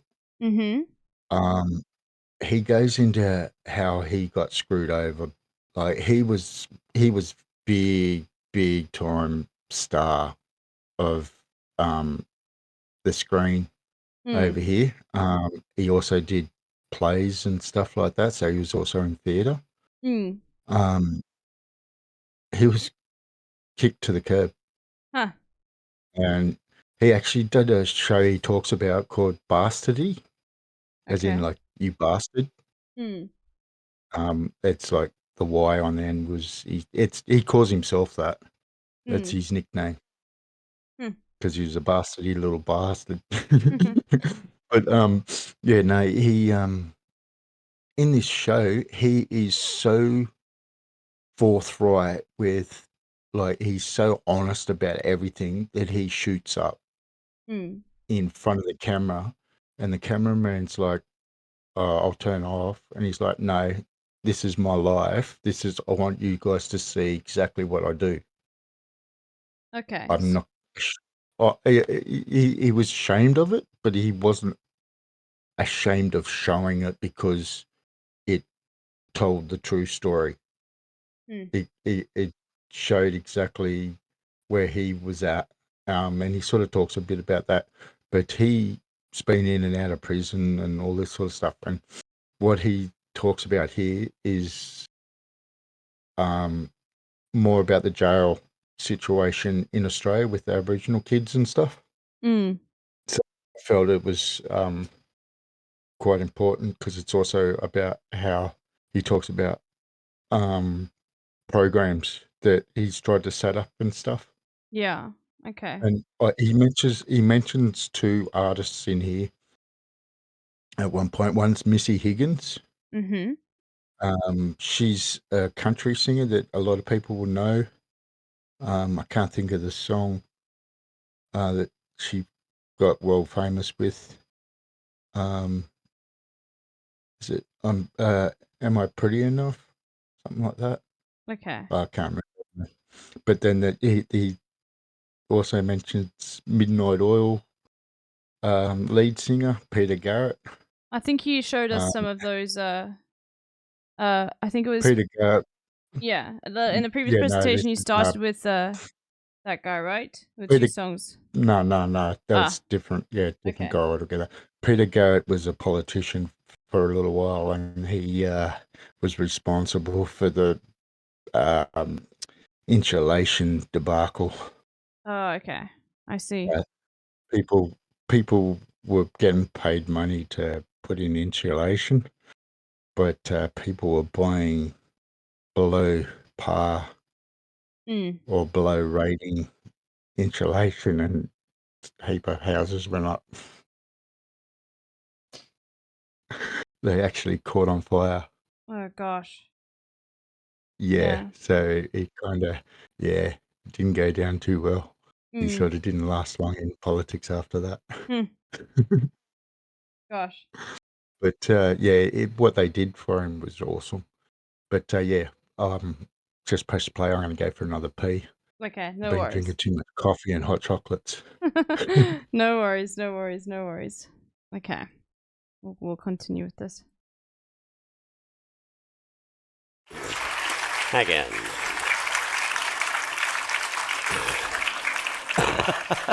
Actually, you guys will I find won't this guy stand in there. really base for many, many reasons. I'm sure. I've never heard of him before, so I'm interested to see. But yeah, we'll continue. I need an apple box so to be able to see my people down the front. But yes, Wominjeka, welcome. I am a Boonwurrung man on my mum's side, this side of the Yarra, and I've just found out recently that I'm Wiradjuri on my father's side. I'm still on that journey of discovering who do I think I am. Many of us of the stolen generations have to undertake this journey, we believe, eventually, to understand the totality of our existence. You know, I'm Aboriginal. It's obvious. I'm not anything else. So I'm the person that openly admits that I'm not the full quid. I have a few problems. I came out of jail in 2004, I think, 2004 or 5, intending to be my community's Federfoot, Kadaicha man, lawman. I would go up against my would-be-could-be gangster cousin dealers, the so-called dreaded, I won't mention their name, that clan who made a misery out. I love that saying he has. Could be, would be, cousin dealers. Cousin being everybody that's a part of them around you, sort of in the community, is your cousin in Aboriginal mobs. Yeah. So yeah, I absolutely love that saying. He says it a few times. Okay. And so I just to be like very clear, like this is obviously something that happens a lot, but we haven't actually talked about it. But I'm assuming a lot of just based off of, what we know about what austerity does to people, especially because this is regardless of like the fact that like, Aboriginal people would be far happier, not being fully integrated or let's say forcefully, because there could be people that are different, some people forcefully integrated into Western civilization in inverted commas, because I don't really like saying that specifically is civilization, but like obviously, and this is very similar to any sort of like minority that has been treated in this sort of way. I'm assuming there are quite a few stereotypes that white Australians have with Aboriginal people in terms of being involved in like drug dealing and gangs and things like that. Is that Yeah. yeah. No, that's and the sad thing is there is a problem in certain areas with that. But 100%. the reason that problem's there is because of circumstances. It's just basically the same thing as what happened in the hood. Yeah, in America. Yeah, it's same sort of. I mean, the ancient Greeks figured this out. Like it's austerity, and it's austerity is being thrust upon them because they're being forced into this civilization where they are the have-nots, right? Like you know what I mean? So it's the same thing essentially, right? And so yeah, and it's been. I mean, the ancient Greeks figured out that austerity is what causes crimes to occur, and for the sexual activity to happen, You go to some parts of Australia, like as in Outback, and the bars will be white bars. They don't allow any Aboriginal people in. Because of the way the Aboriginal guys get when they get drunk. It's for their own good to a point, but it's racist basically. I mean, yeah, that's apartheid. Like it's just a stereotyping. Yeah. And but in saying that, a lot of the elders have bars, as in like they ban alcohol. So it's kind of a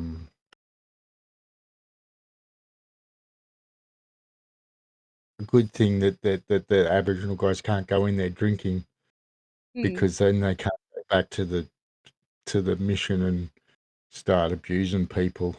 Okay, I see what you mean. Yeah. And they're not allowed to take, like, the missions are dry, so there's no alcohol within a certain distance of them. And it's usually big distances like 50 k's and things like that. All right. Yeah. Okay. We continue? Let's have a look. Yeah, keep going. Okay. All right. Good. Out of many of our peoples in my community's lives, and that the women and etc. So it was up to me, somebody like myself, to play the ultimate role that I've ever played, and that's to be the U-Butte walkie-talking definitive role model of the Collingwood Smith Street Strip. I consider them, all that mob over there, white and black, the new wealth that's moved into our community, as my constituents, the man to go to. And boy, do they go to me. At Friends of the Earth I use as my office, and that, or Rosa's Cafe opposite, and so loads of people come up to me, and both black and white, and they poured out their bitches upon me, and I'm able to give them timely advice. But I only got to this point of position in time after having gone through this terrible time of trying to be a leader in my own right, to be a Narangita, the Woiwurrung language for leader, and that in Collingwood Fitzroy. I knew that I'd have a big battle. I've got a criminal record. I'm less than 5 foot. Or 5 foot a little bit, and 2 centimetres short of 5 foot.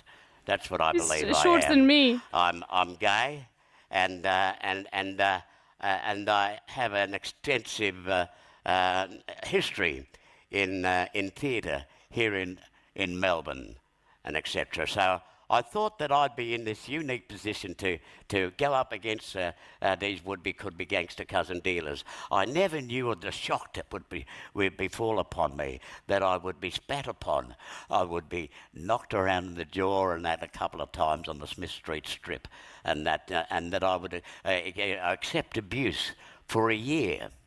I copped it for a year. I didn't exactly turn the other cheek. I'm not like that. You know, I would round on them like a dog. If they're going to call me a dog, I would behave like a dog and round on them. And I can't express the kind of words that I had chosen for these particular people, you know, because it's an Aboriginal elder, self-proclaimed, you know, waggling the finger and stamping the foot and pointing the bone at the behaviour of these local could-be gangster cousin dealers and that, etc. It's up to me to Pause for a point sec. out the errors of their way. Do you know about the custom of pointing the bone? No, we do not. You did not talk about it last time. Okay. Yeah, no. I just didn't know if you'd heard about it. It's basically a mark of death. It's basically if you point the bone at somebody, you are cursing them to die. Okay. The scary thing is, Aboriginal people believe it so much that people do die within weeks. My word. Yeah, they basically believe it so hard. Not all of them, but yeah, like the old guys do. What is life like on Bitch Island? I don't know. Ask your mom.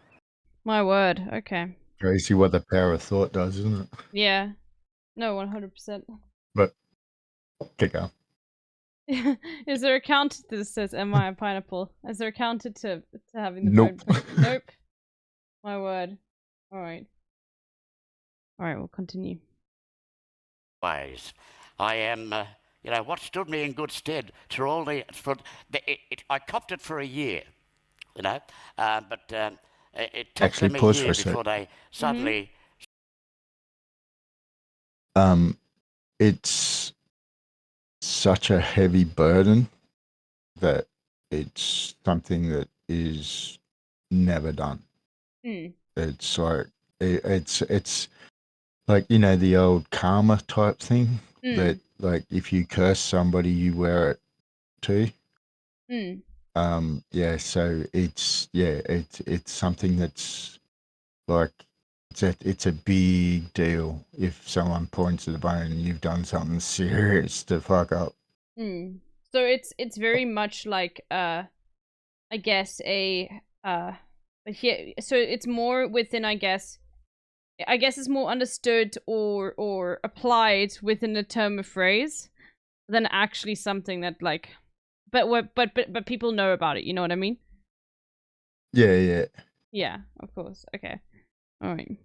Somebody whispered in their ears and that when they were doing time in jail that you should, leave the little bloke alone. He's doing a lot for your community. So some white gangsters had told the black gangsters to pull up and etc. like this. So I feel everybody likes to hear the story of a reformed, rehabilitated bloke, and especially a bloke like myself that they know pretty much. The local busker who's a movie star, and then you see him written up in the papers after Jimmy Blacksmith, movie star turns to burglary.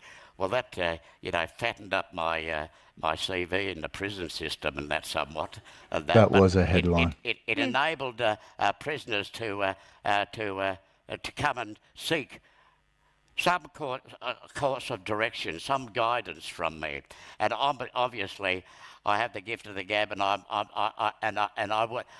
would dearly have loved somebody like myself to come and approach me in a prison and tell me that I am worth my weight in gold, you have a certain position in life, Jack. You ought to accept it and be a player in the community, in the industry, of the prison industry, and etc.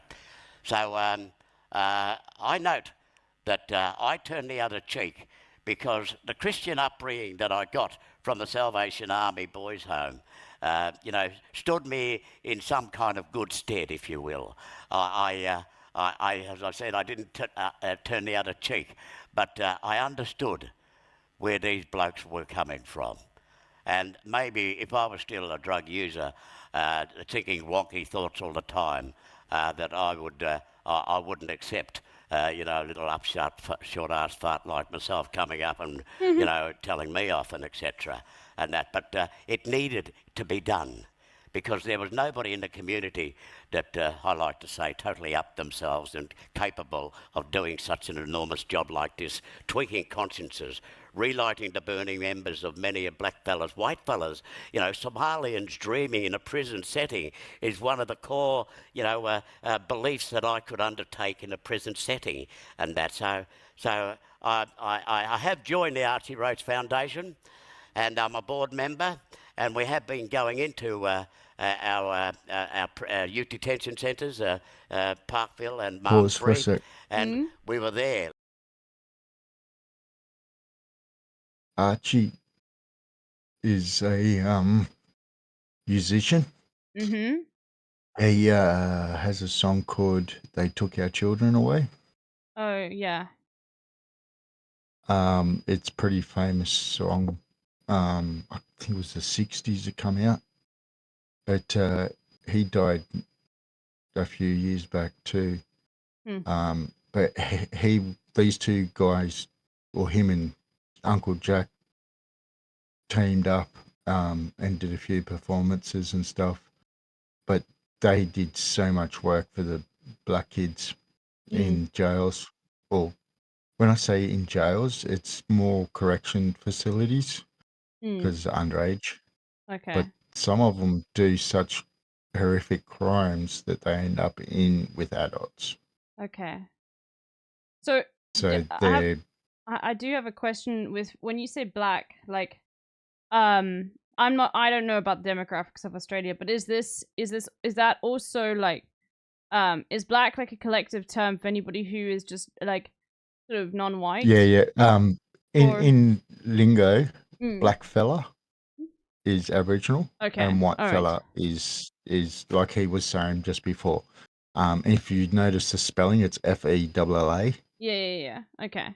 I just It's want not to fellow. be clear because that's lingo. It's yeah. If it's said with the A, it's okay. Okay. But if they say just something like the blacks, then yeah, that's racist. Yeah. Okay. No, of course. I'm just. It's just important because, like, obviously, I don't know if because Aboriginal people are such a small percentage of the Australian population. So I don't know, like, if they're also just talking about like other immigrants that might have come that aren't white, So I'm just trying to see because, Australia is really strict with immigration. Obvious, we know, like, there are lots of things on it, but it's just important to know like what they're specifically referring to, So when they do say blackfella, they are talking about Aboriginal people, right? Yeah. Okay. Do I continue? Yeah, I was typing, so sorry. Okay, no worry. Yeah, continue. Okay, perfect. No worries. Last year when the first riot started, caught in amongst it, and we immediately got a sense from the boys themselves of what was happening, why they were bitching. Ultimately, it turned out that in the ensuing inquiry into the riots and the behaviour, the post-behaviour of these fellows on their release, after they released themselves, I should say, it was noted that there was very little evidence of any rehabilitation delivery services in both Parkville and Malmesbury, and this was the same with Dondale up there. There was very little evidence. And here we come to the crux of the matter. There are elders for years that have been trying to push themselves into the prison industry to become key players in our own right, to develop our own programs. I have a criminal record, so the doors were firmly shut around near 2008 when I thought bastardy would be a pathway towards prisons for me. You know, I thought Victoria chose me to be their Senior Victorian Australian of the Year last year. And then I thought, I said to Danny Andrews, Danny boy, I said, this would be a pathway towards prisons for me. And he and Julian McMahon both agreed. But it takes a long time to get there. And that now it seems that if I... I must say that because the prison doors were firmly closed, I have to accept all the offers coming at me from the industry, the theatre and television and the movie industry. People were realising in the industry that this little black duck was performing on stage, talking on stage with no poo in his system anymore. He's performing with some kind of honesty and integrity as his backbone. And so they wrote me in little cameo spots all over the place. Poo and they're is still heroin, writing me in by the way. cameo spots all over the place and that, I've just recently done they put me on Play School last week, that's a hoot. I missed out on Play School. That's a big Pause deal for a from sec. everybody else. You know what Play School is, do you? Is it just well, play school would be, I would think, isn't it kindergarten? Yeah, basically. But it's a school kids show. Oh, okay. So it's a school for young. It's like a show it's for young kids. nationally, I mean, internationally, it's internationally famous nowadays, but it started way back, like in the 60s or 70s, 60s, I think it was. Okay. All right. I see.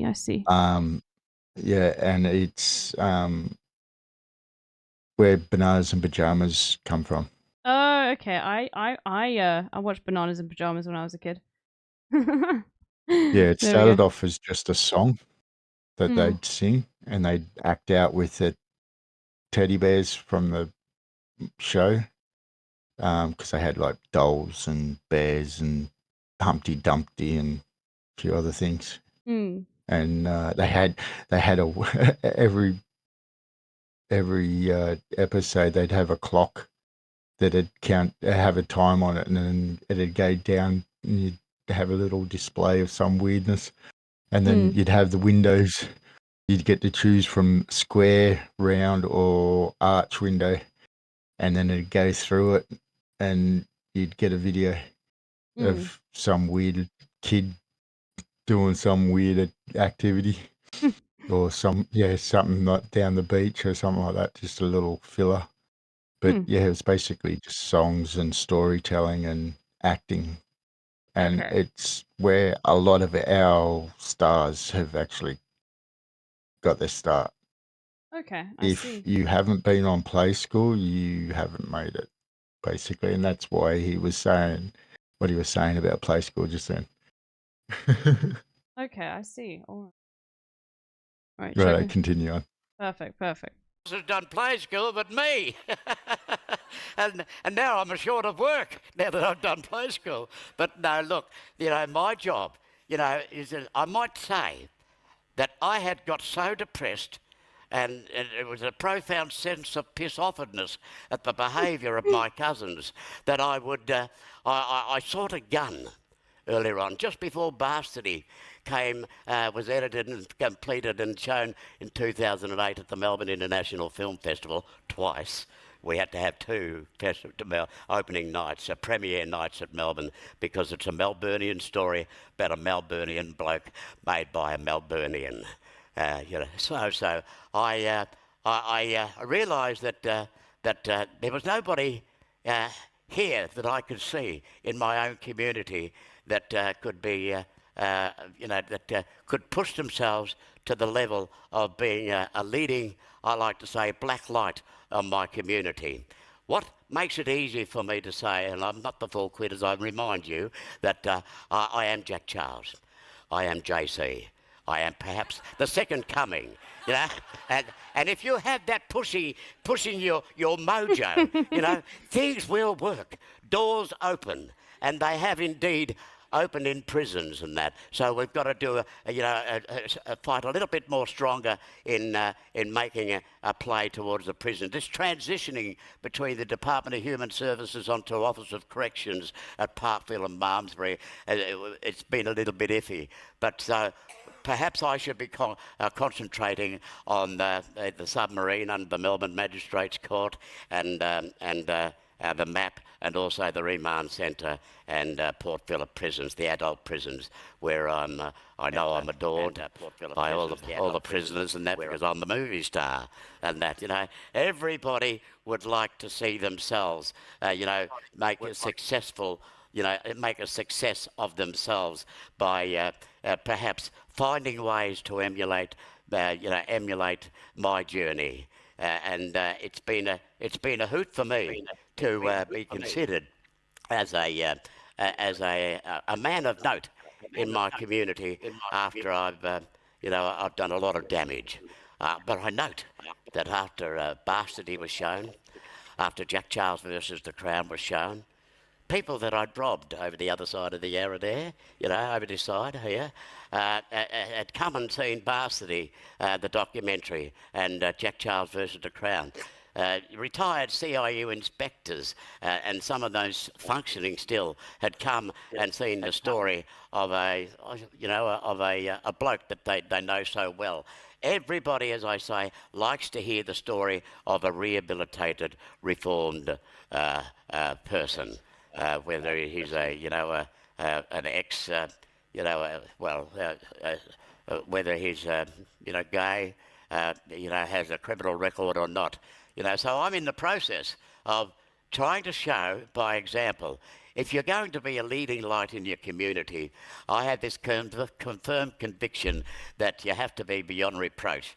You have to step into areas that you may feel uncomfortable. But there's once you start fronting the people at the desk, I realise that, yes, these people are intensely listening to me, and they probably see that through my lived experiences, I could have some answers for them to grasp onto, and etc. So, look, that's about all I can say, is that, as I say, I am not the full quid. And I have some problems that are still confounding me. My past criminal record at the moment is a big bugbear. I got overseas by the luck of the draw. The British High Commission knocked me back in 2011 when I wanted to do 2 Q&As at the International Documentary Film Festival in Sheffield. I bought a brand new passport. Oh, what a hoot. Overseas travel's a dream come true for me, But 4 days before flying, I get the call from the British High Commission that they've knocked me back.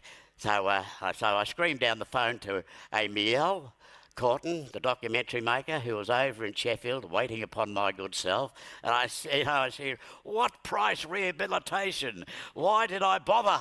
And somehow or another, magic works, if you read your dig. Missy Higgins was on the other end of the line with him. And so, through the grace of Missy Higgins hearing my plaintive cry, she rang Peter Garrett, who was an arts minister at the time, bedevilled with that oil spill over the Timor Sea. And so my first entry into my passport says, leave to enter the UK beyond the rules. What a hoot. So, I rely on my friends and that. Friends that I probably had disappointed in the past. But these friends and relatives have all acknowledged my journey, and have all seen how the frustration of my trying to be a leading player in the humanities in my own communities. There's some Aboriginal payback law that forbids me ever to be taken seriously by any of our own Aboriginal organisations in Aboriginal Melbourne, and that these issues I'll have to disclose in the big black book of Little Jack Charles that I intend writing down the track very shortly. And people in my position have got to write a book, so I'll do that. But I can't see myself writing a book and then retiring. I'm getting the better roles now. You know, you get the nicer roles, the old fella roles. You know, just recently doing Lefty the Ghost. You know, for Screen West's new television set children's Pause for a sec. series with Grace beside me. This show that he's talking about now, Mm-hmm. I actually watched that as an adult, like when it was done, and it's actually a really good series. Huh. He plays a ghost, and it's a young Aboriginal girl, and she sort of goes on adventures and stuff. It's it's quite interesting. Oh, okay. Interesting. It's so interesting, you know, like I guess this is like the same in every single country, but like it just goes to show you like how like you know, like I there's this assumption that a lot of like what kids watch is very similar, you know, like SpongeBob and things like that, but like now seeing just Australia, it's like completely different, you know. Never heard of it before. But yeah. Yeah, no, we like to keep to more educational entertainment. I've noticed with our cartoons, the ones that have morals and things like that, but not necessarily straight up in your face morals, but there will be a moral to the story. Yeah. And like we have a cartoon called Little Elvis Jones, Mm. and he's basically been dropped off at a truck stop in the middle of nowhere, and he does like Elvis impersonation and stuff. And he's got a Aboriginal mate that plays the didgeridoo, and they're in a band together. That is pretty cool. All right, Little Elvis Jones. Yeah. All right, should we continue? Right, okay, go. Yeah. All right, perfect. And that this acknowledging that, you know, like a ghostly image, I've come out of prison in my own life, and I've made my stand, and people are taking me seriously, and I'm juggling now my performances, my talks with my passion of visiting jails, being a key player, being on call in prisons.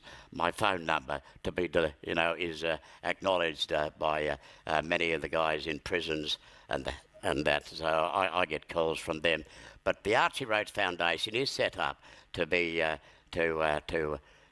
look, somebody's even donated a bus to the Archie Rhodes Foundation when they heard that we would pick up the young one's parents and bring him into Malmesbury or Parkville, etc. I think there's going to be a shake-up at the moment. We don't know where we're at the moment, and that I'm not really happy with the occasional visits into Malmesbury at the moment. I see that transitioning is a bit of a stumbling block, a bit of an impediment towards, you know, my being able to talk directly and privately with the children, the young ones in a prison setting. The system in those two institutions aren't ready to accept the notion that when we do counsel the young ones, we need our space. I mean, it worked for me when I was doing a pilot program in the old Bendigo jail years ago, my second favourite jail. You can have favourites, you know. and it's a 10-week pilot program. Blackfellas in the neck, we called it. Me and Sid Austin, we ran this, and we'd invite guests to come in and talk about, you know, Indigenous things, all things Indigenous. Like, you know, like John Morris about his, you know, his slideshow of the night skies of the western skies of Victoria. And it was always, you know, given a certain amount, a measure of a respectability by me getting up and saying, well, look, we've got to thank John for coming in and that and showing us, opening doors to some portion of our lost history, fellas. And that some little type of, you know, portion, and many of you come from that area there, so you need to look up to the skies and get to understand it, learn what's happening here, this lost history and that. And I believe that many of the ones that are coming out of prisons are seeking local community centres to gravitate back into their communities, to continue the good journey that they've been on while they've been in prison and that. But that we're bereft of these. I've noticed that the rising numbers in our prison industry have gone up because of the fact that all our community centres across Victoria have essentially been closed down. And that I don't know why. I do suspect the reason that some councils are a little bit iffy about continuing paying certain people running certain organisations, some of the country towns and here in Melbourne, that there has been a lack of progress. There has been no big black buck, a bang for their bucks, and that. So and I know Yarra Council is in that insidious position. It's been bitten 3 times, don't want to be bitten 4 times. And I talked to them and I said, well, I'm still trying to get up and in to buy a workshop. We need to have our communities accessible in all our country towns, and that we believe because of the abandonment and the defunding of these community centres, there's a direct linkage between the rising numbers of young ones from the age of 10 into Parkville and Malmesbury, and etc., and the older ones too in our prisons. So we need to take ourselves seriously. I need to speak to Danny Boy, the Office of Corrections, black and white justices, and we start using my sense of fine con artistry, you might say, con them into believing that that this could work if we do fund correctly the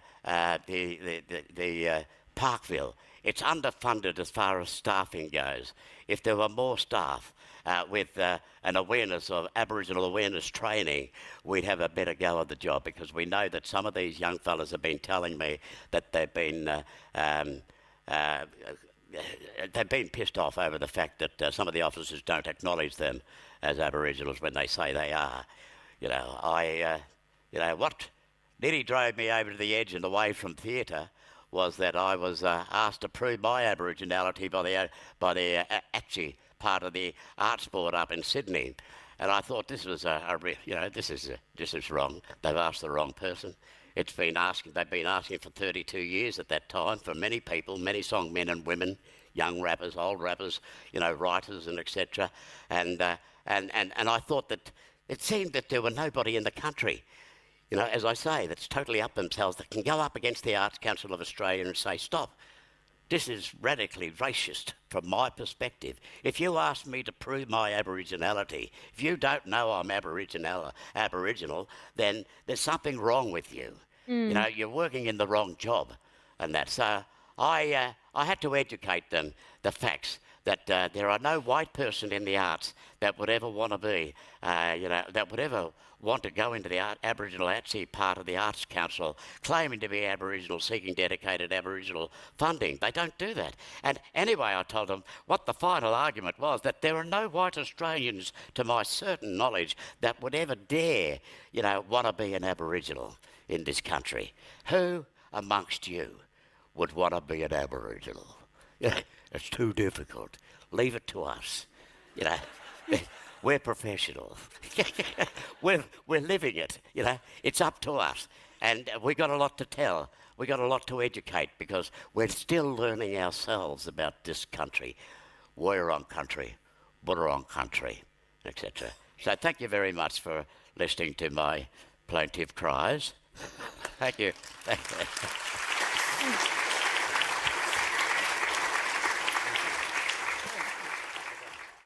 That was very good. Uncle Jack is one of my all-time favourite people, generally speaking. Like I've probably watched everything that he's been in, because he's such a legend. He's just like his characters there comes out in his acting. And also, it's just that, like, what he's doing is he's really trying to, I guess there's 2 things. Like, he's trying to help, Aboriginal people within the communities he can, but also he's being very clear to, like, white Australians, like, there's certain things you can't get involved in, You know what I mean? Yeah, Like what he yeah, was that's talking it. about. That's, Like, yeah. you know, you have to, and so there is that, like, you know, and that's important because, you know, we've discussed it before, so we don't need to go back down that road. But yeah, like when a civilization is like forced into, you know, so-called society, but it is not given resources, yeah, like that minority population is going to have, like, more crime is going to occur, of course. Like that's happened throughout history, and it's well known, you know. You can't just force people into And a new society and then give them nothing.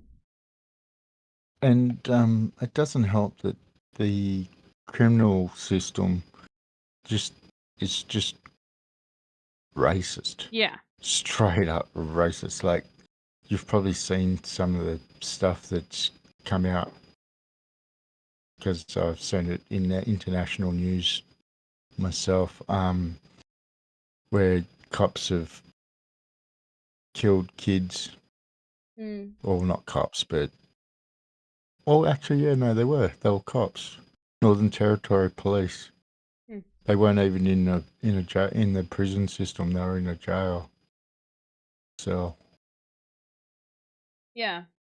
I mean, but it's no, it's and like they were saying, they don't acknowledge that they're Aboriginal, just because they don't look black. Mm. Yeah, there's that And sort it's of like element there of ridiculous. just judging someone based off of like, yeah, no, 100%.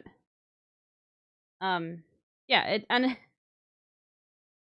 yeah, I mean, we don't need to get into like how racist most criminal justice systems are. I mean, most of this audience is American, you Yeah, know, yeah. so It's yeah, it's the same everywhere pretty much. yeah, 100%. Yeah, now the next one's a bit more light. Mm. We're talking about the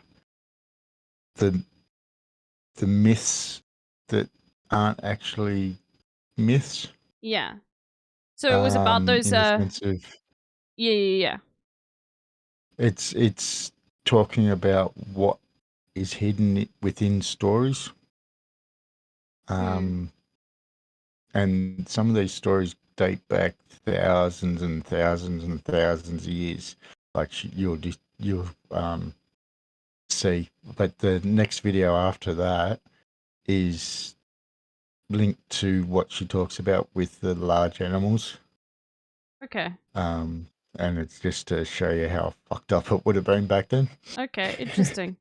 So this is you know, that one long video we watched, I can't remember the guy's name, but the really good American guy who was talking about who focuses on indigenous sort of history and culture. You can see he's very good. I remember that guy, that really long video you sent, remember the last time? Was that the one there sitting, the two guys, Indian lad, or I think he was, No, and it's a just the white one guy guy. from Tasmania? No, it's the one Oh, Ross. American guy, and he says it's the kind of thing you said you listened to over and over again. He was talking about the Oh, rainbow yeah, snake, yeah, you know? yeah. I've actually got that is it's in the list. It's a couple of down in the list. I can't see. Yeah, it was really, really good. It was very captivating, and this the, is the actual rainbow serpent story. Mm. I added one just so you could hear it. Burden Cow says, I tried to find out how, there's a question for you. I tried to find out how many Aboriginal people there are. Census data says that the number increased by 80% to 81,000 between 2006 and 2021. Most of the increase, at least since 2026, is attributed to increased births. So I'd love to know if Yogi can comment. Trying to understand like why the Aboriginal data has increased so much. I mean, it's probably also to do with people figuring out that they're Aboriginal as well. Like, it's not. I don't know. Yeah. No, that's a big one because like I've only known for 20 years. That you're Aboriginal. And I'm 51. Yeah, I'm 51. So that's 31 years of my life. I mean, 31 of my years. Yeah. Yeah, but so yeah, it's a lot of it is people and there's like I've traced, well, not me personally, my brother did it, where we're from. And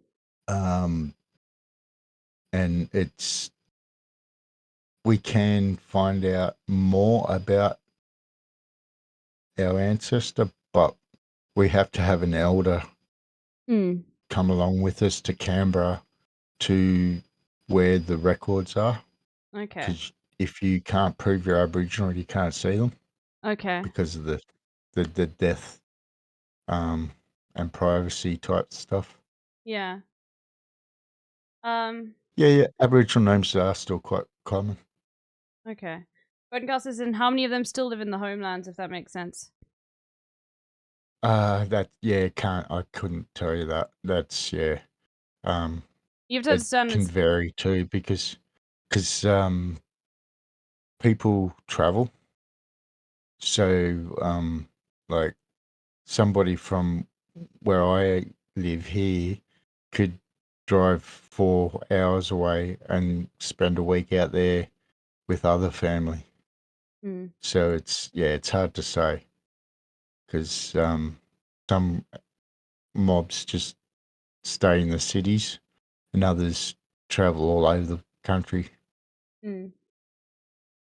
But also, like, what you have to understand, Bird and Cow, is like one of the reasons why there is a lost generation is because the Australian government, and I don't really want to get too much into this because it's so heavy, like wanted to westernize the Aboriginal people. So you're going to have a lot of Aboriginal people who are not going to live in their homelands because they were, and they find out that they are because they're part of the lost generation. and They were removed from their. when you were removed too, you may not have even been kept in your own state.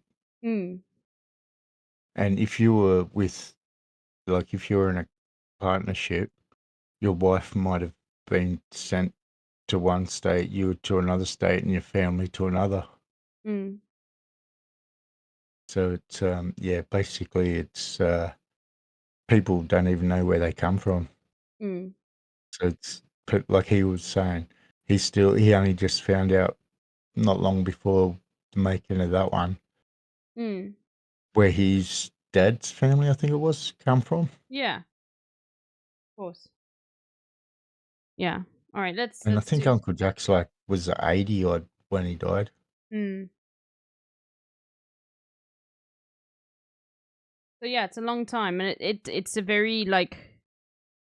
Yeah, I mean, I think it's pretty clear. Like the point of the Western project was to eviscerate the culture, as is all colonization. You know, there's never been really any sense of wanting to retain the previous culture. So these records are going to be very difficult. Anyway, let's see the myth of Aboriginal stories being myths, because I remember you spoke about this because it was so poignant, and this is the one thing that like I can't stand about leftist communities, you know, about how there's this absolute desire in almost like the same sense that like, you know, you get atheists, but not just atheists, like strongly everybody else needs to see the truth of atheism as well. When, you know, why is it so important to have this very clear truth, you know? When especially like these sorts of stories are important and they have passed down generational knowledge, you know? Like then there is truth to them. I was in a right? philosopher stream the other day, and he was saying that the Aboriginal people couldn't have known because they didn't have science. Yeah, and that's bullshit.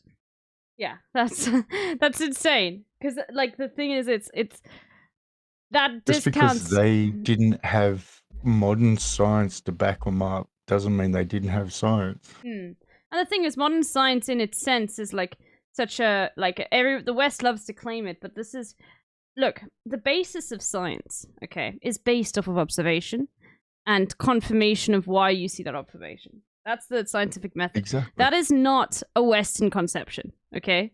Like finding like science can be as simple as figuring out that this food is better for you and you run faster. You know, not all. Then like that is still a collective knowledge, like of knowing this specific thing. You know, so it's not that's one thing that's just very frustrating. I think when people claim that like science is inherently like the process where it's done is Western, and yeah, it's not true, right? Of course. And Yeah. I've got a degree in physics. I'm not anti-science by any measure whatsoever. So before anybody in the chat gets annoyed at that, but it is like when you just try to throw away any sort of other culture by holding these Western values on a pedestal, then you are not focusing on the correct thing here ever. You are like deliberately being obtuse. What Hmm. I'm loving about Australian science the last couple of decades Hmm. is they've actually been connecting with Aboriginal people, Hmm. and they've proven stories to be scientifically correct. Yeah. And he sort of talks a little about it with the animals. So Hmm. yeah, we might as well jump into it. All right, let's have a look.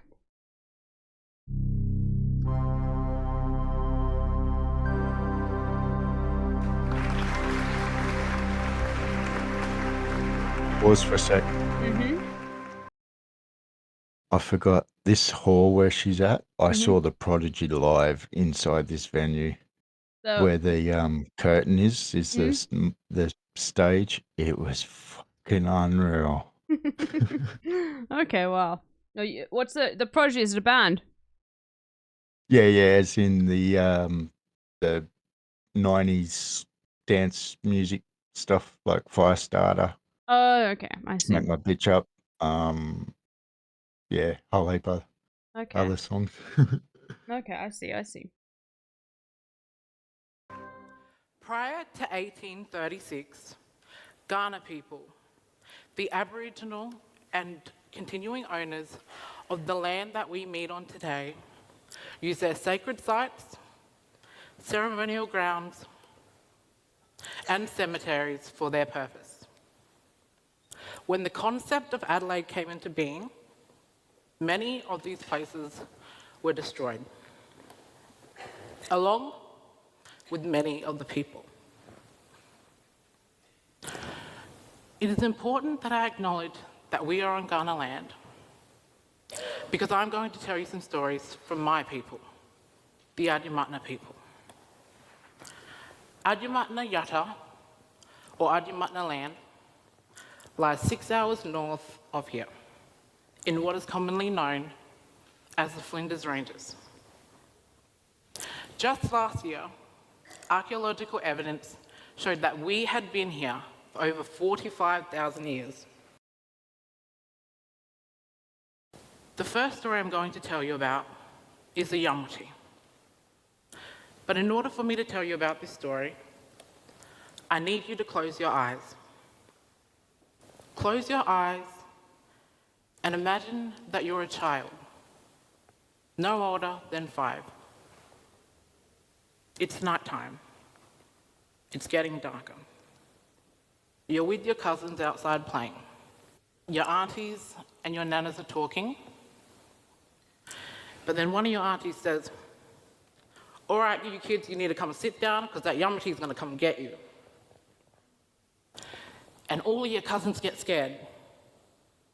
But you're a bit confused because you've never heard of the Yamuti before. And so you go to your auntie and you say, "Auntie, what's the Yamuti?" And she looks at you and she says, "The Yamuti is a big, scary monster. He's bigger than you, and he's even bigger than me. So if you see that Yamuti, you need to quickly run because he steals kids. The best place for you to go is to quickly run and climb up a tree, because the thing about the Yamuti is that he can't look up. He can only look down or side to side. He'll be able to smell you, but he just won't be able to see you. So you stay in that tree until one of us comes and gets you." You can open your eyes. The story about the Yamuti came up last year when I started looking at research into rock art studies in South Australia as a postgraduate archaeology student. I was looking at one study, and it had two anthropologists during the 1960s looking at extinct animals. They were interested in whether megafauna had coexisted with Aboriginal people. In particular, they were interested in one animal, known as the diprotodon. This animal was a large wombat-like creature that became extinct around 47,000 years ago. They found a footprint which they believed was the footprint of a diprotodon. And they did this by looking at the skeleton of one footprint and matching it with the image of the diprotodon's footprint. And because of this, they came to the conclusion, and the idea became more interesting, that Aboriginal people and megafauna had coexisted. The thing that I found most interesting about this story was that Aboriginal people were barely included. The only way that we were included was as informants. Back around that time, Aboriginal people were mostly used as people who they get information from and then go and tell the world about who these strange people were. They never really took in any information. This didn't surprise me, because at the time, Aboriginal people weren't even included in the national count of people. You see, prior to the 1967 referendum to change the Constitution, Aboriginal people were specifically left out. And this was because of two reasons. The first reason was that they believed that we were closer to animals than we were human. The second reason was that they believed that we were dying out, which is clearly not true because I'm here today. The thing that surprised me most is that I had grown up knowing about this animal.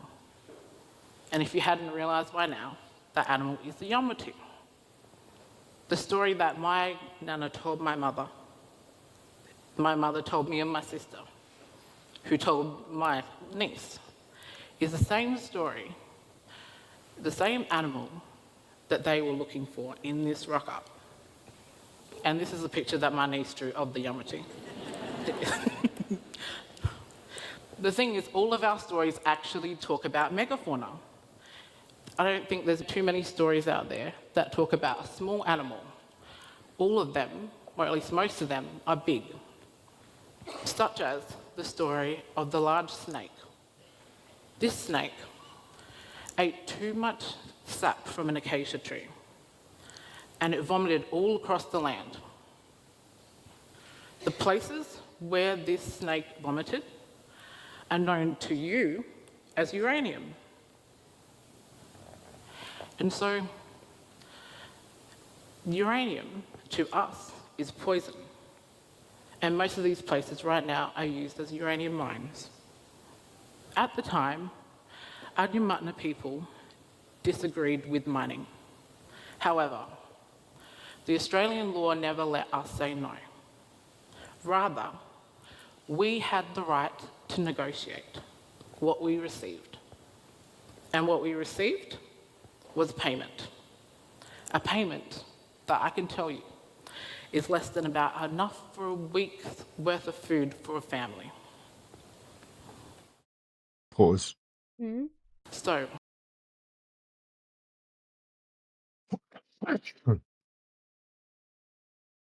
They didn't have a right to say no, no matter what the offer was. Yeah. So you can see what happened there. Yeah. So they just were just given like the compensation was just like basically nothing. It was just Yeah. it was a illusion of compromise. Yeah. Mm. Nowadays, mines actually hire Aboriginal crews to restore the land, either after they've finished mining Mm. or even just during the process, like just to help mitigate soil blowing off and all that sort of stuff. Mm. And they actually pay on decent wages these days. But it's still, they've got to work for the money. Yeah. But at least they get the satisfaction of caring for country Mm. and learning. They learn more that way about the plant, like 'cause you learn the science of the plant. Mm. So they actually, and that's the thing about Aboriginal culture. It's adapted for tens of thousands of years. Mm. So humans, oh, fuck's sake. Yeah. Europeans coming along could have gone smoothly and Aboriginal people would have adapted. Mm. Like with the photos and stuff. Originally, you couldn't take a photo at all. Mm. Nowadays, you're allowed to take photos with permission. Yeah. And like that, Aboriginal people post on Facebook and Instagram and all that sort of stuff all the time. Mm. But when it comes to the death thing, like that, they said in the last talk I gave, they blurred out the singer's face and whatnot. Yeah. Same sort of thing. Like it's adaptation of their culture's grown with what they're given. Yeah. Yeah, culture is always something that evolves. It's just I guess the thing is like it was such a turnaround so quickly, you know? Like it can't adapt as quickly as colonization can, especially with the rate in which Europeans wanted to industrialize the land and all of that, you know? I do have Aboriginal ancestry, yes. Yeah. So, oh yeah, you're answering Iraqi Mo. But yeah, I remember just for those who don't know what you're talking about, it's like I didn't know this before Yogi came on last time, but in Australia, if they're going to show images of Aboriginal people that have died, there's a warning beforehand, because it's actually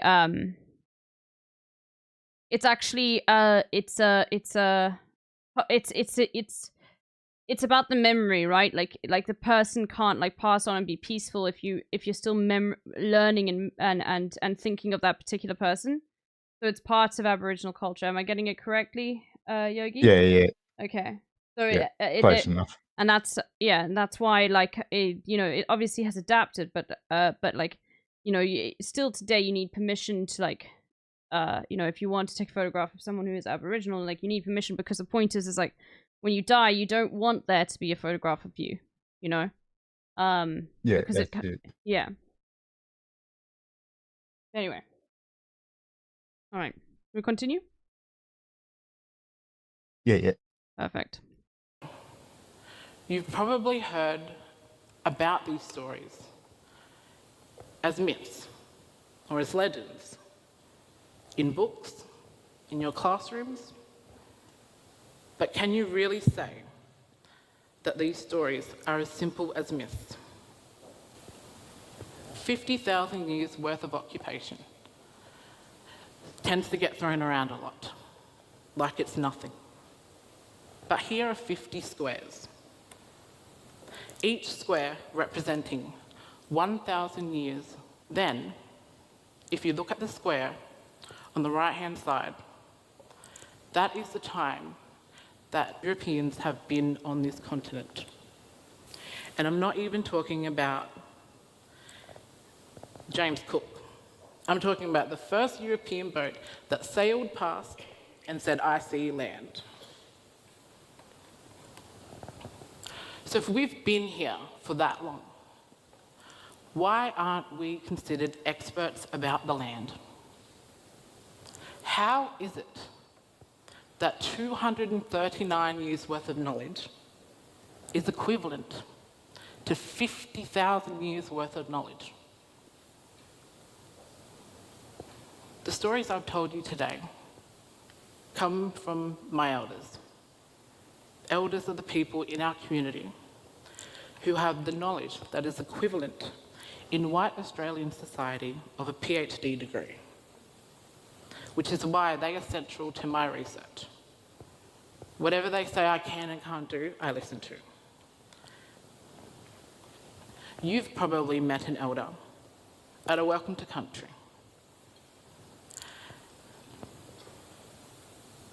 But how many of you can say that you've talked to an elder outside of a Welcome to Country?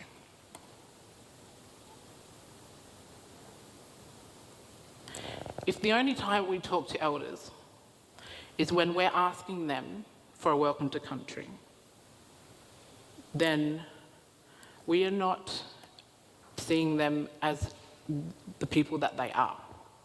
We're not seeing them as teachers, as guides, as instructors.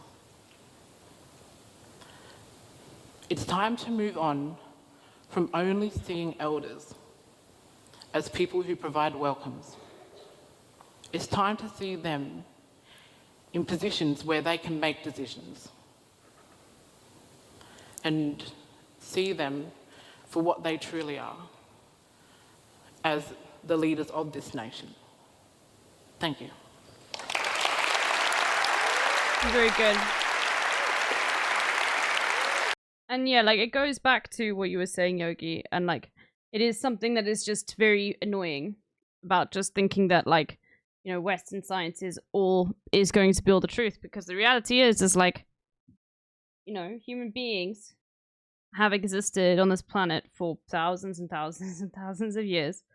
So are you going to throw away generational knowledge from a culture, the oldest known culture on Earth, where like through like just talking to Aboriginal people, lots of scientific discoveries have been made within Australia already, you know? Like, how are you to say that an individual story told is myth rather than history, you know? Yeah, 100%. Hmm. And it's true of all indigenous cultures. Yeah. There's a element of truth in everything. You just have to know what to look for, Mm. and you can it'll come to you quite easy. Mm. Yeah. So of course, 100%, and it is just like, it is because the thing is you know, someone like me, who I've got a degree in science, in physics, right, which is just really all you're doing when you learn physics is you just you're given a problem and you try to use information around you to solve it, you know? So it's like, once again, like, obviously, like, not all science, as someone said, like, most science is observational, but obviously, like, some of it isn't, but most of the time it is. And so I don't really see, like, I don't think there should be a distinction between like how do I frame this correctly? I don't think it should always be this case of like I feel like everything should be investigated and taken with the same seriousness as like you would take like a normal, especially if it is a story from a human, from a long, like a like from a deeply rooted culture that's been around for thousands and thousands of years, you know? Yeah, the Aboriginal believe that they were here before there was anything, as in before the mountains and everything like that formed. The Australia was completely flat. That's how far back they go in their stories. And you know what? There could be some truth to that. There could have been some land formations that had like incredible growth during the time. Like, we know mountains grow. So there could have been, you know, there is possible that there could be some evidence for that as well, you know? I guess the main point of all of this is it should never be discounted, you know, as just a myth or just a whatever, you know? Especially because of like, we can't go back and look that far back in history. This is all we have. You know? Just to answer a Mm. question in the chat, oh, it's kind of a mixed bag with that. It's partly to the fact that people are more accepting of having Aboriginal heritage, and that it even though it's kind of messy, there are records that can be followed. Like I found the wedding certificate of my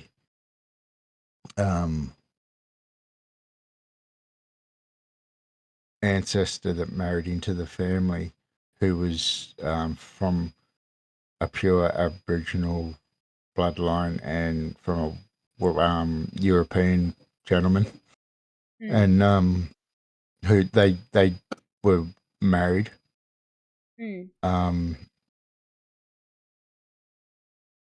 But I've got the wedding certificate from 1880. 1880, huh? Yeah.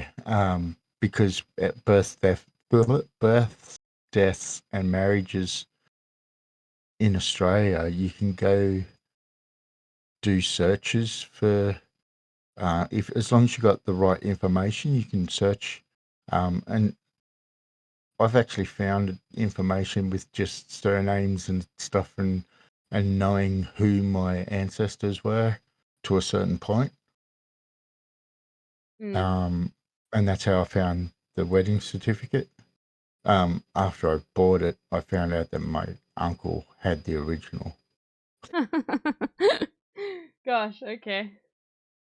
Yeah, and that's on the original. It actually mentions that she's Aboriginal. Okay.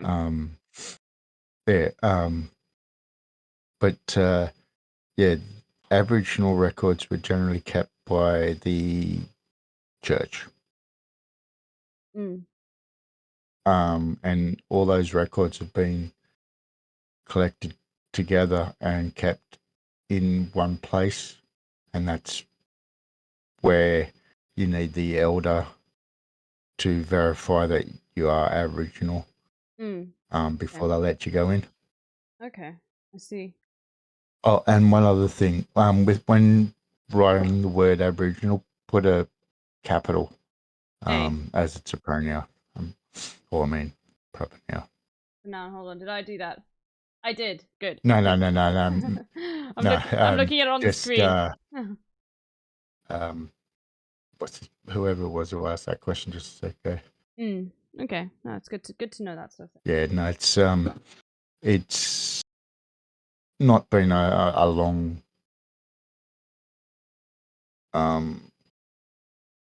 thing it's not been done for a long time. It's kind of reasonably recent, but it's Sign of respect, more or less I along the guess. same lines as it's just the same as having a capital for anything that's of that nature. Yeah. I know what you mean. And so it just it used to be they used to be called Aborigine, but that's deemed offensive these days.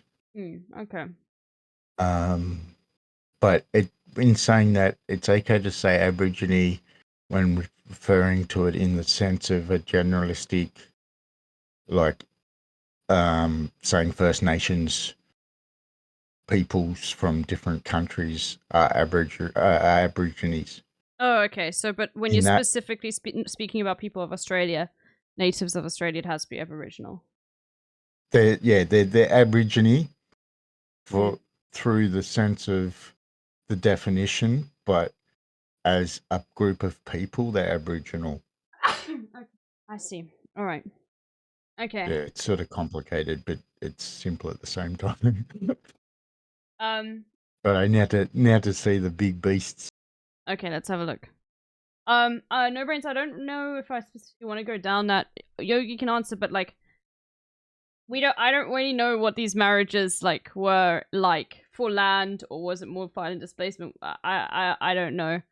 Back then, like what the process was. It's varied, but when with marriage, it was love. Okay. Because it was actually illegal to marry an Aboriginal person of pure bloodline. Mixed blood was okay. Yeah, and so yeah, you basically you were shunned if you Did so. fraternized, and that's why a lot of bad things happen to Aboriginal women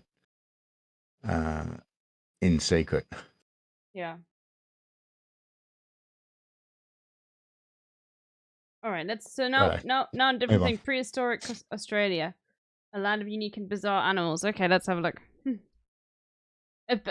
Australia is already very bizarre. Like, you know what's so funny is you look at like South Africa and the animals here. There's just, you know, there are things, but we don't have like the level of like venomousness that so many of your fauna do. Like, there are a few poisonous snakes, but there aren't like massive spiders. There's like one poisonous spider or two poisonous spiders, but they're not going to kill you. You know, like I mean, yeah. There's only one of the top 10 venomous snakes that don't exist in Australia. Boomslang. Yeah, the boomslang, which translates to the tree snake. That's it, the boomslang. Boomslang. It's very venomous. That's the one that everyone's probably talking about. But then the rest are all in Australia. Anyway. I mean, we've also got the puff adder, but I think you guys might have puff adders. Not sure. Climbing trees won't help you. Goannas climb. Yeah. really well. If a goanna runs at you, lay on the ground. Okay. Because they think you're a tree and try and run up you, and you don't want that. Yeah. The emergence of complex life on land coincided with the formation of Pangaea, a supercontinent that connected all present-day continents. Around 180 million years ago, Pangaea began to break apart into two major fragments, one of which was Gondwana, a massive landmass composed of South America, Africa, India, Antarctica, and Australia. These regions were once covered by extensive prehistoric forests until they started to separate and move into their current locations. Australia, like South America and Antarctica, was initially isolated from other continents, resulting in the development of unique and unusual forms of life. Unlike the other continents, however, Australia remained isolated and unchanged due to its separation from the others. When humans arrived in Australia approximately 50,000 to 65,000 years ago, they discovered a land with an abundance of unfamiliar and dangerous creatures that were vastly different from those found anywhere else on Earth. In this video, we'll be taking a look at the most ferocious prehistoric animals in Australia. But before we begin, make sure you hit the like button, subscribe to our channel, and click the notification bell for more amazing videos. With that being said, let's begin. Diprotodon.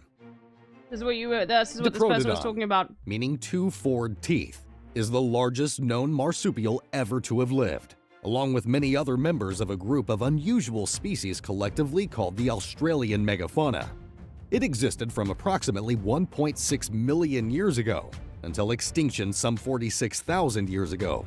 The largest specimens were hippopotamus-sized, about 3 meters or 9.8 feet from nose to tail, standing 2 meters or 6.6 feet tall at the shoulder, and weighing about 2,800 kilograms or 6,200 pounds. They inhabited open forests, woodlands, and grasslands, possibly staying close to water and eating leaves, shrubs, and some grasses. Most modern researchers argue that diprotodons, along with a wide range of other Australian megafauna, became extinct shortly after humans arrived in Australia about 50,000 years ago. Prosoptodon. Prosoptodon was a genus of massive short-faced kangaroos that lived in Australia during the Pleistocene epoch. The largest known kangaroo to ever exist belonged to this genus, known as Prosoptodon goliah, and it stood approximately 2 meters or 6.6 feet tall and weighed around 232 kilograms or 511 pounds. These kangaroos coexisted Oops, sorry, I'm just trying to move this here or somewhere where it's not going to cover it. with There we go. modern species of kangaroos, but had a specialized There's diet a of leaves from trees and shrubs. living relative of this guy that's tiny, who still doesn't jump. Really? Like it looks like a kangaroo but doesn't jump. I think it's is it the tree kangaroo or the rock kangaroo? I can't remember, but it's North Queensland basically. Okay, interesting. It's probably, I'm trying to think of something that, probably size of a hare, maybe a bit bigger. Okay. Alright, I see. The genus existed until at least 50,000 years ago before becoming extinct, although there is some evidence that they may have survived as recently as 18,000 years ago. The reasons for their extinction are not entirely clear, but it could be due to climate changes during the Pleistocene or human hunting. Thylacoleo. Thylacoleo carnifex, also known as the marsupial lion, is an extinct species of carnivorous marsupial mammal that lived in Australia from the early to the late Pleistocene. Individuals ranged up to around 75 centimeters, or 30 inches high at the shoulder, and about 150 centimeters, or 59 inches from head to tail. Measurements taken from several specimens show they averaged 101 to 130 kilograms, or 223 to 287 pounds in weight, and the largest weight was 127 to 164 kilograms, or 282 to 362 pounds. This would make it comparable to female lions and female tigers in general size. The animal was extremely robust, with profoundly built jaws and very strong forelimbs. It possessed retractable claws, a unique trait among marsupials. This would have allowed the claws to remain sharp by protecting them from being worn down on hard surfaces. Wow. The claws okay. were well suited to securing prey and climbing trees. The marsupial lion's limb proportions and muscle mass distribution indicate that, although it was a powerful animal, it was not a particularly fast runner. Paleontologists conjecture that it was an ambush predator, either sneaking up and then leaping upon its prey, or dropping down on it from overhanging tree branches. Megalania. Megalania is an extinct species of monitor lizard or goanna that inhabited southern Australia during the Pleistocene epoch. They were part of the megafaunal assemblage that lived in Australia during that time. It is believed that they disappeared between 40,000 and 30,000 years ago. The first Aboriginal settlers of Australia might have encountered them. Megalania was one of the largest predators of its time, reaching a maximum length of 7 meters, or 23 feet. It is similar to the Komodo dragon, in that it most likely had a septic bite due to bacteria-infested saliva. Myelania. Imagine dealing with that every day. The 2.5 Yeah. meter long tortoise referred I mean, it's like, and that it just is like a testament to like, you know, you got it's like how being able to survive all of this stuff. Of course, you'd need like, you know, stories and whatever to be able to explain to children, you know, when you're not around, like where to go, how to avoid these sorts of prey, you know. to is called Myelania, and it is believed to be an evolutionary throwback to the Ankylosaurus that went extinct 65 million years ago. This species had bony plates on its body. Why is it that Australia had such huge animals? This happens. Hasn't just happened in Australia. Normally, like, you know, think of like this is the way I understand it. I might be wrong, and Yogi might know more. But you know how some fish will grow to the size of the tank that you give them? I think it's similar to that. How you get these massive animals. Yeah, basically. Where It comes down to the food. Yeah, it comes down to like the food and the size of the tank you give them, you know? Yeah. I mean, dinosaurs were huge too, you know? Bigger than these animals. So. As well as horns on its head and a club-like tail. Mylania was one of the largest known non-marine turtles or tortoises, second only to the Galapagos tortoise. The last populations of Mylania died out about 2,000 years ago. It is thought that they were hunted to extinction by the Lapita people about 3,000 years ago, based on the discovery of bones at the bottom of a garbage midden at an archaeological site. Dromornis. Dromornis was a genus of prehistoric birds that lived in Australia during the late Oligocene to the Pleistocene epochs. They were enormous, standing up to 3 meters or 10 feet tall, and weighing up to half a ton. Although they look similar to giant emus, the Dromornis are more closely related to waterfowl. This genus had a long neck and stub-like wings, rendering it flightless. Its legs were powerful, but it is not believed to have been a fast runner. The bird's beak was large and immensely powerful, leading early researchers to believe that it was used to shear through tough plant stalks. However, recently others have argued that the size of the beak suggests that the bird was a carnivore, feeding on small animals such as lizards, frogs, and mammals. Palurkestes. Palurkestes is an extinct genus of marsupial that was a herbivore and lived between 11.6 million years ago and 11,000 years ago, existed for around 11.59 million years. One species of this genus was almost as large as a horse, meaning approximately 2.5 meters or 8.2 feet in length, and weighing around 200 kilograms or 440 pounds. This animal had 4 strong legs, and the front legs had large claws, similar to those of a koala. It is believed that these claws were used to pull down leaves and strip bark from trees.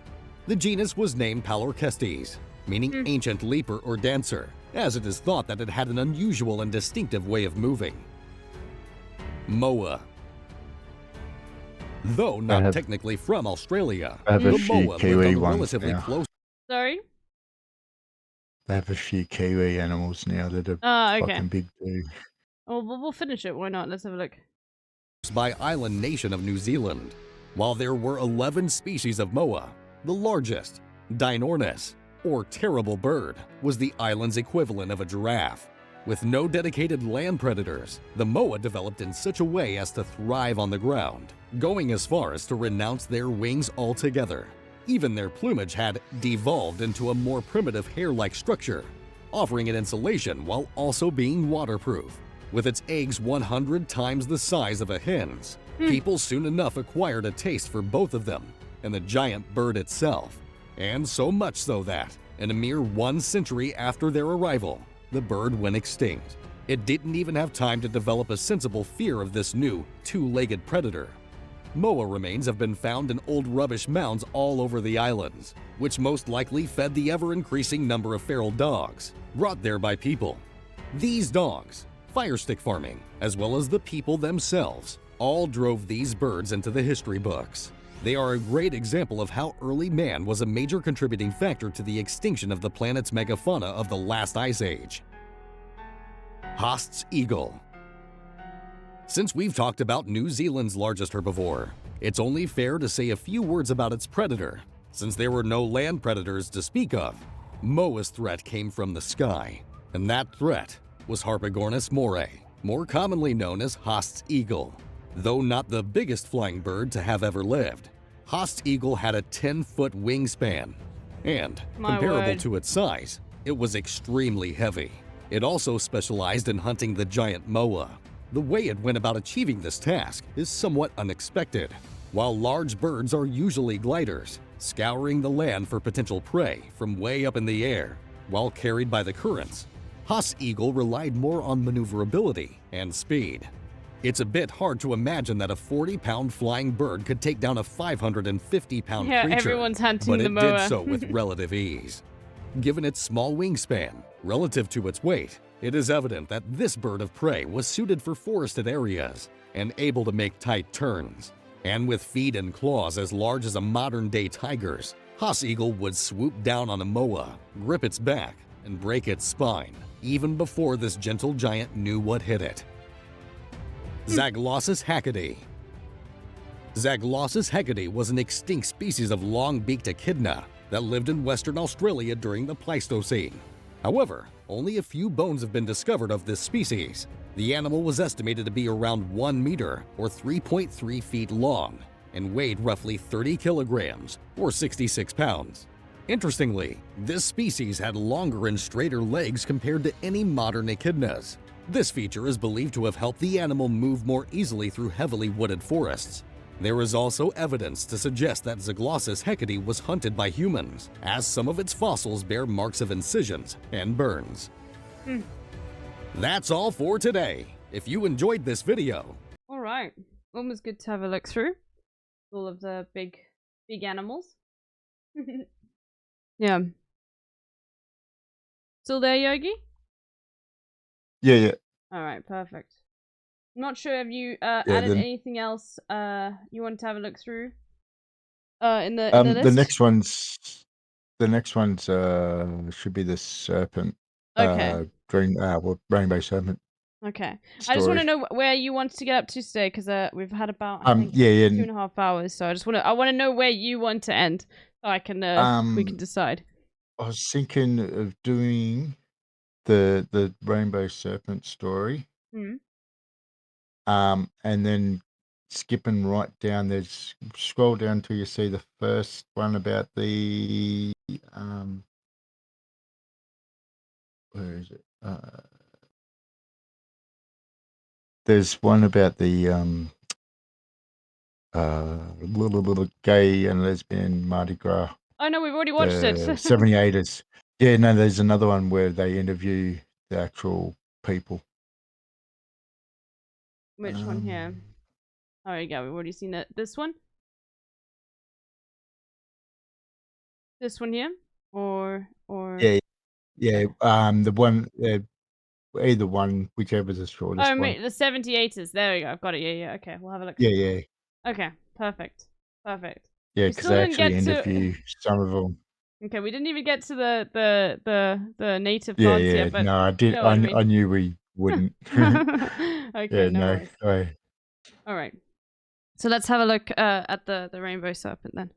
Which was, of course, I can't remember what the rainbow serpent was very important. I remember it wasn't the rainbow serpent important for created the rivers and life and all that sort of stuff. Yeah. But okay. They'll tell you the story as like they'll sort of explain in the story the story's significance. This is Electric Universe Eyes, and today I'm going to narrate an Aboriginal Dreamtime story from dreamtime.net.au called The Rainbow Serpent. At the beginning of the Dreamtime, the earth was flat and dry and empty. There were no trees, no rivers, no animals, and no grass. It was a dry and flat land. One day, Goriala, the rainbow serpent, woke up from his sleep and set off to find his tribe. He crossed Australia from east to west and north to south, stopping to listen for his people. He crossed every part of the dry, flat Australia but found nothing. After searching for a long time, he grew tired and lay down to sleep. The land he lay down to sleep on was not the same land he had set out to search for his people on, though. As he had looked for his people, his long body, had cut great gouges into the land. Goriala lay in the sand all alone until he decided to create more life in the world. He called, "Frogs, come out!" And frogs rose out of the ground with their bellies full of the water they stored. He tickled the frogs until the water burst from their mouth and filled the gouges in the land. These gouges made the rivers and streams we see today. As the water flowed over the land, grass and trees began to grow and fill the land with color. Now that there was grass to eat and water to drink, Goriala woke the animals.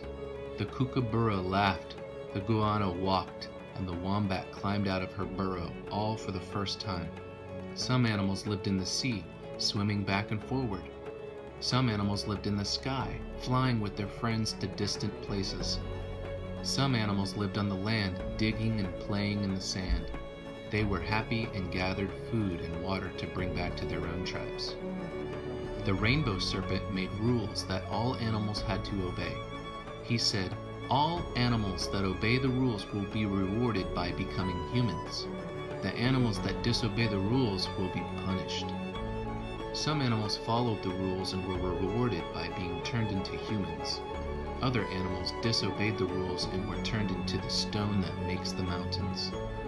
One day it started to rain, and it rained like it had never rained before. Rain fell for days and days, and the world was becoming flooded with water.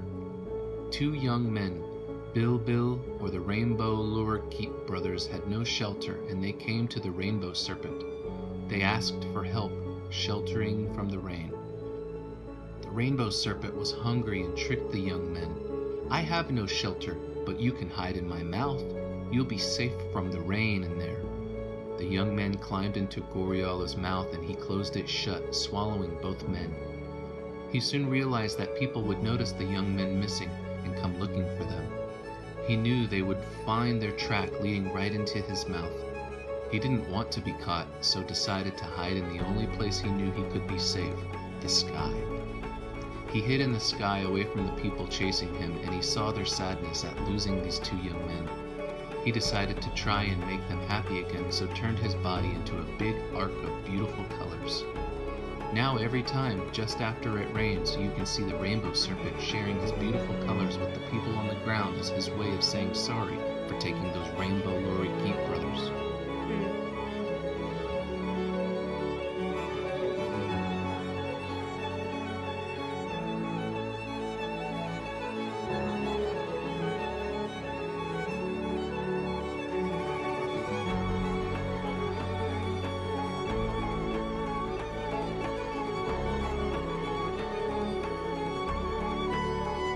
So basically, it's the Rainbow Serpent gave law Yeah.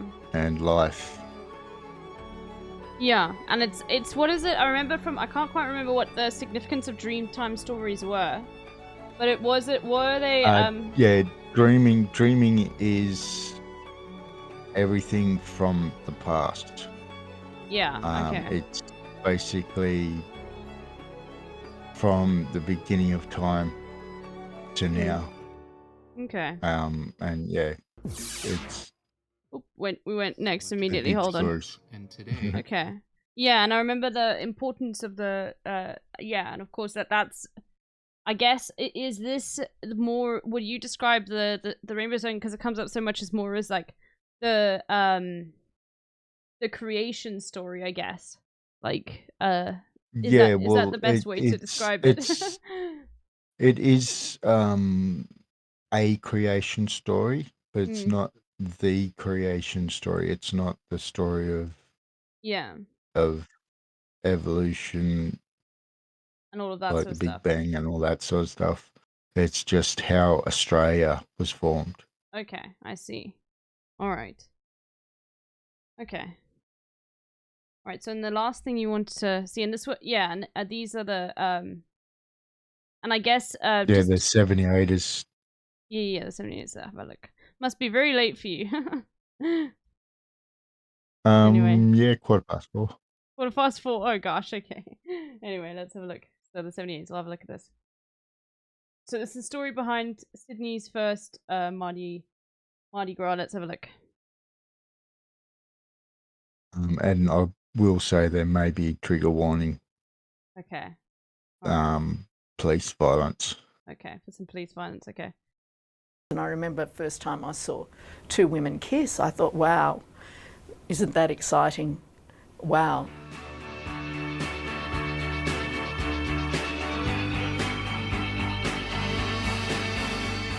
What was it like to be a young person in the 70s? For most gay people, we lived in a shadow world. Australian TV shows were family orientated, the Brady Bunch.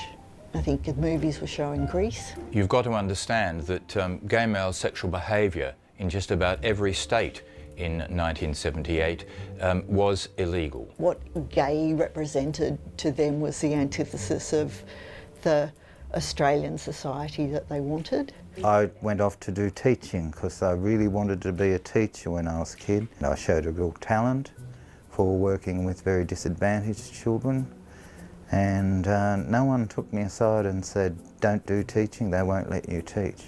having a policeman pull over in his car and just yell at me, "Look at you, you fucking idiot, you know, go home, get a boyfriend." The night of 78 was, in my mind, it was over like that. And then we were marching along the street, and then we decided to go to the cross. So yeah, people were a bit dressed up. Mostly we were just walking along the street. I don't think there seemed to be a Mardi Gras type atmosphere, or nothing like there is today.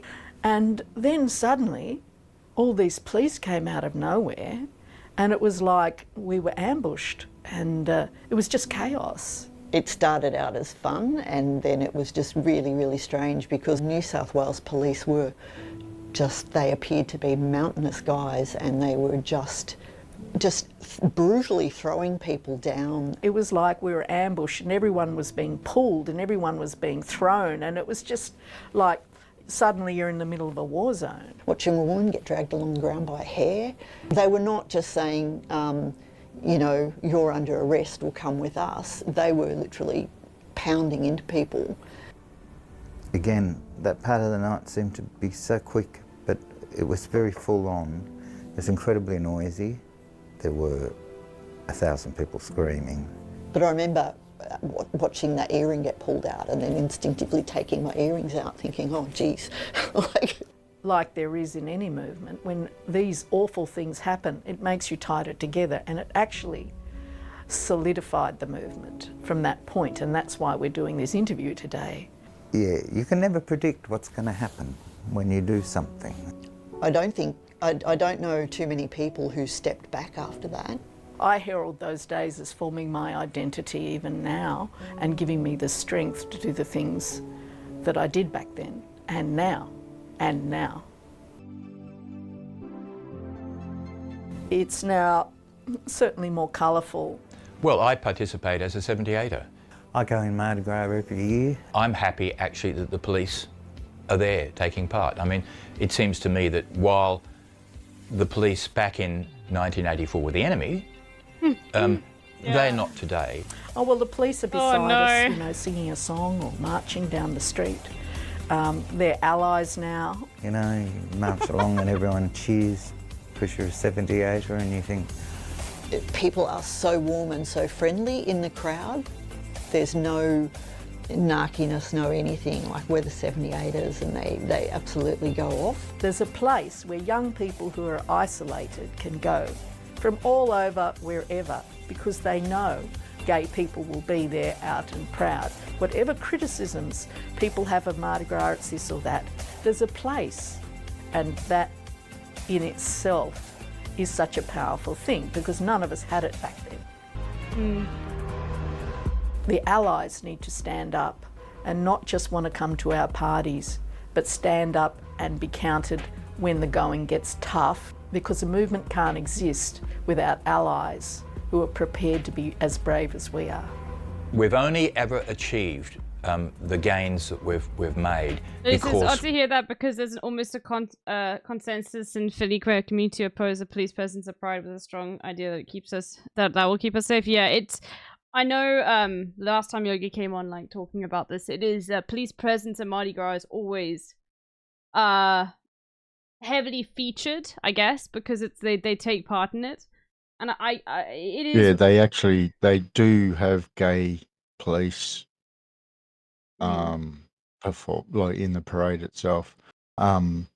This year's one was quite controversial because they killed a trans woman.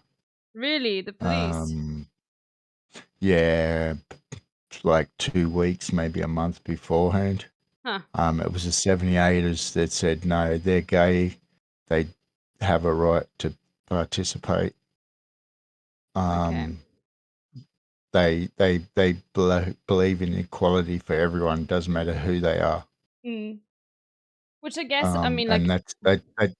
And that's what they were fighting for originally. So it's kind of be hypocritical if they said, no, we don't want the police here, because they were fighting for gay rights for not just gays, but transsexuals a lot. and it doesn't matter what job you have, you're still who you are. Yeah. Well, it's just a heads up. I think the term maybe transsexual is not appropriate. Just rather use transgender, but is an older term. So of Oh, course, yeah. sorry. No Yeah, worries. No, no, no worries. yeah. No. We all you know what I mean. And you are like a bit older than most, so it's good to And just no, I yeah. was because what I think what it was is I was thinking back then. I was going to say back then They did use that they term a were lot more. Yeah, they did. it was transsexual, transvestites. Yeah. And even in Australia today, transvestite is used amongst the community. Yeah. Because some people rather like that term. And each to their own. If you feel comfortable calling yourself that, then I'm happy to let you. Yeah. I just wanted to make sure that no, No, so that I didn't people in the realize chat that knew. actually. No. I just wanted to make sure that some people in the chat didn't think you were. Anyway, it's a loaded term with I think like I guess trans elders you could say and but we won't get into that now. I don't know entirely all of it. Yeah. Yeah, no, 80s and 90s, it was a big slur. Of course. All right, let's have a look. And then we'll finish this, yeah. We fought, stood up and demanded them. You can't sit back passively. You've got to actually be in the forefront, like the 78ers, and sort of resist. What you have to do, you have to do. It's not about being brave. I'm not a brave person, but I'm certainly going to stand up for something if I have to, or get in the way of authority if I need to. Do not care what anybody says they think of you. Who the fuck are they? You do you, and be proud, because every one of us is an individual. We're important and we're perfect versions of us. What anyone else thinks in the end is irrelevant. If you are living your best version of you, just keep going, power on.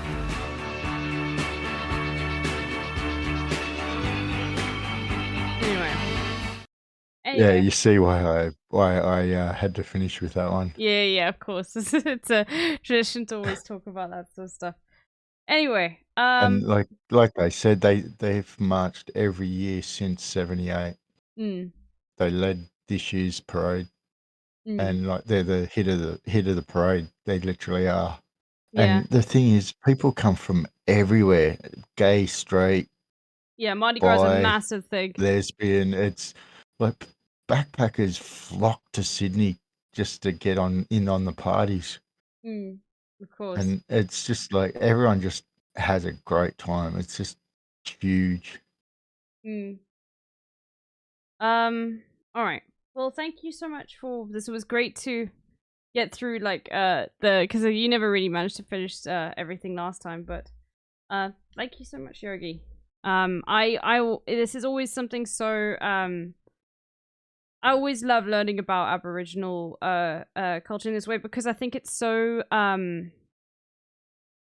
think it's such a way to see like how so many native cultures have been discounted, you know, and it's good to see like exactly. that, and I like that you bring like this you know, it's what you said before, is like you don't want to define a group of people based off of what has been done to them. You know, you want these things still need to be learned and celebrated, and I love it.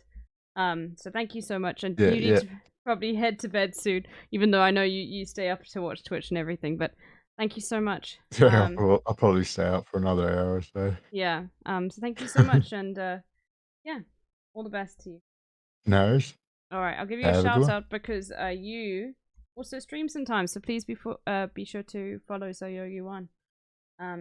Right. Bye. Cheers, and I'll see you in the chat. All right. All right. Bye, Yogi.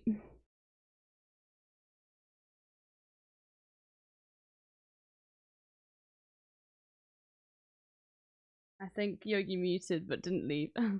Anyway, all right. So All right, but I also need to go now, chat, because I plan to do something with my mum now. So we're not going to be continuing, unfortunately. We'll have a longer stream tomorrow. But I need to, like, basically pair, like, 2 entire big bags of socks. That's it. That's what I've set time aside to do that with my mum while we watch The Bear, okay? Yeah. Anyway. Yeah, that's real. Anyway. All right. Oh, British? No, it's like, you know how just socks never ever get found? It's just that's the scenario. Anyway. All right. Bye, everyone. Bye, and thank you so much, Yogi. I really love that. And I'll see you all tomorrow. Okay. Let's see who's live. Yeah, I have no matching socks. Yeah, you know what I mean. Okay, let's see. Go to Capri. Capri is live. Yeah, we'll go to Capri.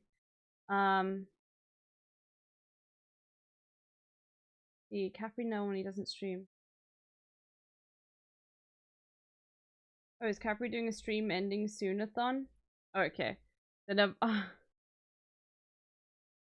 okay, yeah. Then I will raid. All right, perfect.